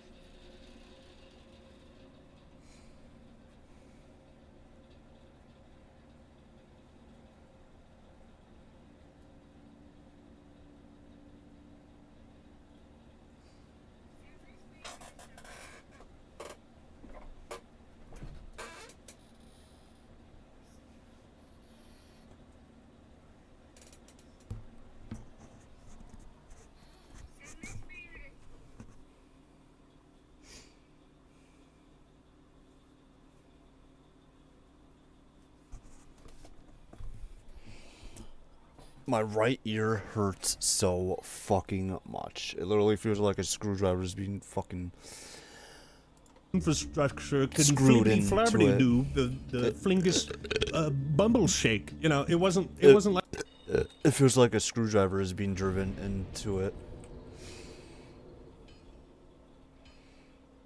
Wait, what? Wait. Oh yeah, I died. I forgot about that. Like I that was like, sort where the of fuck dumb, are all my incomprehensible corpos. souls? Like, Why do I have like understand this. 0? So number one, you just get points for being a CEO that speaks proper English. It also sounds like she understands the holes in Xbox's market, acknowledges that the model that got us where we are right now is not the one that takes us forward. So again, these are all just pretty words. These could all just be lies, sweet little lies. Tell me what I want to hear. The fact that you know what I want to hear says something. Xbox will be where the world plays and creates. Kind of generic. We will build a global platform that connects players and creators everywhere. Console is at the foundation. Everything is an Xbox, isn't it? You can play where you want, and your games, progress, friends, and identity stay with you across PC, console, mobile, and cloud. Xbox will be built to be affordable? No. You've gone off the deep end, Asha. Affordable? In this economy? Hold on. We will offer flexible pricing so it's easy to get started and keep playing. The experience will adapt to you, letting you customize how you play, helping you find what you love and connecting you with the right people. By the way, I think they made some kind of announcement that they were testing some kind of like Game Pass personalized experience where like you pick the games that you want to rent or subscribe to, and it adjusts your monthly subscription price based on that. It's got me thinking about how, you know, when Blockbuster was open, you could go rent a movie for like $3. So if you just want to rent or subscribe to a couple games for a month and just play those, maybe it takes it down to like $8, $10 a month. That's what I heard. I like it. Expanded to China. We gotta get the Chinese market. Trust me, I understand. Another important bit, along the way, we will reevaluate our approach to exclusivity, windowing, and AI. I can't believe it. You're going to reevaluate your approach, not just to exclusivity, in the sense that you have had no exclusives this last generation, but AI? AI? What kind of black magic wizardry has Asha Sharma pulled on Satya Nadella? Like, for whatever reason, it seems like one of two things is true. Either Satya did not trust Phil Spencer and therefore did not allow him to make these decisions that he may have wanted to do, or Asha is just fucking keyed in on what makes Xbox cool, what we're about, or at least, at the very least, how to fix this non-stop cavalcade of fuck-ups and mistakes that have been made over the last few years. One of those two things is true. Oh, here we go. I love to hear this. We are Xbox. To achieve our master plan, the way we work must transform. Our best work happens when the full stack moves together. Microsoft Gaming describes our structure, but it does not describe our ambition. So we are going back to where we started and changing our team's name. We are Xbox. Spoken like a conqueror. I know this is like relatively speaking, this is all very like minor things to be excited about. But that's just how low the brand had gotten. Like, I had truly given up on Xbox, and I thought things were only going to get worse.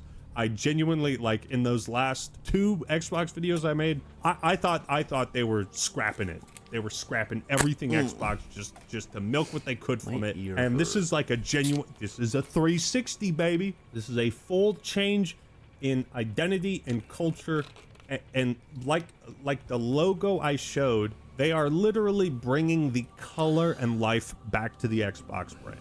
They outline their top priorities. Number 1, I hope every they player. name the next Protect Xbox, our art. Xbox Stay 720. rebellious. I like that one. Progress over perfection. Signal over ceremony. Core before more. Yes, we should make a good core Halo experience before we try to do more, before we try to do a battle royale or an extraction shooter, whatever the fuck. No. Outwork the problem. Speed is learning. Makers over managers. She speaks a beautiful English. we're going to wrap this up. Over the last 5 years, Xbox and the industry have been through an unimaginable amount of change. That's corpo speak for we fucked up a lot. And this team has continued to deliver through it for our community. Thank you for staying focused on what matters. 62 days in, we're proud of how we've honored our commitment of great games, return of Xbox, and future of play. We're here to do the most creative and courageous work of our lives, and that's what we'll do together with gratitude, Matt and Asha. Now, I'm sold on Asha, but Matt Booty was still around when everything was getting fucked up. So I don't know. Maybe he wasn't the problem. Maybe Phil was the problem. Maybe Phil Spencer is sitting in his like $30 million home like, oh, I could have kept my job if I lowered Game Pass prices. I can't kill him. Oh, it seems so simple now. But I have always been an Xbox fan. I'm always going to be an Xbox fan. If I stop talking about it, then you'll know I've stopped caring. And this, to me, they have already made good positive changes with the logo and the rebrand and the decrease in Xbox game price. I think seeing where we were back in October, like literally thousands of posts, generating hundreds of thousands of likes, just because they're showing off that they canceled Game Pass. There was that much hatred and animosity towards the brand. It had been torched to an astonishing degree. And Microsoft's like major push for AI micro slop, right? I'm sorry, I have called them Microsoft throughout this video, even though I promised to call them micro slop for the rest of the year. But it just, they're learning, it seems. I don't want to jump the gun. Or get too crazy, but I mean, this all sounds good to me. That's where we're at with Xbox. Oh my God, a positive Xbox video. We can make out again. I can kiss you. I can say I'm an Xbox fan without being totally embarrassed now. But I'll wait. I'll see what else Asha can cook up. But if they're making Gabe Newell type Messiah memes of her already, so it seems like she has it all figured out. But what do you think? Are you excited for the future of Xbox wait, like and me? It's all gonna come does all this sound too good to be true? Are you still like skeptical? Let me know your thoughts and opinions in the comments below. Like the video if you enjoyed it, and subscribe to the Act Man for more awesome content. All right, everyone, that's all I got for today.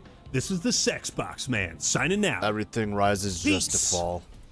My face, big and smiling, except actually I'm not smiling. I'm really pissed off because this whole process is taking so much time, and I just want to take my hand.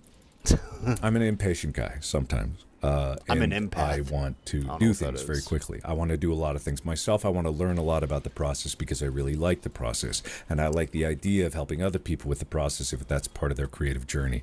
And I think that in doing this, I have to check my own impatience versus the reality that I'm facing. But in times, there are times when my impatience and reality are not gelling. And I'll get to that in a second. That's Where are we? Many of you are probably wondering about the question that this video is titled, which is where the hell is Iron Lung? And I know that it is approaching 4 months since the release. And if you know anything about how movies get released and then they go up on digital for purchase or rent later, that's not usually how long it goes. Right now, I am in France. I messed up. I messed up. Cannes Film Festival. I am there for one day. I left in the morning and I arrived the day of the event. They're ghosts. I can't go through that. I forgot I was supposed to have Homeward Bone equipped. God damn it. Well, you know what? Whatever. I'll just go back and get my shit. That I'm supposed to be on a panel of, with which YouTube invited me to, and also MK2, who helped with the European distribution of Iron Lung. Wifey. And I am there to talk about my experiences with the movie and also give you a release date for when the movie is going to be available for digital purchase and rent. And that date is at the end of the month. Well, that doesn't sound certain, does it? Well, according to the call that I had with YouTube a little bit ago, today, I had to put a pause to that video because I recorded that before I left for where I am right now, which is at the Cannes Film Festival. The Cannes the Cannes. God, Markiplier is it's so a blue fucking situation all over again. I don't know how to pronounce it, and I am too embarrassed to ask anyone how it is pronounced. And then I looked up on YouTube, and the YouTube pronunciation videos are completely unhelpful because it's like getting recipes. You know, you need a 5-minute life story before they tell you how to pronounce Cannes. Who's got a leaf Conway? Cons. I had to stop that video because it was a lot of me being frustrated at the process, me trying to explain what an aggregator even was, which you don't care about, and which I probably already talked about, and justifying why it's taken so long when I don't feel like any of that matters right now. And that maybe is a sleep deprivation, because I've only gotten 2 hours in about the last 48. But I'm here and people are asking me questions. So many people have been very congratulatory about it releasing and it going out there. And so many people ask me, yeah, how'd you do it? You know, what did you do? What's the recipe? What's the secret? How do you do it? And you know, they wouldn't believe me if I told them. They wouldn't believe me that I didn't really have a plan to make this happen. That I just asked you guys and you did it. I don't know if it's the tiredness, but it reminds me of the night that I knew Iron Lung was done. I don't think I ever talked about this. It was pretty close to the release date, January 30th. It was like a week before, or maybe 2 weeks before, and I dropped off Lixian at his hotel because he was in town helping out finish the movie. Actually, I want to see Sam was too. And I was driving home, and I felt it. I felt this like bubbling cauldron of emotion just right up to my neck, just threatening to bubble out. And I was driving home, and I had a 20-minute drive, right? So I'm forcing it down. It's not. I'm not going to do that. Just forcing it down. I have to stay on the road. You know, I can't see through the tears if I start crying. And I just, some part of me knows that it's done, that the 3 years of labor is done, and it's time to let go. I don't know what part of the brain that is or what part of the body that is, but you can feel it in your teeth, right? You feel this weight start to slip off. This weight? It's going to be slightly traumatic when it does, but it needs to happen. So I get home, and then I walk in, and I go to Amy, and I say, I think it's done. And she goes, really? And I go, yeah. And then I just break down. I break down for 30 minutes straight. I cried, just curled up in a ball. It really is kind of weird how not good out I of am at sadness. this. This isn't a sadness thing. It's just this immense pressure falling off, and it takes so long for it to fall off. It's like a dump truck that's got like an entire bed of gravel to get out, and it's got to trickle out. And I just sat there on my couch and I cried for 30 minutes. Because that's how much it built up. And I know I know some of you are a champion of curling up in a ball at home and crying. I know that pales in comparison to the marathon sessions that some of you have been able to endure. But this doesn't usually happen for me. I don't think until then I realized just how much I had pushed myself to make this movie. Among all the other things that I was pushing myself about, trying to juggle everything. And I think it might have been worth it. Juggle, then you juggled away. Because I'm here. With the leaf blower. 'Cause I'm still here. And I'm at cons. And I've been invited in to talk. And people really want to know my thoughts and ideas about the future as if I am an authority on it. And I'm not. But that's okay. Is baby gonna cry? And so when I looked at that other video, I looked at it and I was like, what do I have to complain about? I'm sorry, it's later than I thought it'd be, but it's coming out May 30th first, in as many international territories as I can make work, because I was putting in what's called the avails sheet into the system, which is just a big spreadsheet, giving information and identification for the project metadata, right? And I submit it. And I upload it, and it's broken. The whole account that they made for me is broken. It doesn't work at all. And I realized that we're all just figuring it out.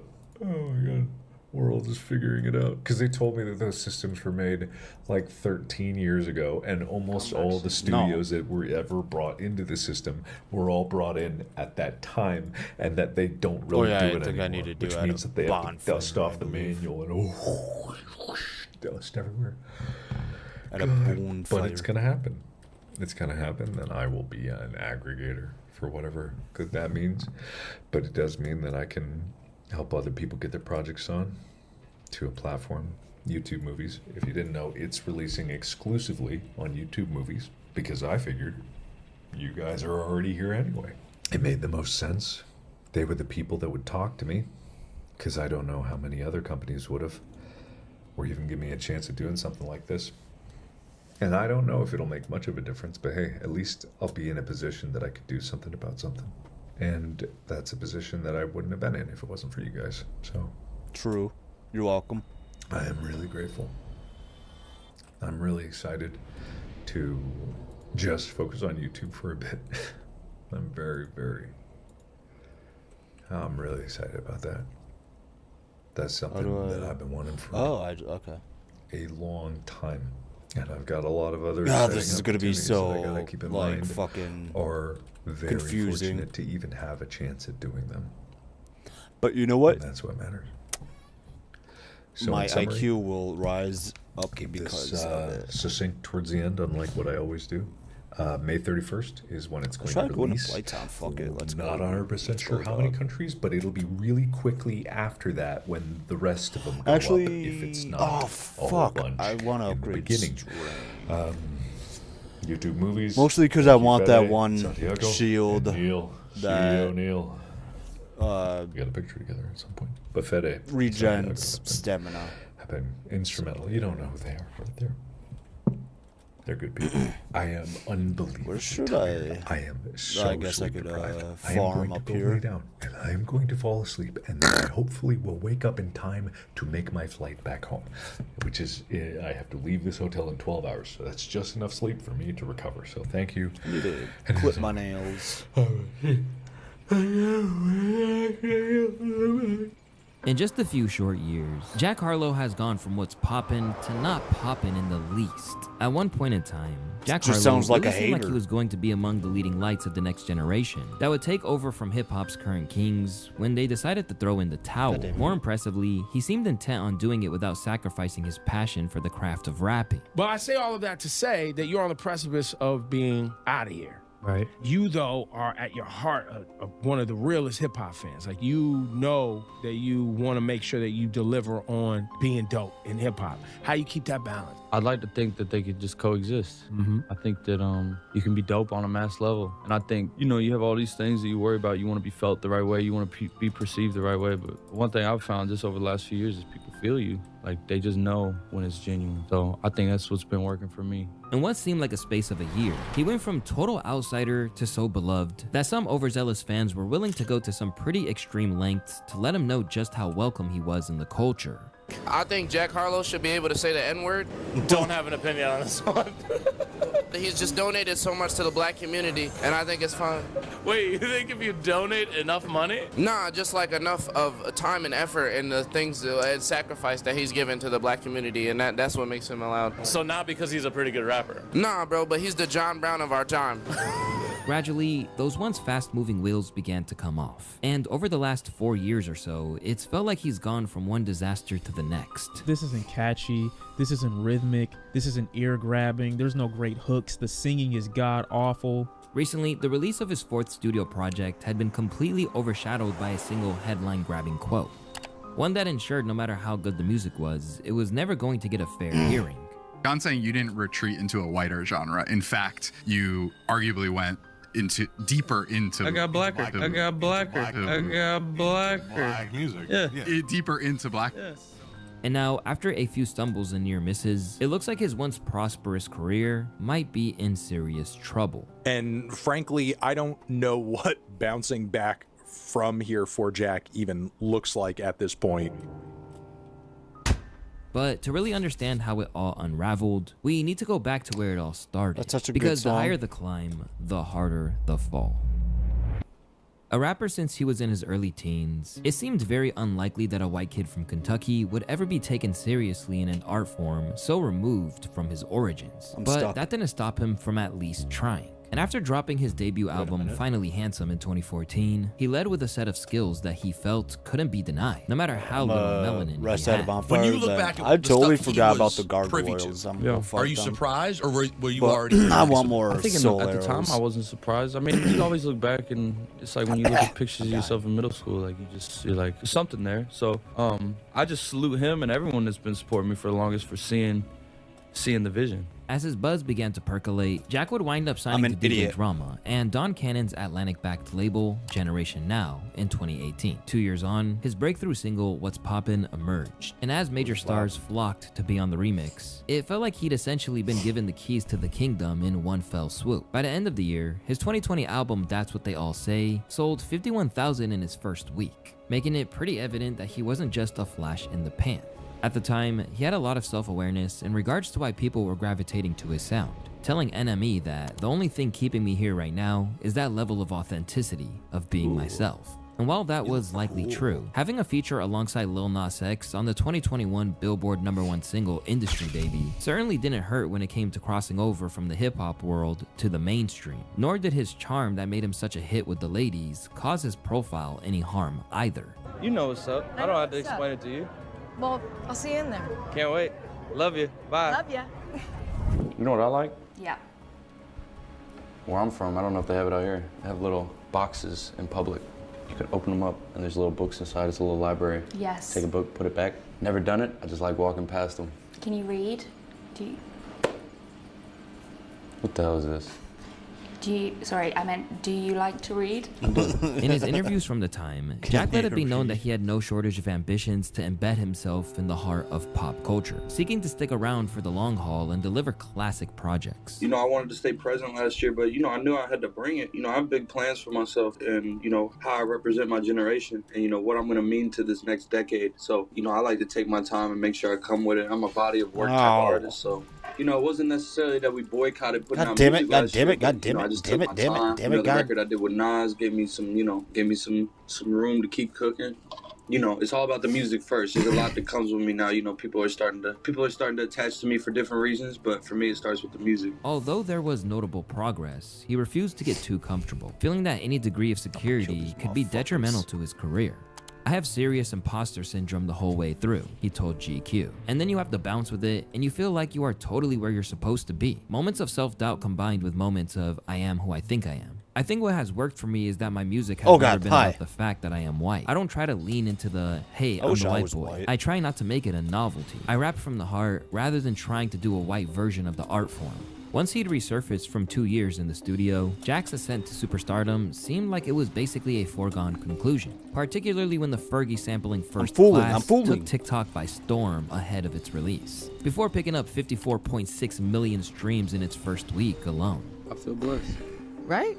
And you got it quick. Yeah. You didn't have to put 40 albums out before you got that joint. Yeah, I mean, I'm 10 years in, but Are you 10 years in? Yeah, I am. Not really. Yeah, really. No. Yeah, you've known about me for 2, but I've been at it. No, a little bit more than the 2. And working towards it for 10. I haven't been in the industry for 10. But what you're saying, I think, is that how many years you've been in the game. Yes. You know how many years Jay-Z was in the game before he had a number one? How many? Jay-Z didn't get a number one. I believe it was Empire State. Yeah, it was Empire State of Mind. Then. It's my second number one. So what do you think it is? What do you think it is, Mr. Harlow? Just fire or just timing or combo just a of things. team? Yeah, it's timing, there's just good fortune, and then there's hard work and a lot of thought and care put into music. Yeah.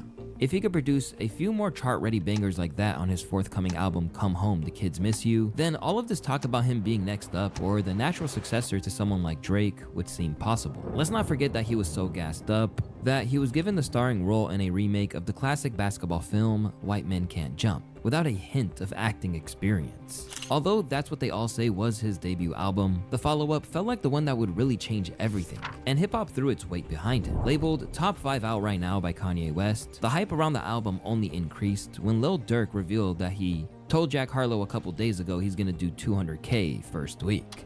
But this album's release would be the first of a series of indignities that Jack would suffer during what was supposed to be his push to the moon. When Come Home, The Kids Miss You dropped, it seriously underperformed. After being projected for sales around 180K, the end result was actually 113,000. This wasn't a disaster in itself, and many would love those numbers. But it wasn't just that the sales didn't equate to what people expected. The album left people unmoved from a musical standpoint too. Disappointing album from an artist that knows how to make a good single. Jack knows how to do better. Repetitive bullshit from a normally fun and charismatic rapper. But instead, his major debut in the industry has to be commercial H&M lobby music. You can say y'all don't understand what happens when an artist has to go pop. He's never had to go pop. He's been pop. Outside of being painfully generic and uninventive, it just feels like Jack Harlow is feeding into this silhouette, a void, a black hole of a person. Don't get it twisted either. I'm into empty, vapid rap just as much as the next person. But this isn't catchy, this isn't rhythmic, this isn't ear-grabbing, there's no great hooks, the singing is god-awful. On top of many of the tracks not hitting as intended, he wound up being overshadowed by guests on tracks such as Drake, with hip-hop unanimously agreeing that he got washed on Churchill Downs. Meanwhile, Jack tried to convince himself that it wasn't done with any malice on Drizzy's part. Now, when you heard Drake's verse, did you want to rewrite yours? I wanted to add to it. The moment he did it, I was like, because he bodied you. He went stupid. He went stupid. You feel like he bodied you on your own shit? I feel like the link did, but I feel like that's one of my best verses. It's a good verse. Really good verse. I appreciate it. But he went so crazy that I was like, yo, I'm gonna have to add bars or everyone's gonna say he bodied me on my shit. Do you feel like that's disrespectful when artists do that? I mean, artists got to do their thing when they write, but it's like, god damn, bro. I feel split because I actually feel like it comes from a place of respect almost because they had to get into that bag.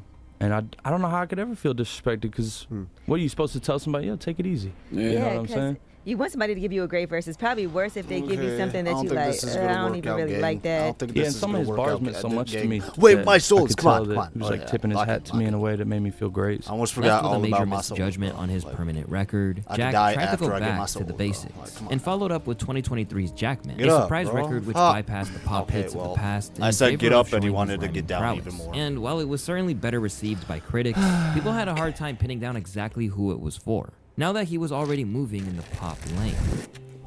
I think the demo for Jack Harlow is 15 to 33. The fuck is he doing here? Yeah, that's why this is weird to me. Because he just sold way too many records and they put way too much money in him just now. And he did all right. This feels like it's trying to be his rapper album. I know you have to spend money to get a return, and this is silent. This is quiet. So I would be interested to see this sound like less than 30,000 copies. After debuting at number 8 on the Billboard 200 with 35K first week sales, tracks like They Don't Love It, where he labeled himself the hardest white boy since Eminem, actually caused a little controversy among the white rappers when MGK clapped back, spitting, "See, that's why they call you Jackman. You jacked man's whole swag," in a freestyle shortly after. But rather than run the risk of detracting from what he was doing with a rap beef, Jack opted to not take it personally. Certain people got in their feelings. MGK got in his feelings. I know. No response. Like, how do you take it? And I guess you just fucking take it. I don't know. It's interesting. I think everyone is entitled to their opinion. Takes way too I feel great fucking about long what I to said, and I feel cast. great about the reaction. Yeah. It's just what it is. You wanted to stir it up. It was a stream of consciousness sort of verse, and not that I don't stand on my statement, but it's pop. I'm an MC. I'm talking my shit. Like, it's not. This ain't a new concept to feel yourself. You know. Just months after his rap-focused project dropped, Jack rebounded back on the Billboard charts with Lovin' On Me, an infectiously catchy track which gave him the third #1 single and spent 6 weeks at the top. After learning that tracks like that are what the public seemed to desire from him, you'd assume that Jack would have taken himself right back to the studio to try and emulate that success and finally delivered the album that his fans had anticipated. Instead, his next move would bewilder everyone, leaving them struggling to comprehend how he possibly thought it was a good idea. And now he's facing the consequences. During his initial run, Jack Harlow used to be immune to the trolling that many of the other artists of his era constantly face. Due to his general charisma, he could turn any situation which would perhaps be awkward into a net positive. What's up? Oh wait, it's because I'm holding shift. I know. Good to see you. I ain't trying to interrupt. I just want to say hi. We never met. How you know? I can see it. You don't like getting caught off guard? Why you shaking? Am I? Yeah. Nobody's shaking. Nobody's shaking. He even took on some of hip-hop's sternest gatekeepers in interviews, and easily came out on top when it came to trading wits. I was literally buttering buns. I was literally buttering buns. Yeah. Oh, Lord. Resume. And that's how you do it like this? But courtesy of his new album and the rollout surrounding it, Jack has experienced the wrath of becoming a meme for the first time. This, as alluded to earlier, all stemmed from a quote in an interview where he discussed getting, in his words, blacker. The quote came about during his trip on the New York Times podcast, where he said that rather than going country like Post Malone or veering into rock like MGK, he'd pivoted deeper into the music that appealed to him. It certainly made what I already wanted to do even more appealing. Absolutely. Because you like pushing that boundary, that line? I think I love black music. I love the sound of black Who music. among us? Yeah, I love the sound of black music. Yeah. And of course, I'm hyper aware of the politics of today, that safer landing spot that a lot of my white contemporaries have found. And of course, it appealed to me to do something that I felt like at a time when there's plenty of people expecting me to take some of the routes I take. To take the route that not only might not be expected, but is also the one I genuinely want to take. So all the stars aligned in that way for me, to be honest. I'm not gonna pretend like what you're talking about, I was like, I guess you're right. I knew that there were multiple things appealing about this route, but I also came to the decision, I'm proud to say, off of what feels good in my ear. I love R&B music. I love the sound of soft, intimate, melodic music, so. Yeah. As much as it caused a major commotion, his defenders argued that what he said was taken out of context, and that flagrant double standards were at play. Then there was the problem with the title. All right, because you know, you may be feeling black enough to be like, I think I could say nigga now. Oh, hell. Well, that's what people are saying about his album cover, is that's what Monica is like a little word Come on, game. just one more hit, bro. Tell me. I don't know. Like, if you say it in a way, it kind of sounds like something else. Moniker. Monica. So now what? Okay, now I what? get it, man. My nigga. I'm in first person. Oh shit! Yeah, you going too far.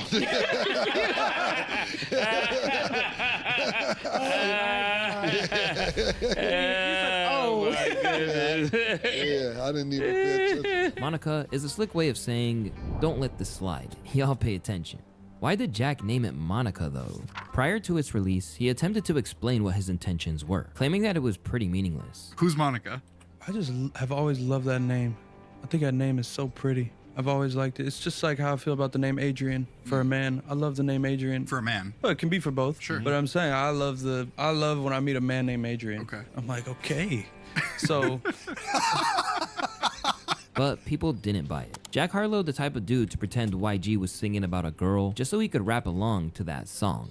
Although he made his name as a rapper, his new album sees him trying to sing a whole lot more than anyone probably expected. But he claimed this wasn't born of some newfound appreciation for the neo-soul sound, but rather that it was deep-rooted from his childhood, where his dad would be playing tracks like Van Hunt's Dust. I shared my album with him before it came out. He does the same with his music, and we just, from a distance, started to build a really nice relationship. So this song just is all the way around means a lot to me. There's a kinship, not only musically. I mean, this song I'd like to think shaped me making an album like Monica, because that type of music just appealed to me at such a young age, and it's what my dad loved. So However, old videos have resurfaced that suggest this deep cultural knowledge may not be quite as genuine as he'd have you believe. Are these more white?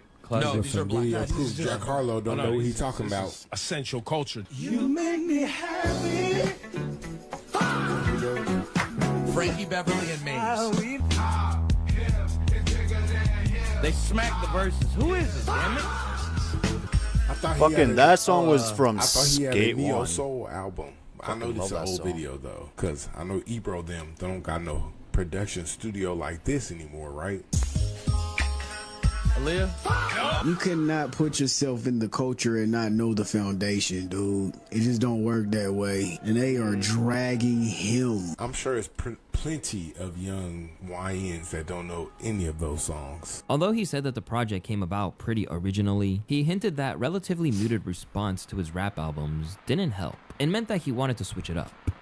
It didn't feel like, oh, he's doing that. It felt like, cool, this is patented, he said.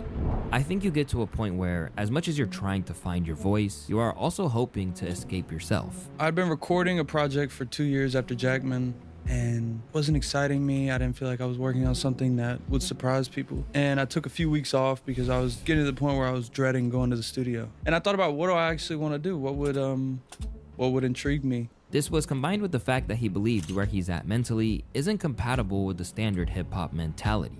as I'm getting older, I'm having more trouble reconciling being braggadocious on record. And it's a pillar of rap. It's part of the reason I love rap music, is the braggadocio of it. But I think I spent some time thinking about how can I make something that's true to me and lean away from that. But if he didn't like how people treated his rap projects, then he definitely wasn't gonna like the response this new record got. Selling just 19,000 to 19,200 equivalent units in its first week, the record peaked at number 40. And after debuting at number 2 with Come Home, The Kids Miss You, that has got to stink.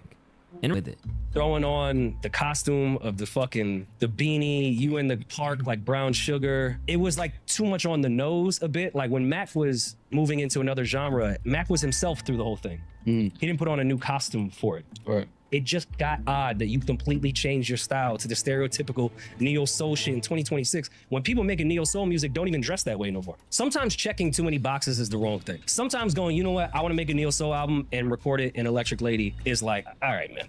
But with that said, I don't think the music is that bad.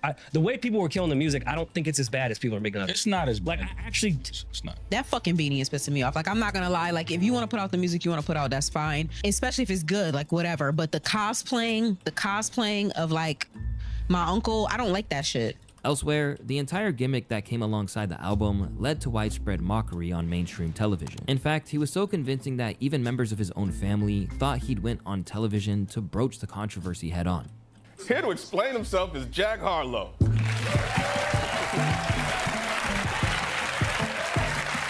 What's poppin'? Brand new whip just hopped in. Remember that, Shay? I mean, kind of. How you doing, Jack? Spectacular to meet your acquaintance. Was I supposed to talk to Dap him? me up, my brother. All right. All right. Hey, no, that's not how you do it. That. Wait, Can never get that one right. No. You know, so I went to sit outside the liquor store with my OGs. Okay. Like I do every day when the UV isn't too high. You know, so they can learn me some game. Okay. Learn you some game? Yeah. Let's just move on. I don't know if you've seen, but some people have been clowning you online. Most definitely not. LL Cool Whip. D Anglo. That's good. That one's good. That one is good. That's really good. That's a good one. With that claim about getting blacker still ringing in everyone's ears, even those same cultural commentators who'd once been fond of Jack had to accept that this really wasn't it. How the fuck did bro heal? Junkie. I love the Jill Scotts of the world, the Erykah Badu's, whatever you want to call that genre. That ain't it, bro. Yeah, that's that ain't it. It just a couple songs I heard I didn't love. Let me tell you something. I like Jack Harlow. I've met Jack Harlow. We've interviewed Jack Harlow. Jack is a nice guy. But I told y'all on Friday that this album made him whiter. And saying the music made you blacker is exactly why I said this album made him whiter. Yeah. Okay? Because that's something only you got to be really white to say that this music made you blacker.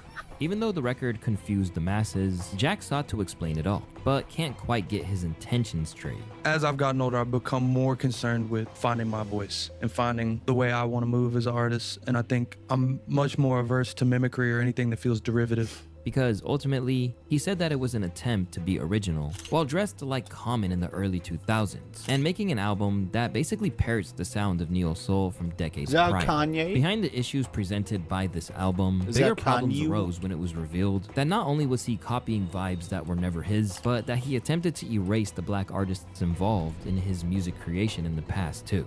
During a recent interview, Grammy award-winning songwriter Jazzy, known for writing with Beyonce and SZA, revealed that back in the days when he was working on Come Home, The Kids Miss You, he tried to convince her not to disclose that she was involved. So you want to go for? I'm autistic. I'm artistic. With the album, Come On, The Kids Miss You. We did some great work together, and then he texted me a long voice note like, "Yo, I love working with you, but I want to work with you, but also I don't want nobody to know like that you were working. Like, pretty much want me to be a ghostwriter." And that shit hurt me. I was like, my nigga, yo, you know, I'm a hit maker, nigga. In my head, I'm like, nigga, what the fuck? That's all I was thinking, but I was like, bro, I'm not a ghostwriter. I'm not writing your lyrics, like, but if the song comes out, I'm letting niggas know I wrote it. So we never worked. We never worked after that. I respect him for hitting me with what he wanted. And then in return, I hit him with what I wasn't gonna do. You know what I'm saying? Because it ain't about the money. Because every song with your name is a business card. It's gonna give me other work. Nigga, fuck you thought this shit was.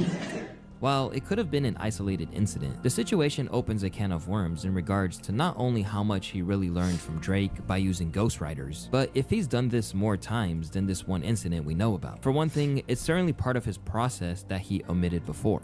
It's like it gets too messy for me. Yeah. And then you end up loving how you did something and you compromise. You write a weak line just because you want that bounce. So I prefer to have the words written before I go in the booth. Yeah. And a lot of my songs are one take, like first time I laid it down because it was so practiced before I got in there. Yeah. This ghostwriting wouldn't Alright, do I exactly just be have to surprising rest, or do I considering have the to? I'm powerful pretty sure I have connections to he quit has. out. And Plus, it might explain why other artists are being diplomatic when it comes to their thoughts on his controversial new record. I think Jack Harlow is a very interesting person, and I think he should did a little more research probably before he said he was gonna make a neo soul album. He got to go back to the drawing board. He got to just dial it back a little bit. But love you, Jack. Anyone taking a chance and refusing to conform with what's expected of them should generally be commended, particularly in an era where so much music is identical. But there's no denying that the general vibe of the marketing campaign and this album is not one that will be looked back on too fondly. Because he not only saw fit to drop these promotional videos where he's conversing over food at a restaurant, having weirdly regressive conversations around what is meant for women and what is meant for men, but also getting into his dating preferences along racial lines. Yeah, I can't see you with a white woman. Yeah, I can't see you with one either. Really? Yeah, my brother. Never seen you with one. I do love New Edition, you're right.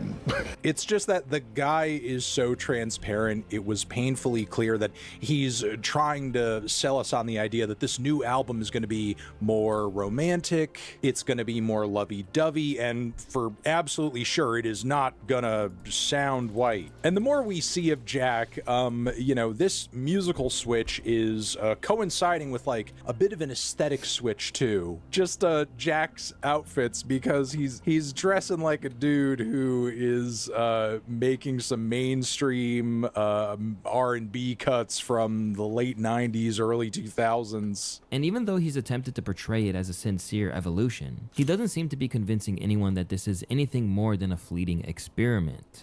Of current. It's always that. It's always sound black, look black. As a creator, though, you just can't just do whatever the fuck you want whenever you want to do it. Okay, you can, and then we get the right to critique it and point it out when it's appropriated. Because you can create whatever the fuck you want. I'm not saying you can't. I'm just saying that when you do it and there's no real integrity behind it, we're gonna call it for what it is. Especially if we are, I can almost assure you we're not gonna get another fucking neo soul R&B project from Jack Harlow. Stuck in a position where he can't really retreat to rap immediately, but won't be able to go forward with this sound either, Jack is in a real tough spot. Sadly for Harlow and his handlers, the fans know too, with things looking so bad that people are already doing postmortems on his career as if it was over, and wondering where it all went wrong. Hype really dropped off after Lovin' On Me, biggest song of his career. Should have dropped an album early 2024. He did that whack show for the NFL and hasn't been seen since. His flow is no different than any of the other rappers out today. Taken from the promised land to very shaky ground, Jack Harlow's commercial wings have been clipped so extensively that it's hard to imagine what he'd do to get back to those days of delivering number ones. Now, his lyrics about other rappers on records like They Don't Love It, where he said things like, "I heard about the rapper that you claim was a mainstay. They had a nice run, but they never gonna maintain," seems painfully ironic. Because while he never would have guessed it at the time, that's the very position he is potentially in now, at least if he doesn't do something real fast. Hip-hop never fails to amaze in its ruthlessness, huh?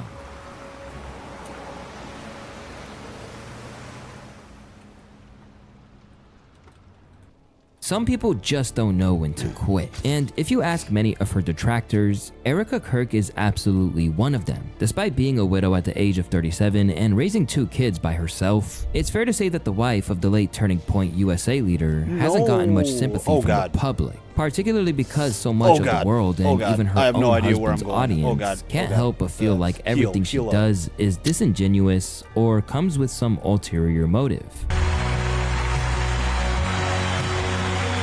How dare y'all disrespect my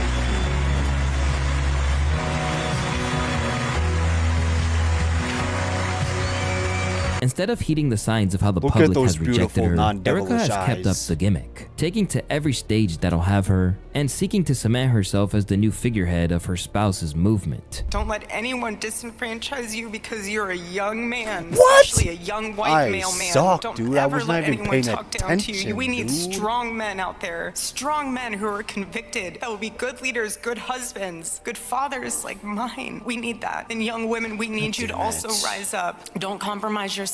Don't look at other women and compare yourself. God has created you for a purpose and a reason far greater than you and I will ever know on this side of heaven. But just know that as long as you're a part of Turning Point USA, you have us by your side. And even though it was never going particularly well to begin with, things have gotten progressively worse to the point that it looks like all the intense analysis of her every move has really got to Erica, because in her most recent media appearances, she's looked nothing short of deranged.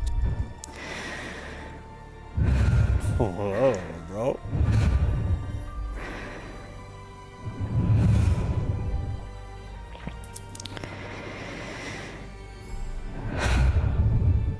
But rather than grant her the grace that she clearly feels the public should give her, practically everything the former Miss Arizona is doing is only deepening the intrigue about what she knows, and whose side she's really on. So let's get into exactly how it all unraveled. The new era of Turning Point USA began almost immediately after Charlie Kirk's assassination in Provo, Utah. Just 2 days after her husband was killed, Erica appeared to make a statement on his channel. Good evening. My name is Erica Kirk. Charlie Kirk is my husband. The evildoers responsible for my husband's assassination have no idea what they have done. They should all know this. If you thought that my husband's mission was powerful before, you have no idea. You have no idea what you just have unleashed across this entire country.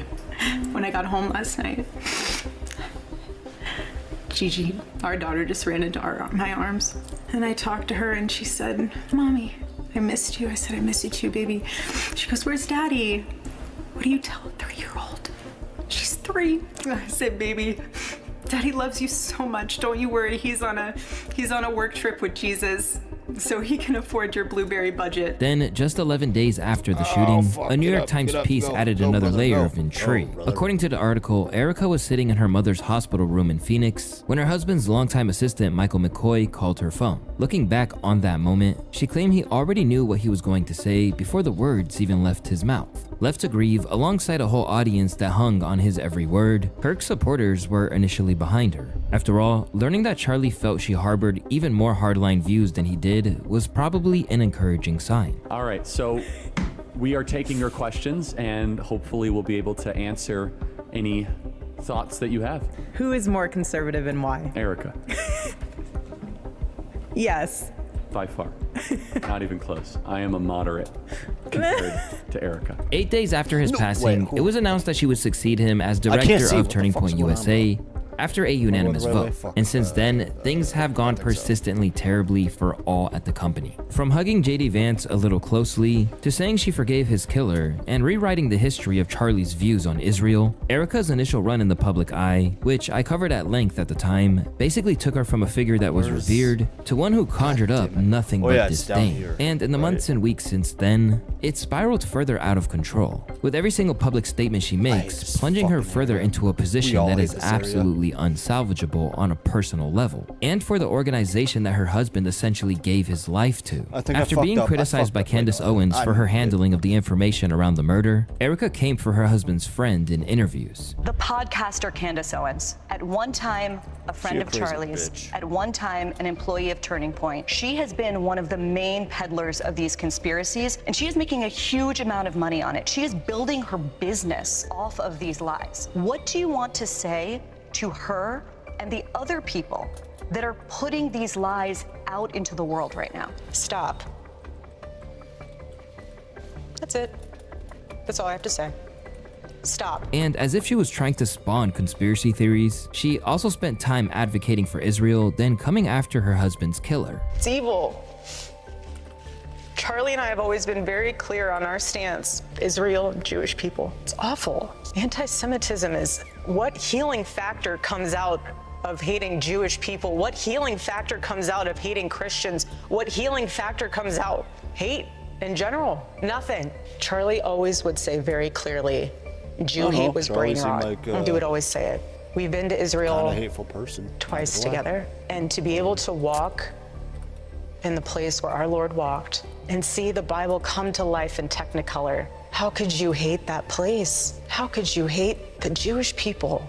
With every fresh statement, much of the world was left suspicious of Erica and wondered how anyone could buy what she was selling. It's not a theater anymore, it's a low-budget circus. The last stages of grief. PR tour. With every new development, her critics felt their suspicions were being confirmed, that the grieving widow she presented herself as simply didn't add up. For one thing, her appearance on a Zoom call with Turning Point USA that took place just 5 days after his demise raised some big questions about her unseemingly unfazed demeanor. There you go. Oh, look at all the thumbs up. Look how cute that is. Sorry, this is a little bit more informal than probably Charlie would be reacting. Why my character look like I didn't know they could do that. Kid. I hate Zoom. I never liked Zoom. Sorry, you guys. I just wanted to say first and foremost, my heart obviously is broken for you guys as much as it is for our family. You guys lost not only a boss, but someone that you looked up to, someone that you believed in his mission, that you also that you loved.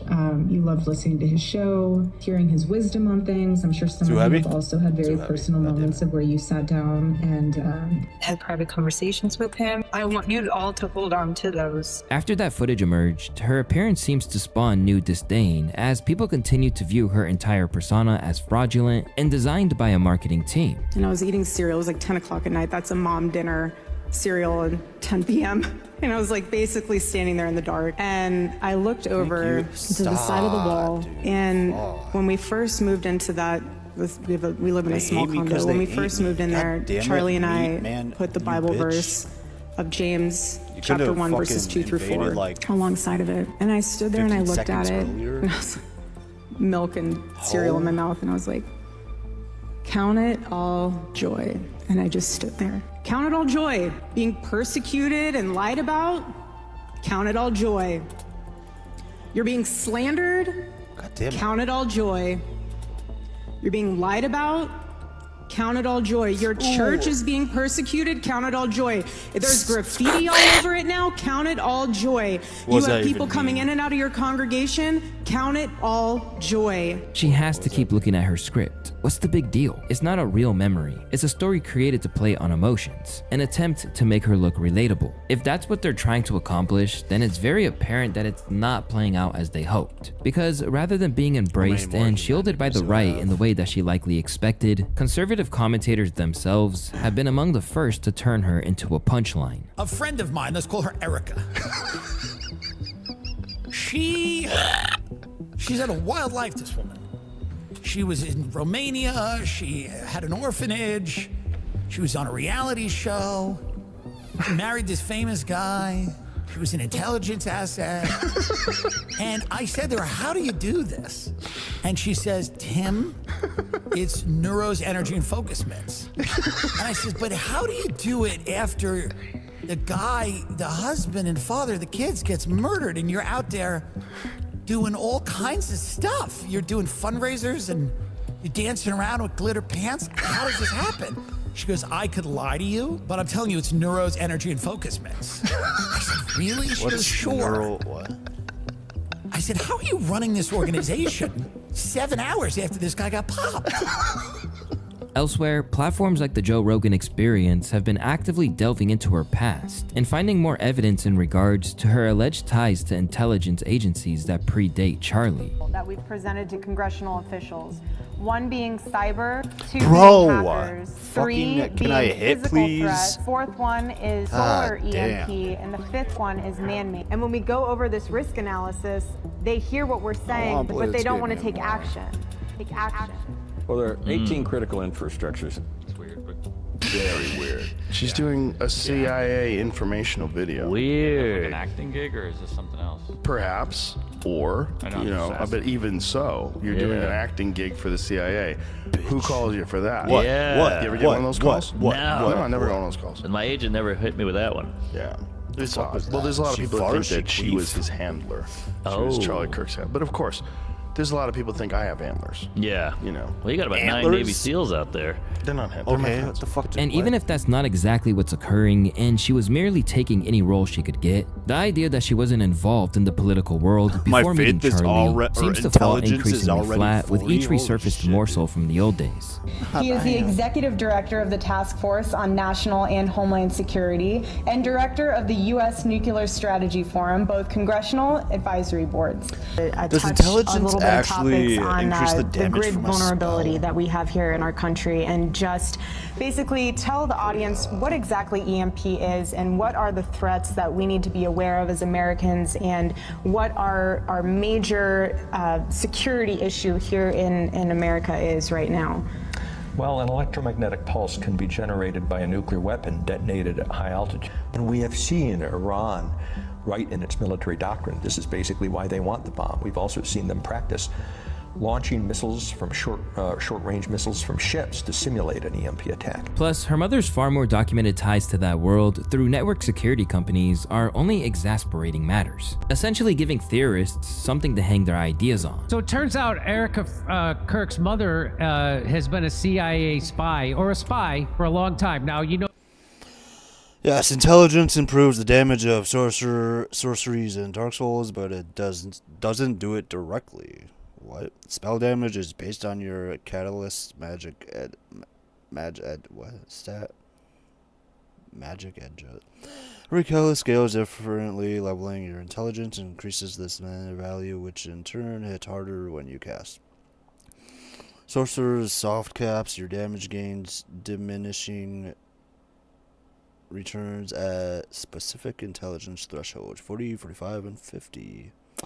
Important exceptions to know: pyromancies. Intelligence does not boost the damage of pyromancy spells. Pyromancy power scales only with the upgrade level of your pyromancy flame. Miracles. Intelligence does not boost miracles, which scale with faith. Which one? Rare exceptions. Maximize your damage. Crown of Dusk. Increase the magic damage by 20% found in the DLT area. Fuck you. Bellowing Dragon. Crest Ring. Increase sorcery damage by 20. Sold by Greggs of... Who the fuck is Greggs of Venheim? Dusk Crow Ring. Increase sorcerer pyromancy damage. Cut your maximum HP in half, found in the same area as the Crown of Dusk. Who the fuck is Greggs of Venheim?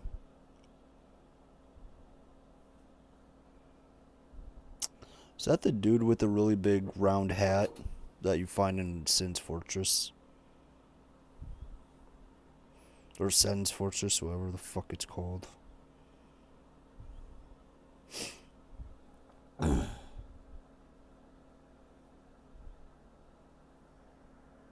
Oh no, it's the dude that's trapped, I guess. Right?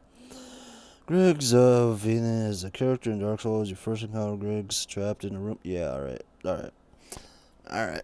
We're taking a trip. Oh, she had like Actually, never mind. 50 different LLC companies that she... Fuck, how much would that ring be? Do I really want to go all the way fucking there? My character looks so ugly. God damn it.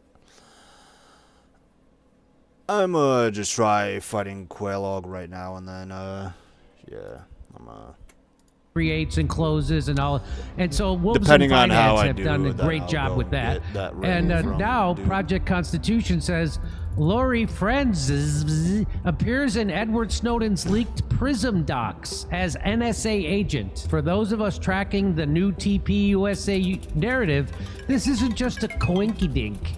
It's a confirmation of the intelligent asset theory. The coincidence officially dies. They are running a script. If Lori is a confirmed intelligence asset, her daughter's entire life story suddenly looks like a meticulously managed operation, which it was. When people like Tim Dillon weren't poking fun at her, Erica has also had to contend with being roasted by Drewski. And one of the most viewed things the Georgia comedian has ever done, he donned heavy makeup to essentially parody Erica and the way her public persona has been orchestrated. Get on your feet, boy!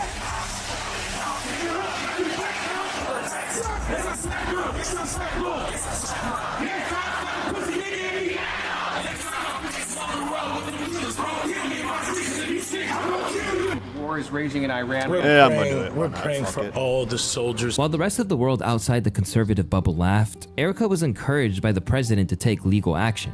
A thing called Happy Easter. Do we have that? Everyone happy? Anybody that doesn't want, hello, darling. Wow, this is a good table. I like that table. You're doing well, right? What's up, baby? Okay.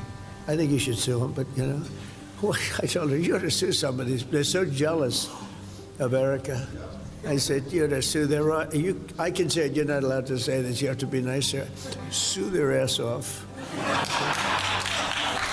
As these sentiments were echoed by the likes of Ted Cruz, other figures in the right-wing media, such as Baron Coleman, didn't buy that she should be beyond reproach just for what she's been through, when so much of what she does and says doesn't add up. Nowhere in the Bible, nowhere in any religious tradition does it say, if you're a widow, you get a free pass to lie to anyone you want, to gaslight everybody you meet, for everything you've ever done in your entire life that is dog doo-doo. You just get overlooked. No one's allowed to bring it up. No one's allowed to talk about it. For the rest of your life, everyone has to fawn all over you and support you because, my God, you're a widow.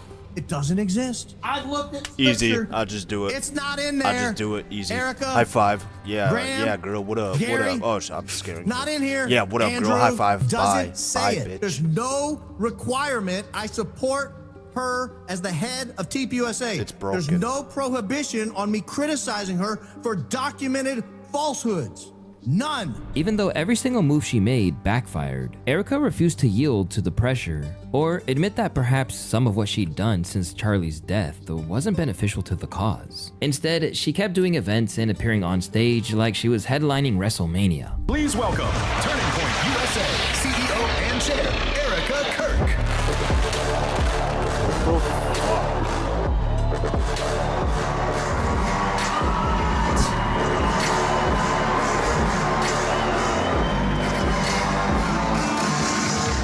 Okay, but was that planned by her, or was it planned by her team? Like,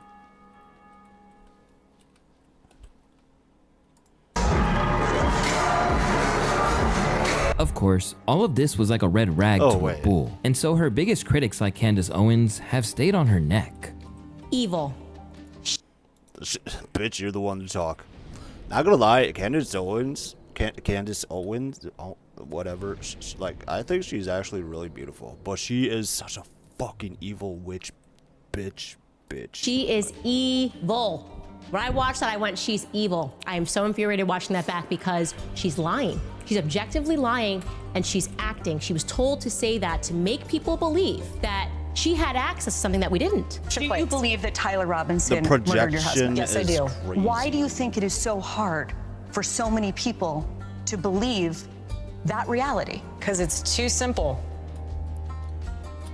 Again, everyone always has to think there's more to the story. Well, sometimes there's not. I've seen the autopsy report.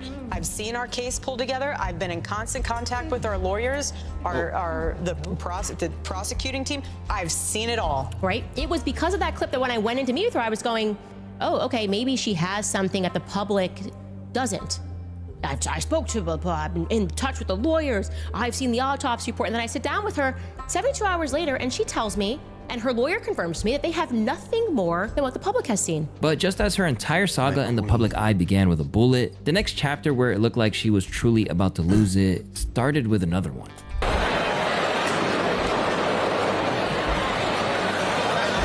Bro.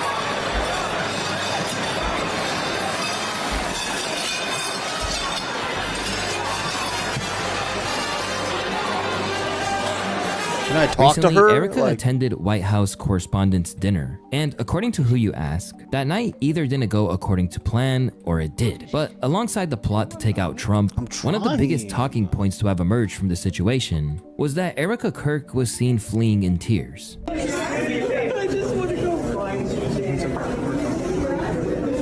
Generally, the sight of a crying woman will be a catalyst for some kind of empathy, but given how people feel about Erica, it was just an excuse to make more memes. Alleged to have been left shaken by the whole incident, insiders have suggested that this might be the incident that she meant she'd finally throw in the towel and retreat from public life. I mean, how much? Yeah, I mean, listen, she is absolutely committed to, and I don't want to put words in Erica's mouth. I think she's probably going to kind of clarify what this event has meant to her, at some point this week, and kind of where her head's at. So I don't want to speak for her, but, actually she's completely committed and devoted to, fulfilling Charlie's legacy and mission, and none of that has changed.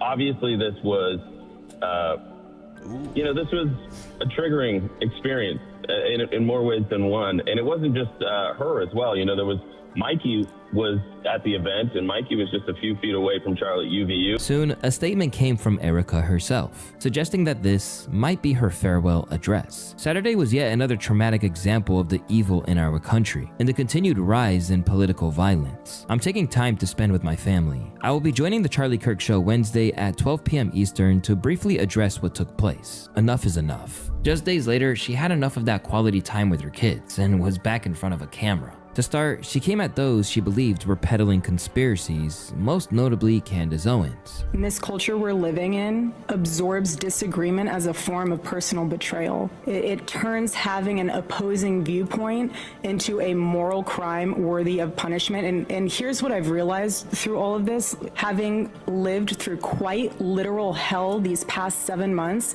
if you strip someone of their humanity long enough, you will arrive at the chilling conclusion that they don't deserve to exist at all. Every morning I wake up to a new headline lying about me. I have comedians dressing up in whiteface. I have people saying I'm not fit to be CEO. And I have Candace Owens claiming I murdered my husband. And the list goes on and on and on. There is a serious epidemic of dehumanization plaguing this country. From there, she went on to try and explain why she was there in the first place, suggesting that it was because she needed to settle some scores. Everyone is asking why I even went to the White House Correspondents' Dinner, and it was because many of the journalists in that room have attempted to dehumanize me, and I wanted to meet some of them face to face, quite frankly. Why have a conversation about me when you can have a conversation with me? So, for example, a journalist from the Daily Mail came up to me, she introduced herself, and she was very gracious. She was saying, "You look so beautiful. I'm so sorry for your loss." To which I replied, "It is so nice to put a name to the face." Predictably, it did her no favors. And for the first time, even those who had previously stayed neutral were starting to suggest that if she didn't change course soon, there'd be no coming back from it. If Erica Kirk truly is just a grieving widow and not actually a bad person, which is now becoming harder and harder to believe, then somebody around her who cares need to tell her the following. Her disposition is totally unlikable. Her delivery is completely untrustworthy. Every time she opens her mouth, she digs herself into a bigger hole. I would rather not tell a widow how to grieve, but I would advise a wannabe astroturfed CEO to go home and spend more time with her kids she claims to love. As for her enemies, they believe that she was more concerned with these petty grudges than with what took place on that fateful day where her husband was killed. And so it provided another chance for her to get completely cooked. I have people saying I'm not fit to be CEO, and I have Candace Owens claiming I murdered my husband. And the list goes on and on and on. And I get on camera and I show everybody how batshit crazy I am. And the evidence goes on and on and on and on. And I will not stop, because just Monday I said I was taking time off to be with my family. And now it's Thursday and I am hosting a podcast clip, because in Turning Point, you can both take time off from work and work at the exact same time. And this hypocrisy can go on and on and on and on. She was more upset about this than her husband's murder. Erica being more concerned about getting mocked than her husband's death tells the story in itself. As you'd expect, one of the first people that reacted to everything she had to say was Candace Owens. After Erica claimed that Candace had spread the idea that she'd killed Charlie, even though she never actually said that, Owens didn't hold back and dragged her for over 20 minutes. in one sentence, she said, I after today's traumatizing shooting, I need to spend time with my family, and then I will be on the Charlie Kirk show on Wednesday. So I think she just needed 48 hours. We get to that. The response has just been brutal, okay? Everyone is calling her out. They're saying that the look is wrong. People are making fun of saying that she looks like she came dressed up as the assassin that was walking up the stairs, allegedly. But also just her general demeanor. Can I lock on? Here are just some of the reactions. We can go through them. I guess I missed it. When did Candace Owens mention anywhere in the podcast that you murdered your husband? You didn't miss it. I trust gas station sushi more than I trust Erica Kirk. This user writes, I was hoping you were going to address all the questions being asked of you. This lecture was pointless. We're just getting lectured every day. We're so tired of being lectured. This person writes, Candace Owens never once made the explicit claim that you murdered your husband. Among her biggest issues was Erica trying to switch the narrative to portray Candace as the bad guy, something which she firmly believes she is not in this situation.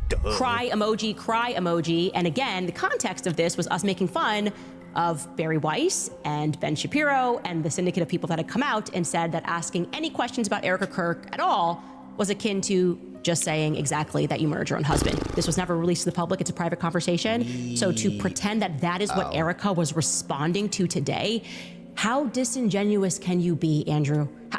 You have to get tired of it at some point. You just got to get tired of it. Again, I will assert publicly, you have my full permission. Go Max, release the entire chain. I have nothing to hide. When I said and I asserted several times, there is not a single thing that he can point to that I said on this show that was leaked to me by Aubrey Leitch, like from December 15th, okay? Post getting fired, obviously she spoke out and I've had many conversations with her, but nothing was leaked to me about that I presented on this show about anything that was going on internal. So pretending that this joke that went around of I'm the first thing I'm gonna ask her is why did you murder your husband? Like, why are you gay?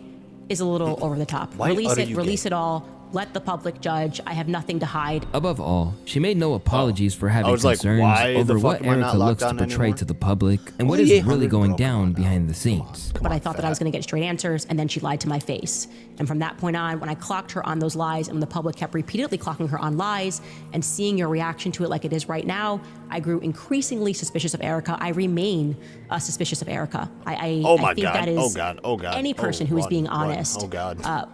Why don't you respond to what I'm actually saying? They're getting close. I am saying that donors are telling us that was an AI video or an AI audio that you presented of Charlie Kirk. Wouldn't that be a great time to clear that up? If you're going to sit there and you're going to point the finger at Candace Owens, I would have said, and it is egregious that Candace Owens is implying that we would make this up, that Charlie didn't want me to take over. And then you slam dunk, show the video of Charlie Kirk saying in Aspen that he wanted you to be the CEO. I have made a lot of claims about you lying, and I stand by the claims that I have made on this show. Candace echoed a point that Baron Coleman had already made on her show, that given Erica's ties to the establishment and the constant contradictions in her public statements, holding her accountable was an option, regardless of what she'd been through personally. No, I'm not accusing you of shooting your husband. What I am assuming that I have been open about on the show is that it reeks of dishonesty. And that people told you this. There's something about your general nature that comes across as very dishonest. You don't seem to be interested in the very many holes. I wouldn't be able to stomach sitting or standing next to Kash Patel, and yet you do. You're sitting here at a White House Correspondents' Dinner. Why don't you ask him to give the defense what they need if you want a speedy trial, victim? You lying about the surgeon and beginning the entire story about a Superman neck, but actually you were on the phone, but you lied to my face and you're pretending that I have to take that because you're a widow? That doesn't work for us. Relentlessly cooked online once again, things have gotten so bad that even left-leaning organizations like the Young Turks are actively trying to give her advice so that she can stop making videos like this that age badly instantly. I call BS on her reason for going to the White House Correspondents' Dinner. Girl, just be real. Just be real with everyone. I went because I was invited and I wanted to go. You didn't go to like, oh, I'm going to hold reporters accountable. You just wanted to go. You wanted to go and you did, and that's fine. That's okay. There's nothing wrong with that. So like that, it's that kind of stuff that makes people think her behavior is more performative than anything. Just be real. People want authenticity. You wanted to go to the White House Correspondents' Dinner. You were invited as a guest of Fox News. That's fine. Because people were making fun of her sparkly outfits following Charlie Kirk's assassination. Just be you. And more importantly, videos like this don't help. They just don't. Although not everyone is being so constructive when it comes to how Erica can stop coming across so unhinged and flustered by the world's comments. Instead, many of them are looking back on her time with Charlie and finding some discrepancies in her rhetoric. You can have God, a you look so career silly. after children, I'm sorry, but if you try to have a career while you have your kids, there is no such thing as balance. That is such a myth. Gigi gets those little Montessori toys every month, and there's this one that has the buckets that balance. If I put something in one of those buckets, it's gonna drop down. And if I try to balance them, both buckets are filled, which is not realistic. I can't spend half of the day doing one thing. I missed out half of that time with being with the kids. So like, you have to choose where your heart has to be fully with the home. While it's important to acknowledge that she is a single mom now, and experiences like that may change your Not view, for it's still long, worth not when noting I that step virtually in. everything she once stood for seemed to go out the window the moment Charlie was gone. Yes, I am grieving. Yes, alongside our great team running Turning Point USA. Yes, I'm raising my babies. And you don't separate those into different boxes. They can all coexist. And so, yeah, I take my babies to the office. I want my kids to see what their father built. I want them to be a part of it. Maybe it's supposed to be something that inspires them and encourages them to think, okay, we live in the greatest country where you can be so many different things. You can be a mother. You can be an author. You can be a nurse. You can be a teacher. In one full lifetime. You don't have to just be one thing. And honestly, being a mother is one of the greatest honors and privileges and job titles you could ever have. And to some of her most hostile opponents, this is because she was wanting to unveil her real self down the line. I felt sorry for him. I felt like he was being love-bombed, manipulated, and gaslighted so much by Erica and others that he probably thought he found his soulmate. But I believe he was seeing the truth, and sadly it cost him his life. Relationships with narcissists are complicated. She said I missed half the day being with the kids instead of saying she missed spending time with the kids because she had to work all day. Her heart was to never be a mom. She likes being that boss bitch. Charlie stole her shine. She got left at home with the kids, and when he was around, he put the kids first. This made her very envious. She wanted the stage back. A pageant girl needs to perform. Go away. She Please needed go the away. Get the spotlight fuck for away from validation. Faced with more opposition than ever before, it looks like things are about to get even more messy between Turning Point and Owens now that Charlie Kirk's former head of security is suing Candace. First and foremost, I woke up this morning and I was highly upset. I had a little bit of a yesterday news hangover. I realized that I'm actually so not okay with what Erica Kirk did. She essentially put a target on my back by wrongly asserting that I accused her of murdering her husband. I don't think we can let that fly, right? No, her punishment is going to be more truth. I always say she is sentenced to more truth, and I have been keeping a little secret, and it's time for me to reveal it. Yay. Also, I am getting the sense that there is something happening, something big happening. It feels like people are upping the crazy a little bit. Something is coming undone in the background. On that note, the big news of the day is guess who crawled from under his rock, apparently, and sent me a full-blown lawsuit. Yes, Brian Harpole. Ladies and gentlemen, I believe that would grant me, your girl, the power of subpoena.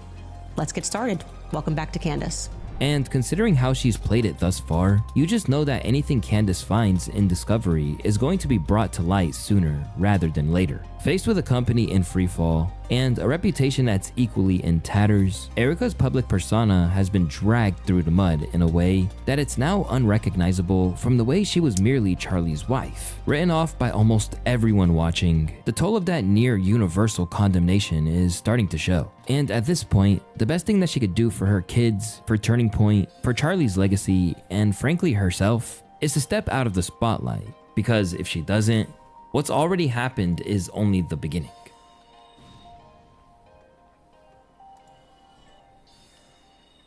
Every day we're reminded that the future is here whether we like it or not. AI taking people's jobs, everything being automated, and now it's in our food and cooking. These things threaten to replace what makes food great. The people. The ones who cook the food, the passion, the personality behind what we eat. But I'm optimistic because these innovations could actually help people. So today we're testing the world's most futuristic kitchen gadgets to see if they're really the future of cooking or total flops. From a talking air fryer to a spoon that seasons your food, all the way up to a human-sized robot that can run a kitchen and take orders. And we're starting with the one and only talking air fryer. Say hey air fryer to get started. Hey air fryer. Welcome back. God. Door is open. What? Sorry, try again. You said the door was open, you f***er.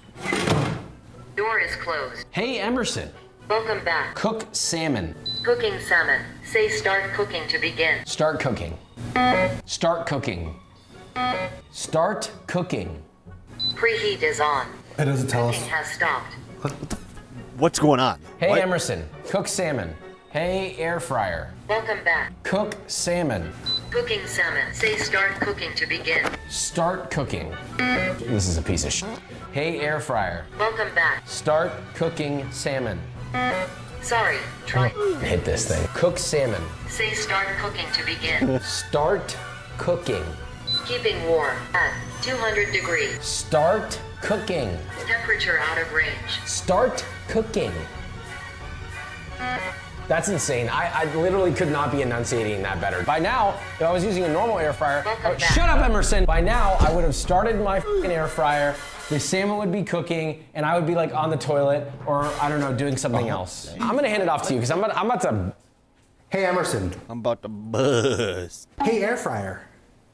Oh, I gotta use my white voice? Hey, Emerson. Welcome back. Cook salmon. Cooking salmon at 375 degrees. Say start cooking to begin. Start cooking. Start cooking. Welcome back. Hey, air fryer. Welcome back. Start cooking. Start cooking now. Start cooking what? It's already programmed for salmon. Well, it only took twice the cook time of the salmon to get this to turn on. Cooking complete.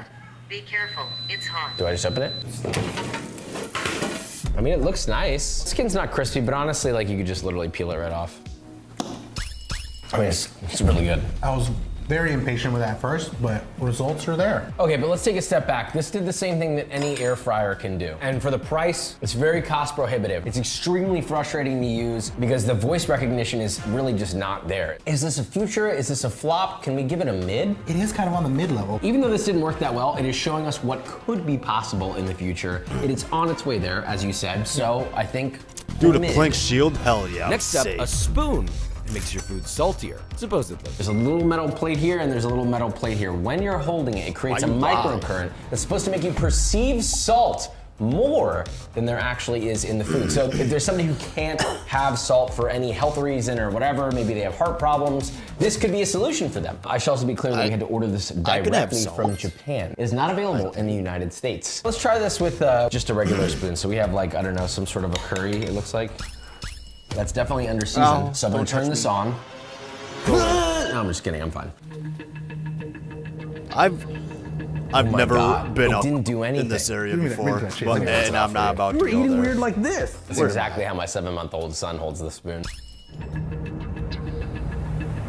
No. Okay, miso soup. I just tasted the miso soup. It's basically under seasoned. I'm gonna place this into the bowl. They do a mug so that you can create the electric current by holding it. Maybe this will be more noticeable. This is the second and final chance you got.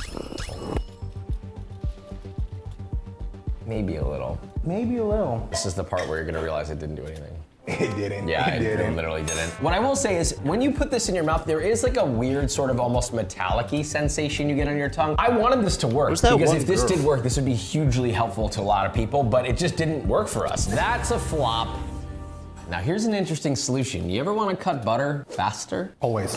Heated butter knife. This knife will heat to Oh, 131 degrees Fahrenheit and up to 158. This heats in Get 5 up, seconds, brother. so 1, 2, 3, 4, 5.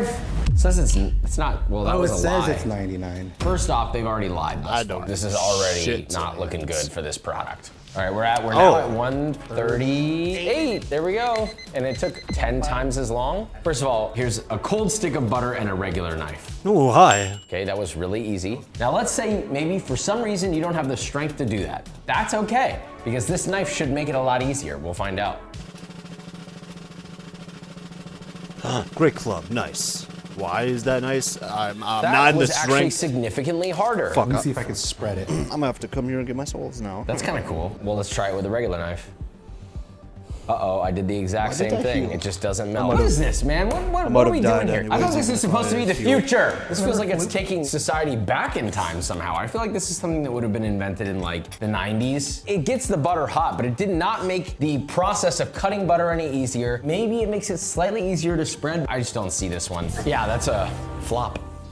This is interesting. This is the Scoop That. Look at this thing. It looks like some sort of large Hadron Collider, but shrunk down and put into the handle of an ice cream scoop. It's got thermogenic liquid in it that's supposed to basically transfer all of the heat from just your body temperature of your hand. Maybe I should just into try the scoop. to rush it. Supposedly, and they claim that it scoops and glides through ice cream without the need for water or any warming whatsoever. But I should also add, this scoop is $80. I would love to be proven wrong right now. We need a win for the future here.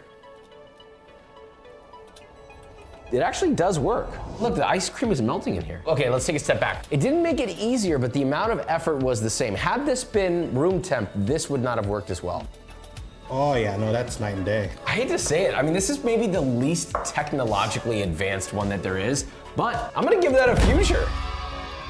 This is just the beginning. Things are only gonna get crazier. And at the end of this video, we'll test actual robots that are supposed to replace a human. But for now, the Bacon Express. For some godforsaken reason, I don't know why they keep doing this. They, as in the product creators of the world, keep inventing products to cook bacon. Why can we not just put it in a pan or in the oven? You drape your bacon over like so, and then you just close. We're gonna cook bacon normally in a pan over here. This light is going to change while it cooks. We're gonna find out what that looks like. I'm a little concerned about this though. Look, this one part of the bacon is not touching any heating element whatsoever. So that means that there's likely gonna be a line of just raw bacon right through the center. Look at this. One last thing they claim. Healthier, lower fat, lower calorie bacon because it drips all the bacon off. You know what I don't understand about that methodology though? If you cook bacon normally in this pan, guess what? It will also render all of the fat out of it, and then you can just dry it off. It's just unlocked when it's done. Let's see how it did.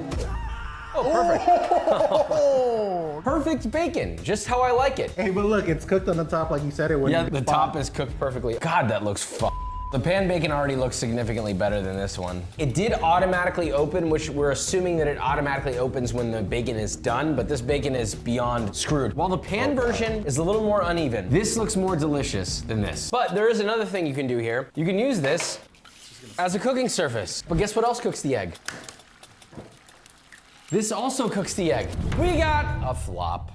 We have a toaster, but not just any toaster. This is the Smart Toaster, totaling at $400. And next to it, to compare, we have the cheapest toaster on Amazon, Actually, I totaling kinda at wish I didn't do $20. that. Let's load our guys up, load yours up. Look, I can select any bread on here that I want. White bread, whole wheat, toaster strudel, sourdough, brioche. Okay, so we can select exactly what color we want the bread to be. We're gonna I'm go getting the fresh, fuck outta four. here. We're gonna go 4 then. I gotta stay consistent, right? Yep. 3, 2, 1. Ultimately, we're looking to see if it makes a accurate, better, and or faster product. One cool thing is I have no clue when the toast is gonna come out of this one, really. This, on the other hand, has a progress bar, though I do kind of know when this will be done. I got a light. 3, 2. It was faster. The lift alone is exciting. It toasted to the exact spec that I chose. I know it looks like a 3 to me. Oh, it does look different than the That's picture. a 3, this is a 4. Ruh-roh, Raggy, it gave me a 3, not a 4. All right, well, we'll wait for yours for the next 10,000. Is yours even doing anything? Oh, yeah, it is. Oh! Yours looks uneven. Honestly, this one did toast more evenly, but yours gave a 4 though, and mine gave a 3. Let's be real for a second here. Let's just take a step back. This did the exact same thing that this did about 15 seconds faster. I feel like we gotta be a little more scrutinizing for $400. For the price tag and for what it can do and what it did for us. If this was like 80 bucks, I would say step in the future, but because of the price, I'm gonna go ahead and say that was a flop. Oh, right. This is a digital temperature frying pan. This frying pan will tell you exactly what the temperature of the surface of the pan is I'm gonna turn at this all frying times. It's pan supposed into a to drying take the pan. guesswork out of cooking. Instead of going by feel, which I prefer in most cases, that's like the best way to learn how to cook. Therefore, you should be able to cook anything on it at the precise temperature like a pancake. Pancakes are really temperature dependent. Okay, so first off, this pan only works on electric stoves or induction. So our first test of the pan's temperature gauge. We set an induction burner to 360 Fahrenheit, but our temp gun said 400. So is it the induction or the pan? First of all, it's already proven the induction burner wrong. I wouldn't have known that actually without this. You would have been like, oh, trust the induction burner. You'll never burn my pancake. Shut up. Is this or is that? There's too many beeping. All right, here we go. Why? We're both What? gonna make pancakes. Christian is eyeballing his. I'm using my handy dandy exact temperature pan. I'm at 400 degrees, so yeah, we're gonna ball. Dude, this thing keeps resetting on me. I'm just gonna turn this off. I'm just gauging the heat, because instinct. Oh, pan temperature went down. Don't know what to do Why with is my that hands. one This is coming making me after? overthink the cooking process. I'm the robot now. Flip check. Looks a little dry, but I'm not complaining. They both turned out pretty much the Done. same. Yay, Slightly that was different worth heating based getting on the hit. texture of Good the pan, job, but ultimately Pete. they're the same. Like texture on the inside looks nice. They're identical. Okay, here's the thing. It did do what it was specified to do. It did calculate the temperature of the pan. I will say, it made me think too much. You were stressing out over a pancake. Using a pan that constantly tells you the exact temperature is cool, but it also adds another learning curve. Is it for those who don't know how to tell temperature? Say an old lady, she's got to make her own food. Oh, it says to cook it at 350. Ultimately, if you Google, hey, what temperature should I cook a pancake at? 375, 350. Or a steak. Or a steak, you can use that. I mean, yeah, it did work. The biggest problem for me is they should absolutely have it work on a gas stove. If that worked on any stove, that would make that item very powerful. It's still in development, but when it reaches that point, it's future. This will marinate your chicken, beef, etc. in 15 minutes, and it costs $219. Here's the procedure. You take this drum off, open it up. Christian's gonna put some chicken, bang. We got a little marinade over there. We're now going to set the lid on top, turn the dial to the vacuum setting, bang. Now, this goes in, press the function button. Now it's sucking all of the air out. It is compressing everything together. I've marinated with a vacuum before, but the question is this strong enough of a vacuum? I don't see anything. I don't think it is. It is finished the suckening. Before we take this off, bang, lock the air lock. And now set that on there, bang, and then we'll hit the function button again. Well, I thought it was gonna move a lot faster, to be honest. Once this is done, we will now test this against a chicken that has been marinated overnight. We're gonna cook it first, obviously, and see if the 15-minute marinade compares to the overnight marinade. We have both chickens cooked off. We do not know which one has been marinated overnight and which has been in the specialty futuristic vacuum chamber. So we're gonna blind taste test and see which one we like more. But just before we say that, Josh thinks this is the overnight, and I think this is the overnight. Should we start with this one then? Yeah. Don't even say anything, just go. This one tastes slightly better. I'm locking in this one as the overnight one. Because of the spice, I think this has been sitting overnight. The answer's underneath?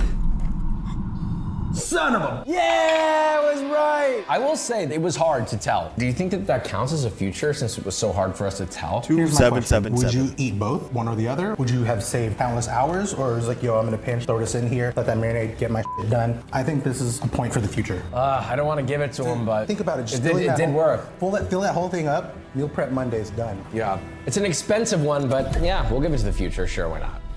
This thing looks insane. This looks like something from a video game. I feel like this is like from Halo. There's like, you take this cup and you have to take this back to the ship. But in fact, it is a cocktail maker. The most ridiculous looking one I have ever seen in my life. Here's how it works. You fill each compartment with whatever ingredients you want. So in this case, we have white rum. Triple suck. Simple syrup. Lime juice. Almond syrup. Off camera, sad. we're pressing I'm on sad the now. app that we are ready to craft. And as you can see, it's ready. Do I just set this in here, I suppose? Oh! Was that the rum? I hope not. That was a lot of alcohol. Whoa, cool. Oh, and we have a chilled glass for our Mai Tai right here. Oh, it fit perfectly. Wow, okay. Straw one, straw two, buddy. Here we go. Ooh, that is strong. Honestly, I wouldn't mind that on vacation. Here's my thought. It does require some effort. You only have to fill it up once and it'll make multiple drinks. However, it will not refrigerate your ingredients, so they won't stay safe to consume. This is purely theatrics. Because if you wanted to make a Mai Tai, Moscow Mule, whatever, guess what? You could just do a big batch in a big jug with a spigot on the end of it, stir it together, and then have people go by the spigot and just press the button and juice it into their cup. Also, if like you're a old-fashioned guy, then you would only put the ingredients for an old-fashioned and then we just have the glass ready. 5 a.m., you press it, you wake up. What? You have that shit somewhere. Are you right? okay? No, I'm just saying. If you're waking up at 5 in the morning to smash a Mai Tai, you're a different kind of hustler. It's definitely futuristic, and it's something that I could see in a lot of people. Instead of having your sidebar, you have this. And it's just chilling there. Yeah. It does look cool. It looks I mean, at a party, this would wow. A party and you don't want to hire a bartender, you have this preset on the counter, it looks cool. People be like, yo, you guys gotta go see the cocktail thing that he has. All right, we'll give it a future. Now, we're in the final stage. Tools that can replace the cooking process for a person. And at the end of the video, a human-sized robot that supposedly can fully replace people in the kitchen, period. We have the auto stir fryer. This should be able to make a stir-fried rice just as good as I can, except you don't really have to do anything. It does it all for you. So let's begin, I suppose. Gingies, green onion, carrots, a little salt to taste. You don't have to do anything, it's so funny. I'm going in. It was doing a great job, now it's doing a good job. It's just sliding the egg around, you know? All right, my egg is cooked. I'm adding my rice. This is not looking good for Christian, not looking good. I'll give it a little help. Can't be helping, it's a robot. Come on, stupid. I'll give it a little bit more time so the egg on the bottom is kind of cooked. Then I'm gonna have the rice, so maybe it'll help fold in. Are you having to modify your technique with a robot? Oh, there is no technique, my guy. It's just pouring in a pot. Here we go, here we go. Fold it. My rice is hot. Heat is gonna go off. Yeah, add some of my garlic, some peas, some green onion, a little bit. I'm gonna reserve some to top with. Cool. Come on, like just my fried fucking rice hit. is done. Let me just start off by that. We have these side by side. A blindfolded taste test will determine which one is better, or are they the same? All right, first one is going up. Decent. Here, will you hand that spoon to him? I would blow on that a little bit. Say The second one has a little more acidity, but I really can't tell that big of a difference. So we'll call that the same. Are we gonna call that a flop? You get $400 for that. It's not like it did all the cooking for you. You didn't have to worry about your fire. You didn't have to worry about mixing it. That's a good point, actually. I mean, if you don't want to do any of the wok work, and you just Also, if you don't have a range. If you don't have a cooktop at all, you can do this I have in 16. any room. Honestly, you convince me. I think this is I wish I future. would have Not gave some perfect, to but the keep innovating that, and chaos, we might have something that could be helpful. I'm really excited about this one. This is the Roti Express. This is a device that makes non-stop rotis or tortillas, and it's very simple. You have a compartment here, which you can add a little bit of flour. Now we have water, which can go in here. This is probably not gonna pour very well, I will try. Oh, I knew it. Okay, listen up. Whoever manufactured these I don't think I'm bowls, gonna be able meet to, me. I don't care if you're 70 years old. Arena, fist fight. There's no compartment for salt, but if you do want salt in it, you can add Oh God, salt to the fuck. water. And then I didn't finally, mean to do last that. compartment, a little bit of vegetable oil. They have many settings on this. You can change the temperature, you can change the hydration. We have it on the recommended settings. So, okay, we're on. So you can make up to 15 roti, which is insane. Let's have it make 5. I think 5 is a good number. Whoa, it's rising up. Whoa, whoa. Now it's moving it around. Just gonna let this ball, What? Oh, hydraulic press? Hydraulic press is crazy. Oh, it's lifting it. There's our roti. In about 15 to 18 minutes, we have several roti. These look more like flour tortillas than they do like the typical roti that I've personally seen, but I mean, they look nice. Give me that For shit, the amount of work we didn't do, these are great. Cheers. Wait, wifey? I mean, I'll be honest, it's not the best roti I've ever had, but it's not bad. I think honestly, I don't really for think I $700, really the amount necessarily of roti need it, I'll be so making, I feel like you get your money's worth. I mean, think about how annoying it is to make roti or tortilla or anything. You gotta knead the dough, you gotta let the dough rest, you gotta roll each one by hand, one at a time. I mean, it'll easily take you 3 times as long. Yes, it will be a lot less expensive, but if you have $700 to just throw at a robot like this and it's gonna make unlimited roti for you, It's literally printing money. well, I wouldn't go as far to say I that. mean, if you're, instead of buying 7 rotis at the store, how much would you pay for that? I don't know, $5? Printing change. I mean, it worked really well. This is the first cooking robot in front of my eyes that I've seen functionally just simply work. It was really cool to watch. I'm gonna give it a future. they found a way to make this thing cost like $50 to $100, it would be a game changer. Not bad robots, but we have crazier ones coming up, so we move on. We have the Nosh. Similar to a Pasha in another video, this will cook a full meal for you, and the meal it's cooking for us is Cajun pasta. So they have compartments up here with all these spices, and then we have a separate container of all the compartments of different foods that will go in here. These are the ingredients that get shoved in, I thought and you should cook it. So will you tell me what to put where? In compartment number 1, garlic and mushrooms. Jesus, this much garlic? 11 cloves of garlic for 2 servings? Who are we fighting after this? Mother of God, Dracula? Dude, not even the Filipinos are putting that much garlic. We would double it. No, the you would not. There's no way. In section 2, chicken, breast boneless, and some Cajun spices. Compartment number 3 and 4, mini penne. I could have swore I had compartment number 5. I could have swore I had the basement key. What the fuck? Wait, where do we get the basement key again?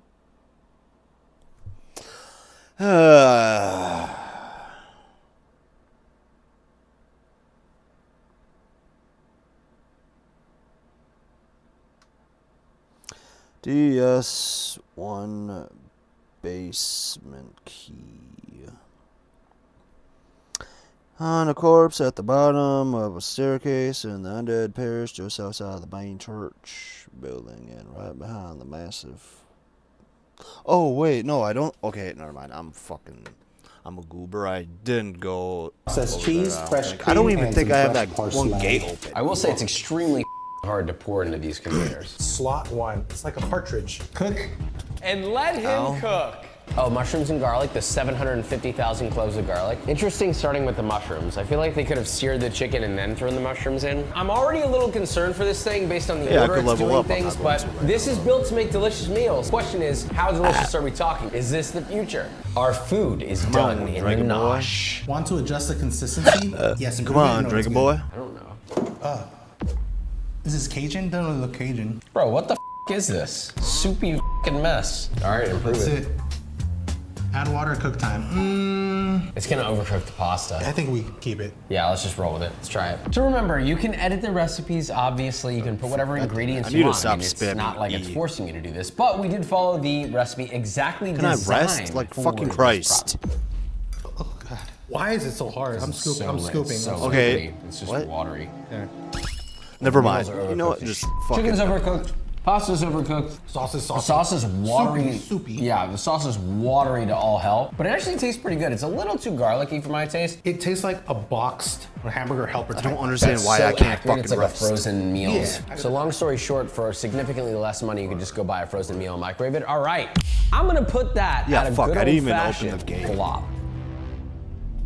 This is a Thermomix. Some of you might know what it is, but this is the modern version of it. It's got a touch screen, it's got pre-programmed things in it, it's got this wild thing that goes on top. We're looking at the highest technological level of automated cooking in the Thermomix world. This is brand new, we just bought it, so please enjoy. God damn it. Okay, that's really f***ed up, man. I was really enjoying that. Wow, this is actually really responsive. Is this an iPad? Does this come off? Oh, no, it doesn't. We do have a specific recipe already built out. We're doing lemon, rosemary, chicken, and rice. So take the lid off. Okay. Now add 1 ounce of olive oil. It's weighing it all for you. Is it really? Yeah, boom, 1 ounce. Shit. Done, okay. And it auto checks it off for you. Okay, this one I'm enjoying. Okay. Next up, all-purpose flour. 3 garlic cloves, rosemary leaves, salt, ground black pepper, ground turmeric. Oh, put the lid on, okay. Press play. Oh, actually worked really insanely well. Next, lid back on. 5 minutes at 250 Fahrenheit. You wanna do the honors? It's already sizzling. How the f is that possible? That was fast as fuck. I'm excited to see what it looks like in here. Okay. It's not as burny as I thought. It's like a little roux they made, huh? 24 ounces of chicken stock, so keep an eye on those ounces. Go ahead. 24 on the dot. This is kind of fun. It is. Dude, my kids would love this, actually. This would actually teach people how to cook. Next, insert the steamer basket. What is it? 6 ounces. Basket. Okay, so now it's having us lay down lemon slices on a sheet of parchment paper along with some rosemary leaves, which I'll do for you, creating a bit of a bed here. So now we'll season it with salt. I would have seasoned the other side, but that's fine. Fold parchment paper close and place seam side up into the Veroma dish. Set Veroma dish on top of the lid. Wow, that looks wild. And steam. 15 minutes. Oh yeah, when it reaches level 50, All right, I transferring could that to probably just stop. Wow, that is so hot. Oh my God, I burned myself for sure. Oh God, oh Jesus Christ. Hell, give me the tongs. Why am I doing this with my bare hands? Sauce goes over the chicken. Borderline almost nappe. And then this all gets finished off with some fresh chopped parsley on top. I haven't even tasted it yet. I'm pretty impressed. There is no color on the chicken, but let's taste. Pretty good, man. That's pretty good. I'm pretty shocked by this. This tastes like a home cooked meal. Like, you ever go to your friend's house in like middle school and their mom like makes something and you guys have been playing all day and you're like, this is actually pretty damn good. Great consistency on the sauce. It's seasoned absolutely perfectly. It's acidic. It's got richness to it. The rice is actually not overcooked. It's fluffy. It's nice. And you only have to clean one thing. Can it clean itself? You can put soap and water in it and yes, it cleans itself. I mean, instantly a fun. How much is it? $1,700? Out of everything that we've used so far, already, just based off of the effort that we put into this and the result that came out of it, $1,700 is not bad. I think it might be worth it then. The efficiency, the easy cleanup, the amount it can do. It doesn't just chop, it also can sous vide. Here's what I'll say. It is the least assuming looking, but it was the most fun to use out of all the robotic things that we've used so far. It's up there on price, but I think if you have the budget for that, which there are not many people who do, but if you do, I mean, it works. I want one. Before I give my rating, the whole question that we have in this video is this a step in the direction of the future or is it a flop? Now imagine they were to drop this price down, let's say the price of KitchenAid stand mixer, $500, $400. That's all they really need to do is get that price down and it is beyond worth it. I'm gonna say this is a step for future. On to the next. We have possibly the world's first AI robot grill. The price of this is shocking, but before I tell you, let's cook and taste the steak. You season your steak, both sides, pat it dry. Ooh, look at that. Spring action. Locked in. I'm gonna throw this probe in here. Dead center. Nice. I want this thing to do all of this on its own. That's the whole point of testing a futuristic kitchen gadget. Why should I be doing the work? We're gonna hit AI chef. We have steak, ribeye selected. We're gonna say sear high, Not gonna medium lie, rare. We I got think one. it We might hit be next. bedtime. Fire shield we have. Fire probe we have. Start preheating. Place it in there. Go inside. She's in. This says that it'll cook a 2-inch steak in 10 minutes. Seared, medium rare, and done. If you were to reverse sear this, that would take 40 minutes plus. Oh, yo, it just clammed down on the steak. This is crazy. Whoa, it's going. It smells nice. It is. Oh, I could go to Sam's Fortune. There's no way to tell how the steak is cooked, but basically, I mean, it is blasting the steak so hard. There's no way this steak isn't totally overrated, but, you know, hopefully I'm proven wrong here. Okay, we're 10 minutes in.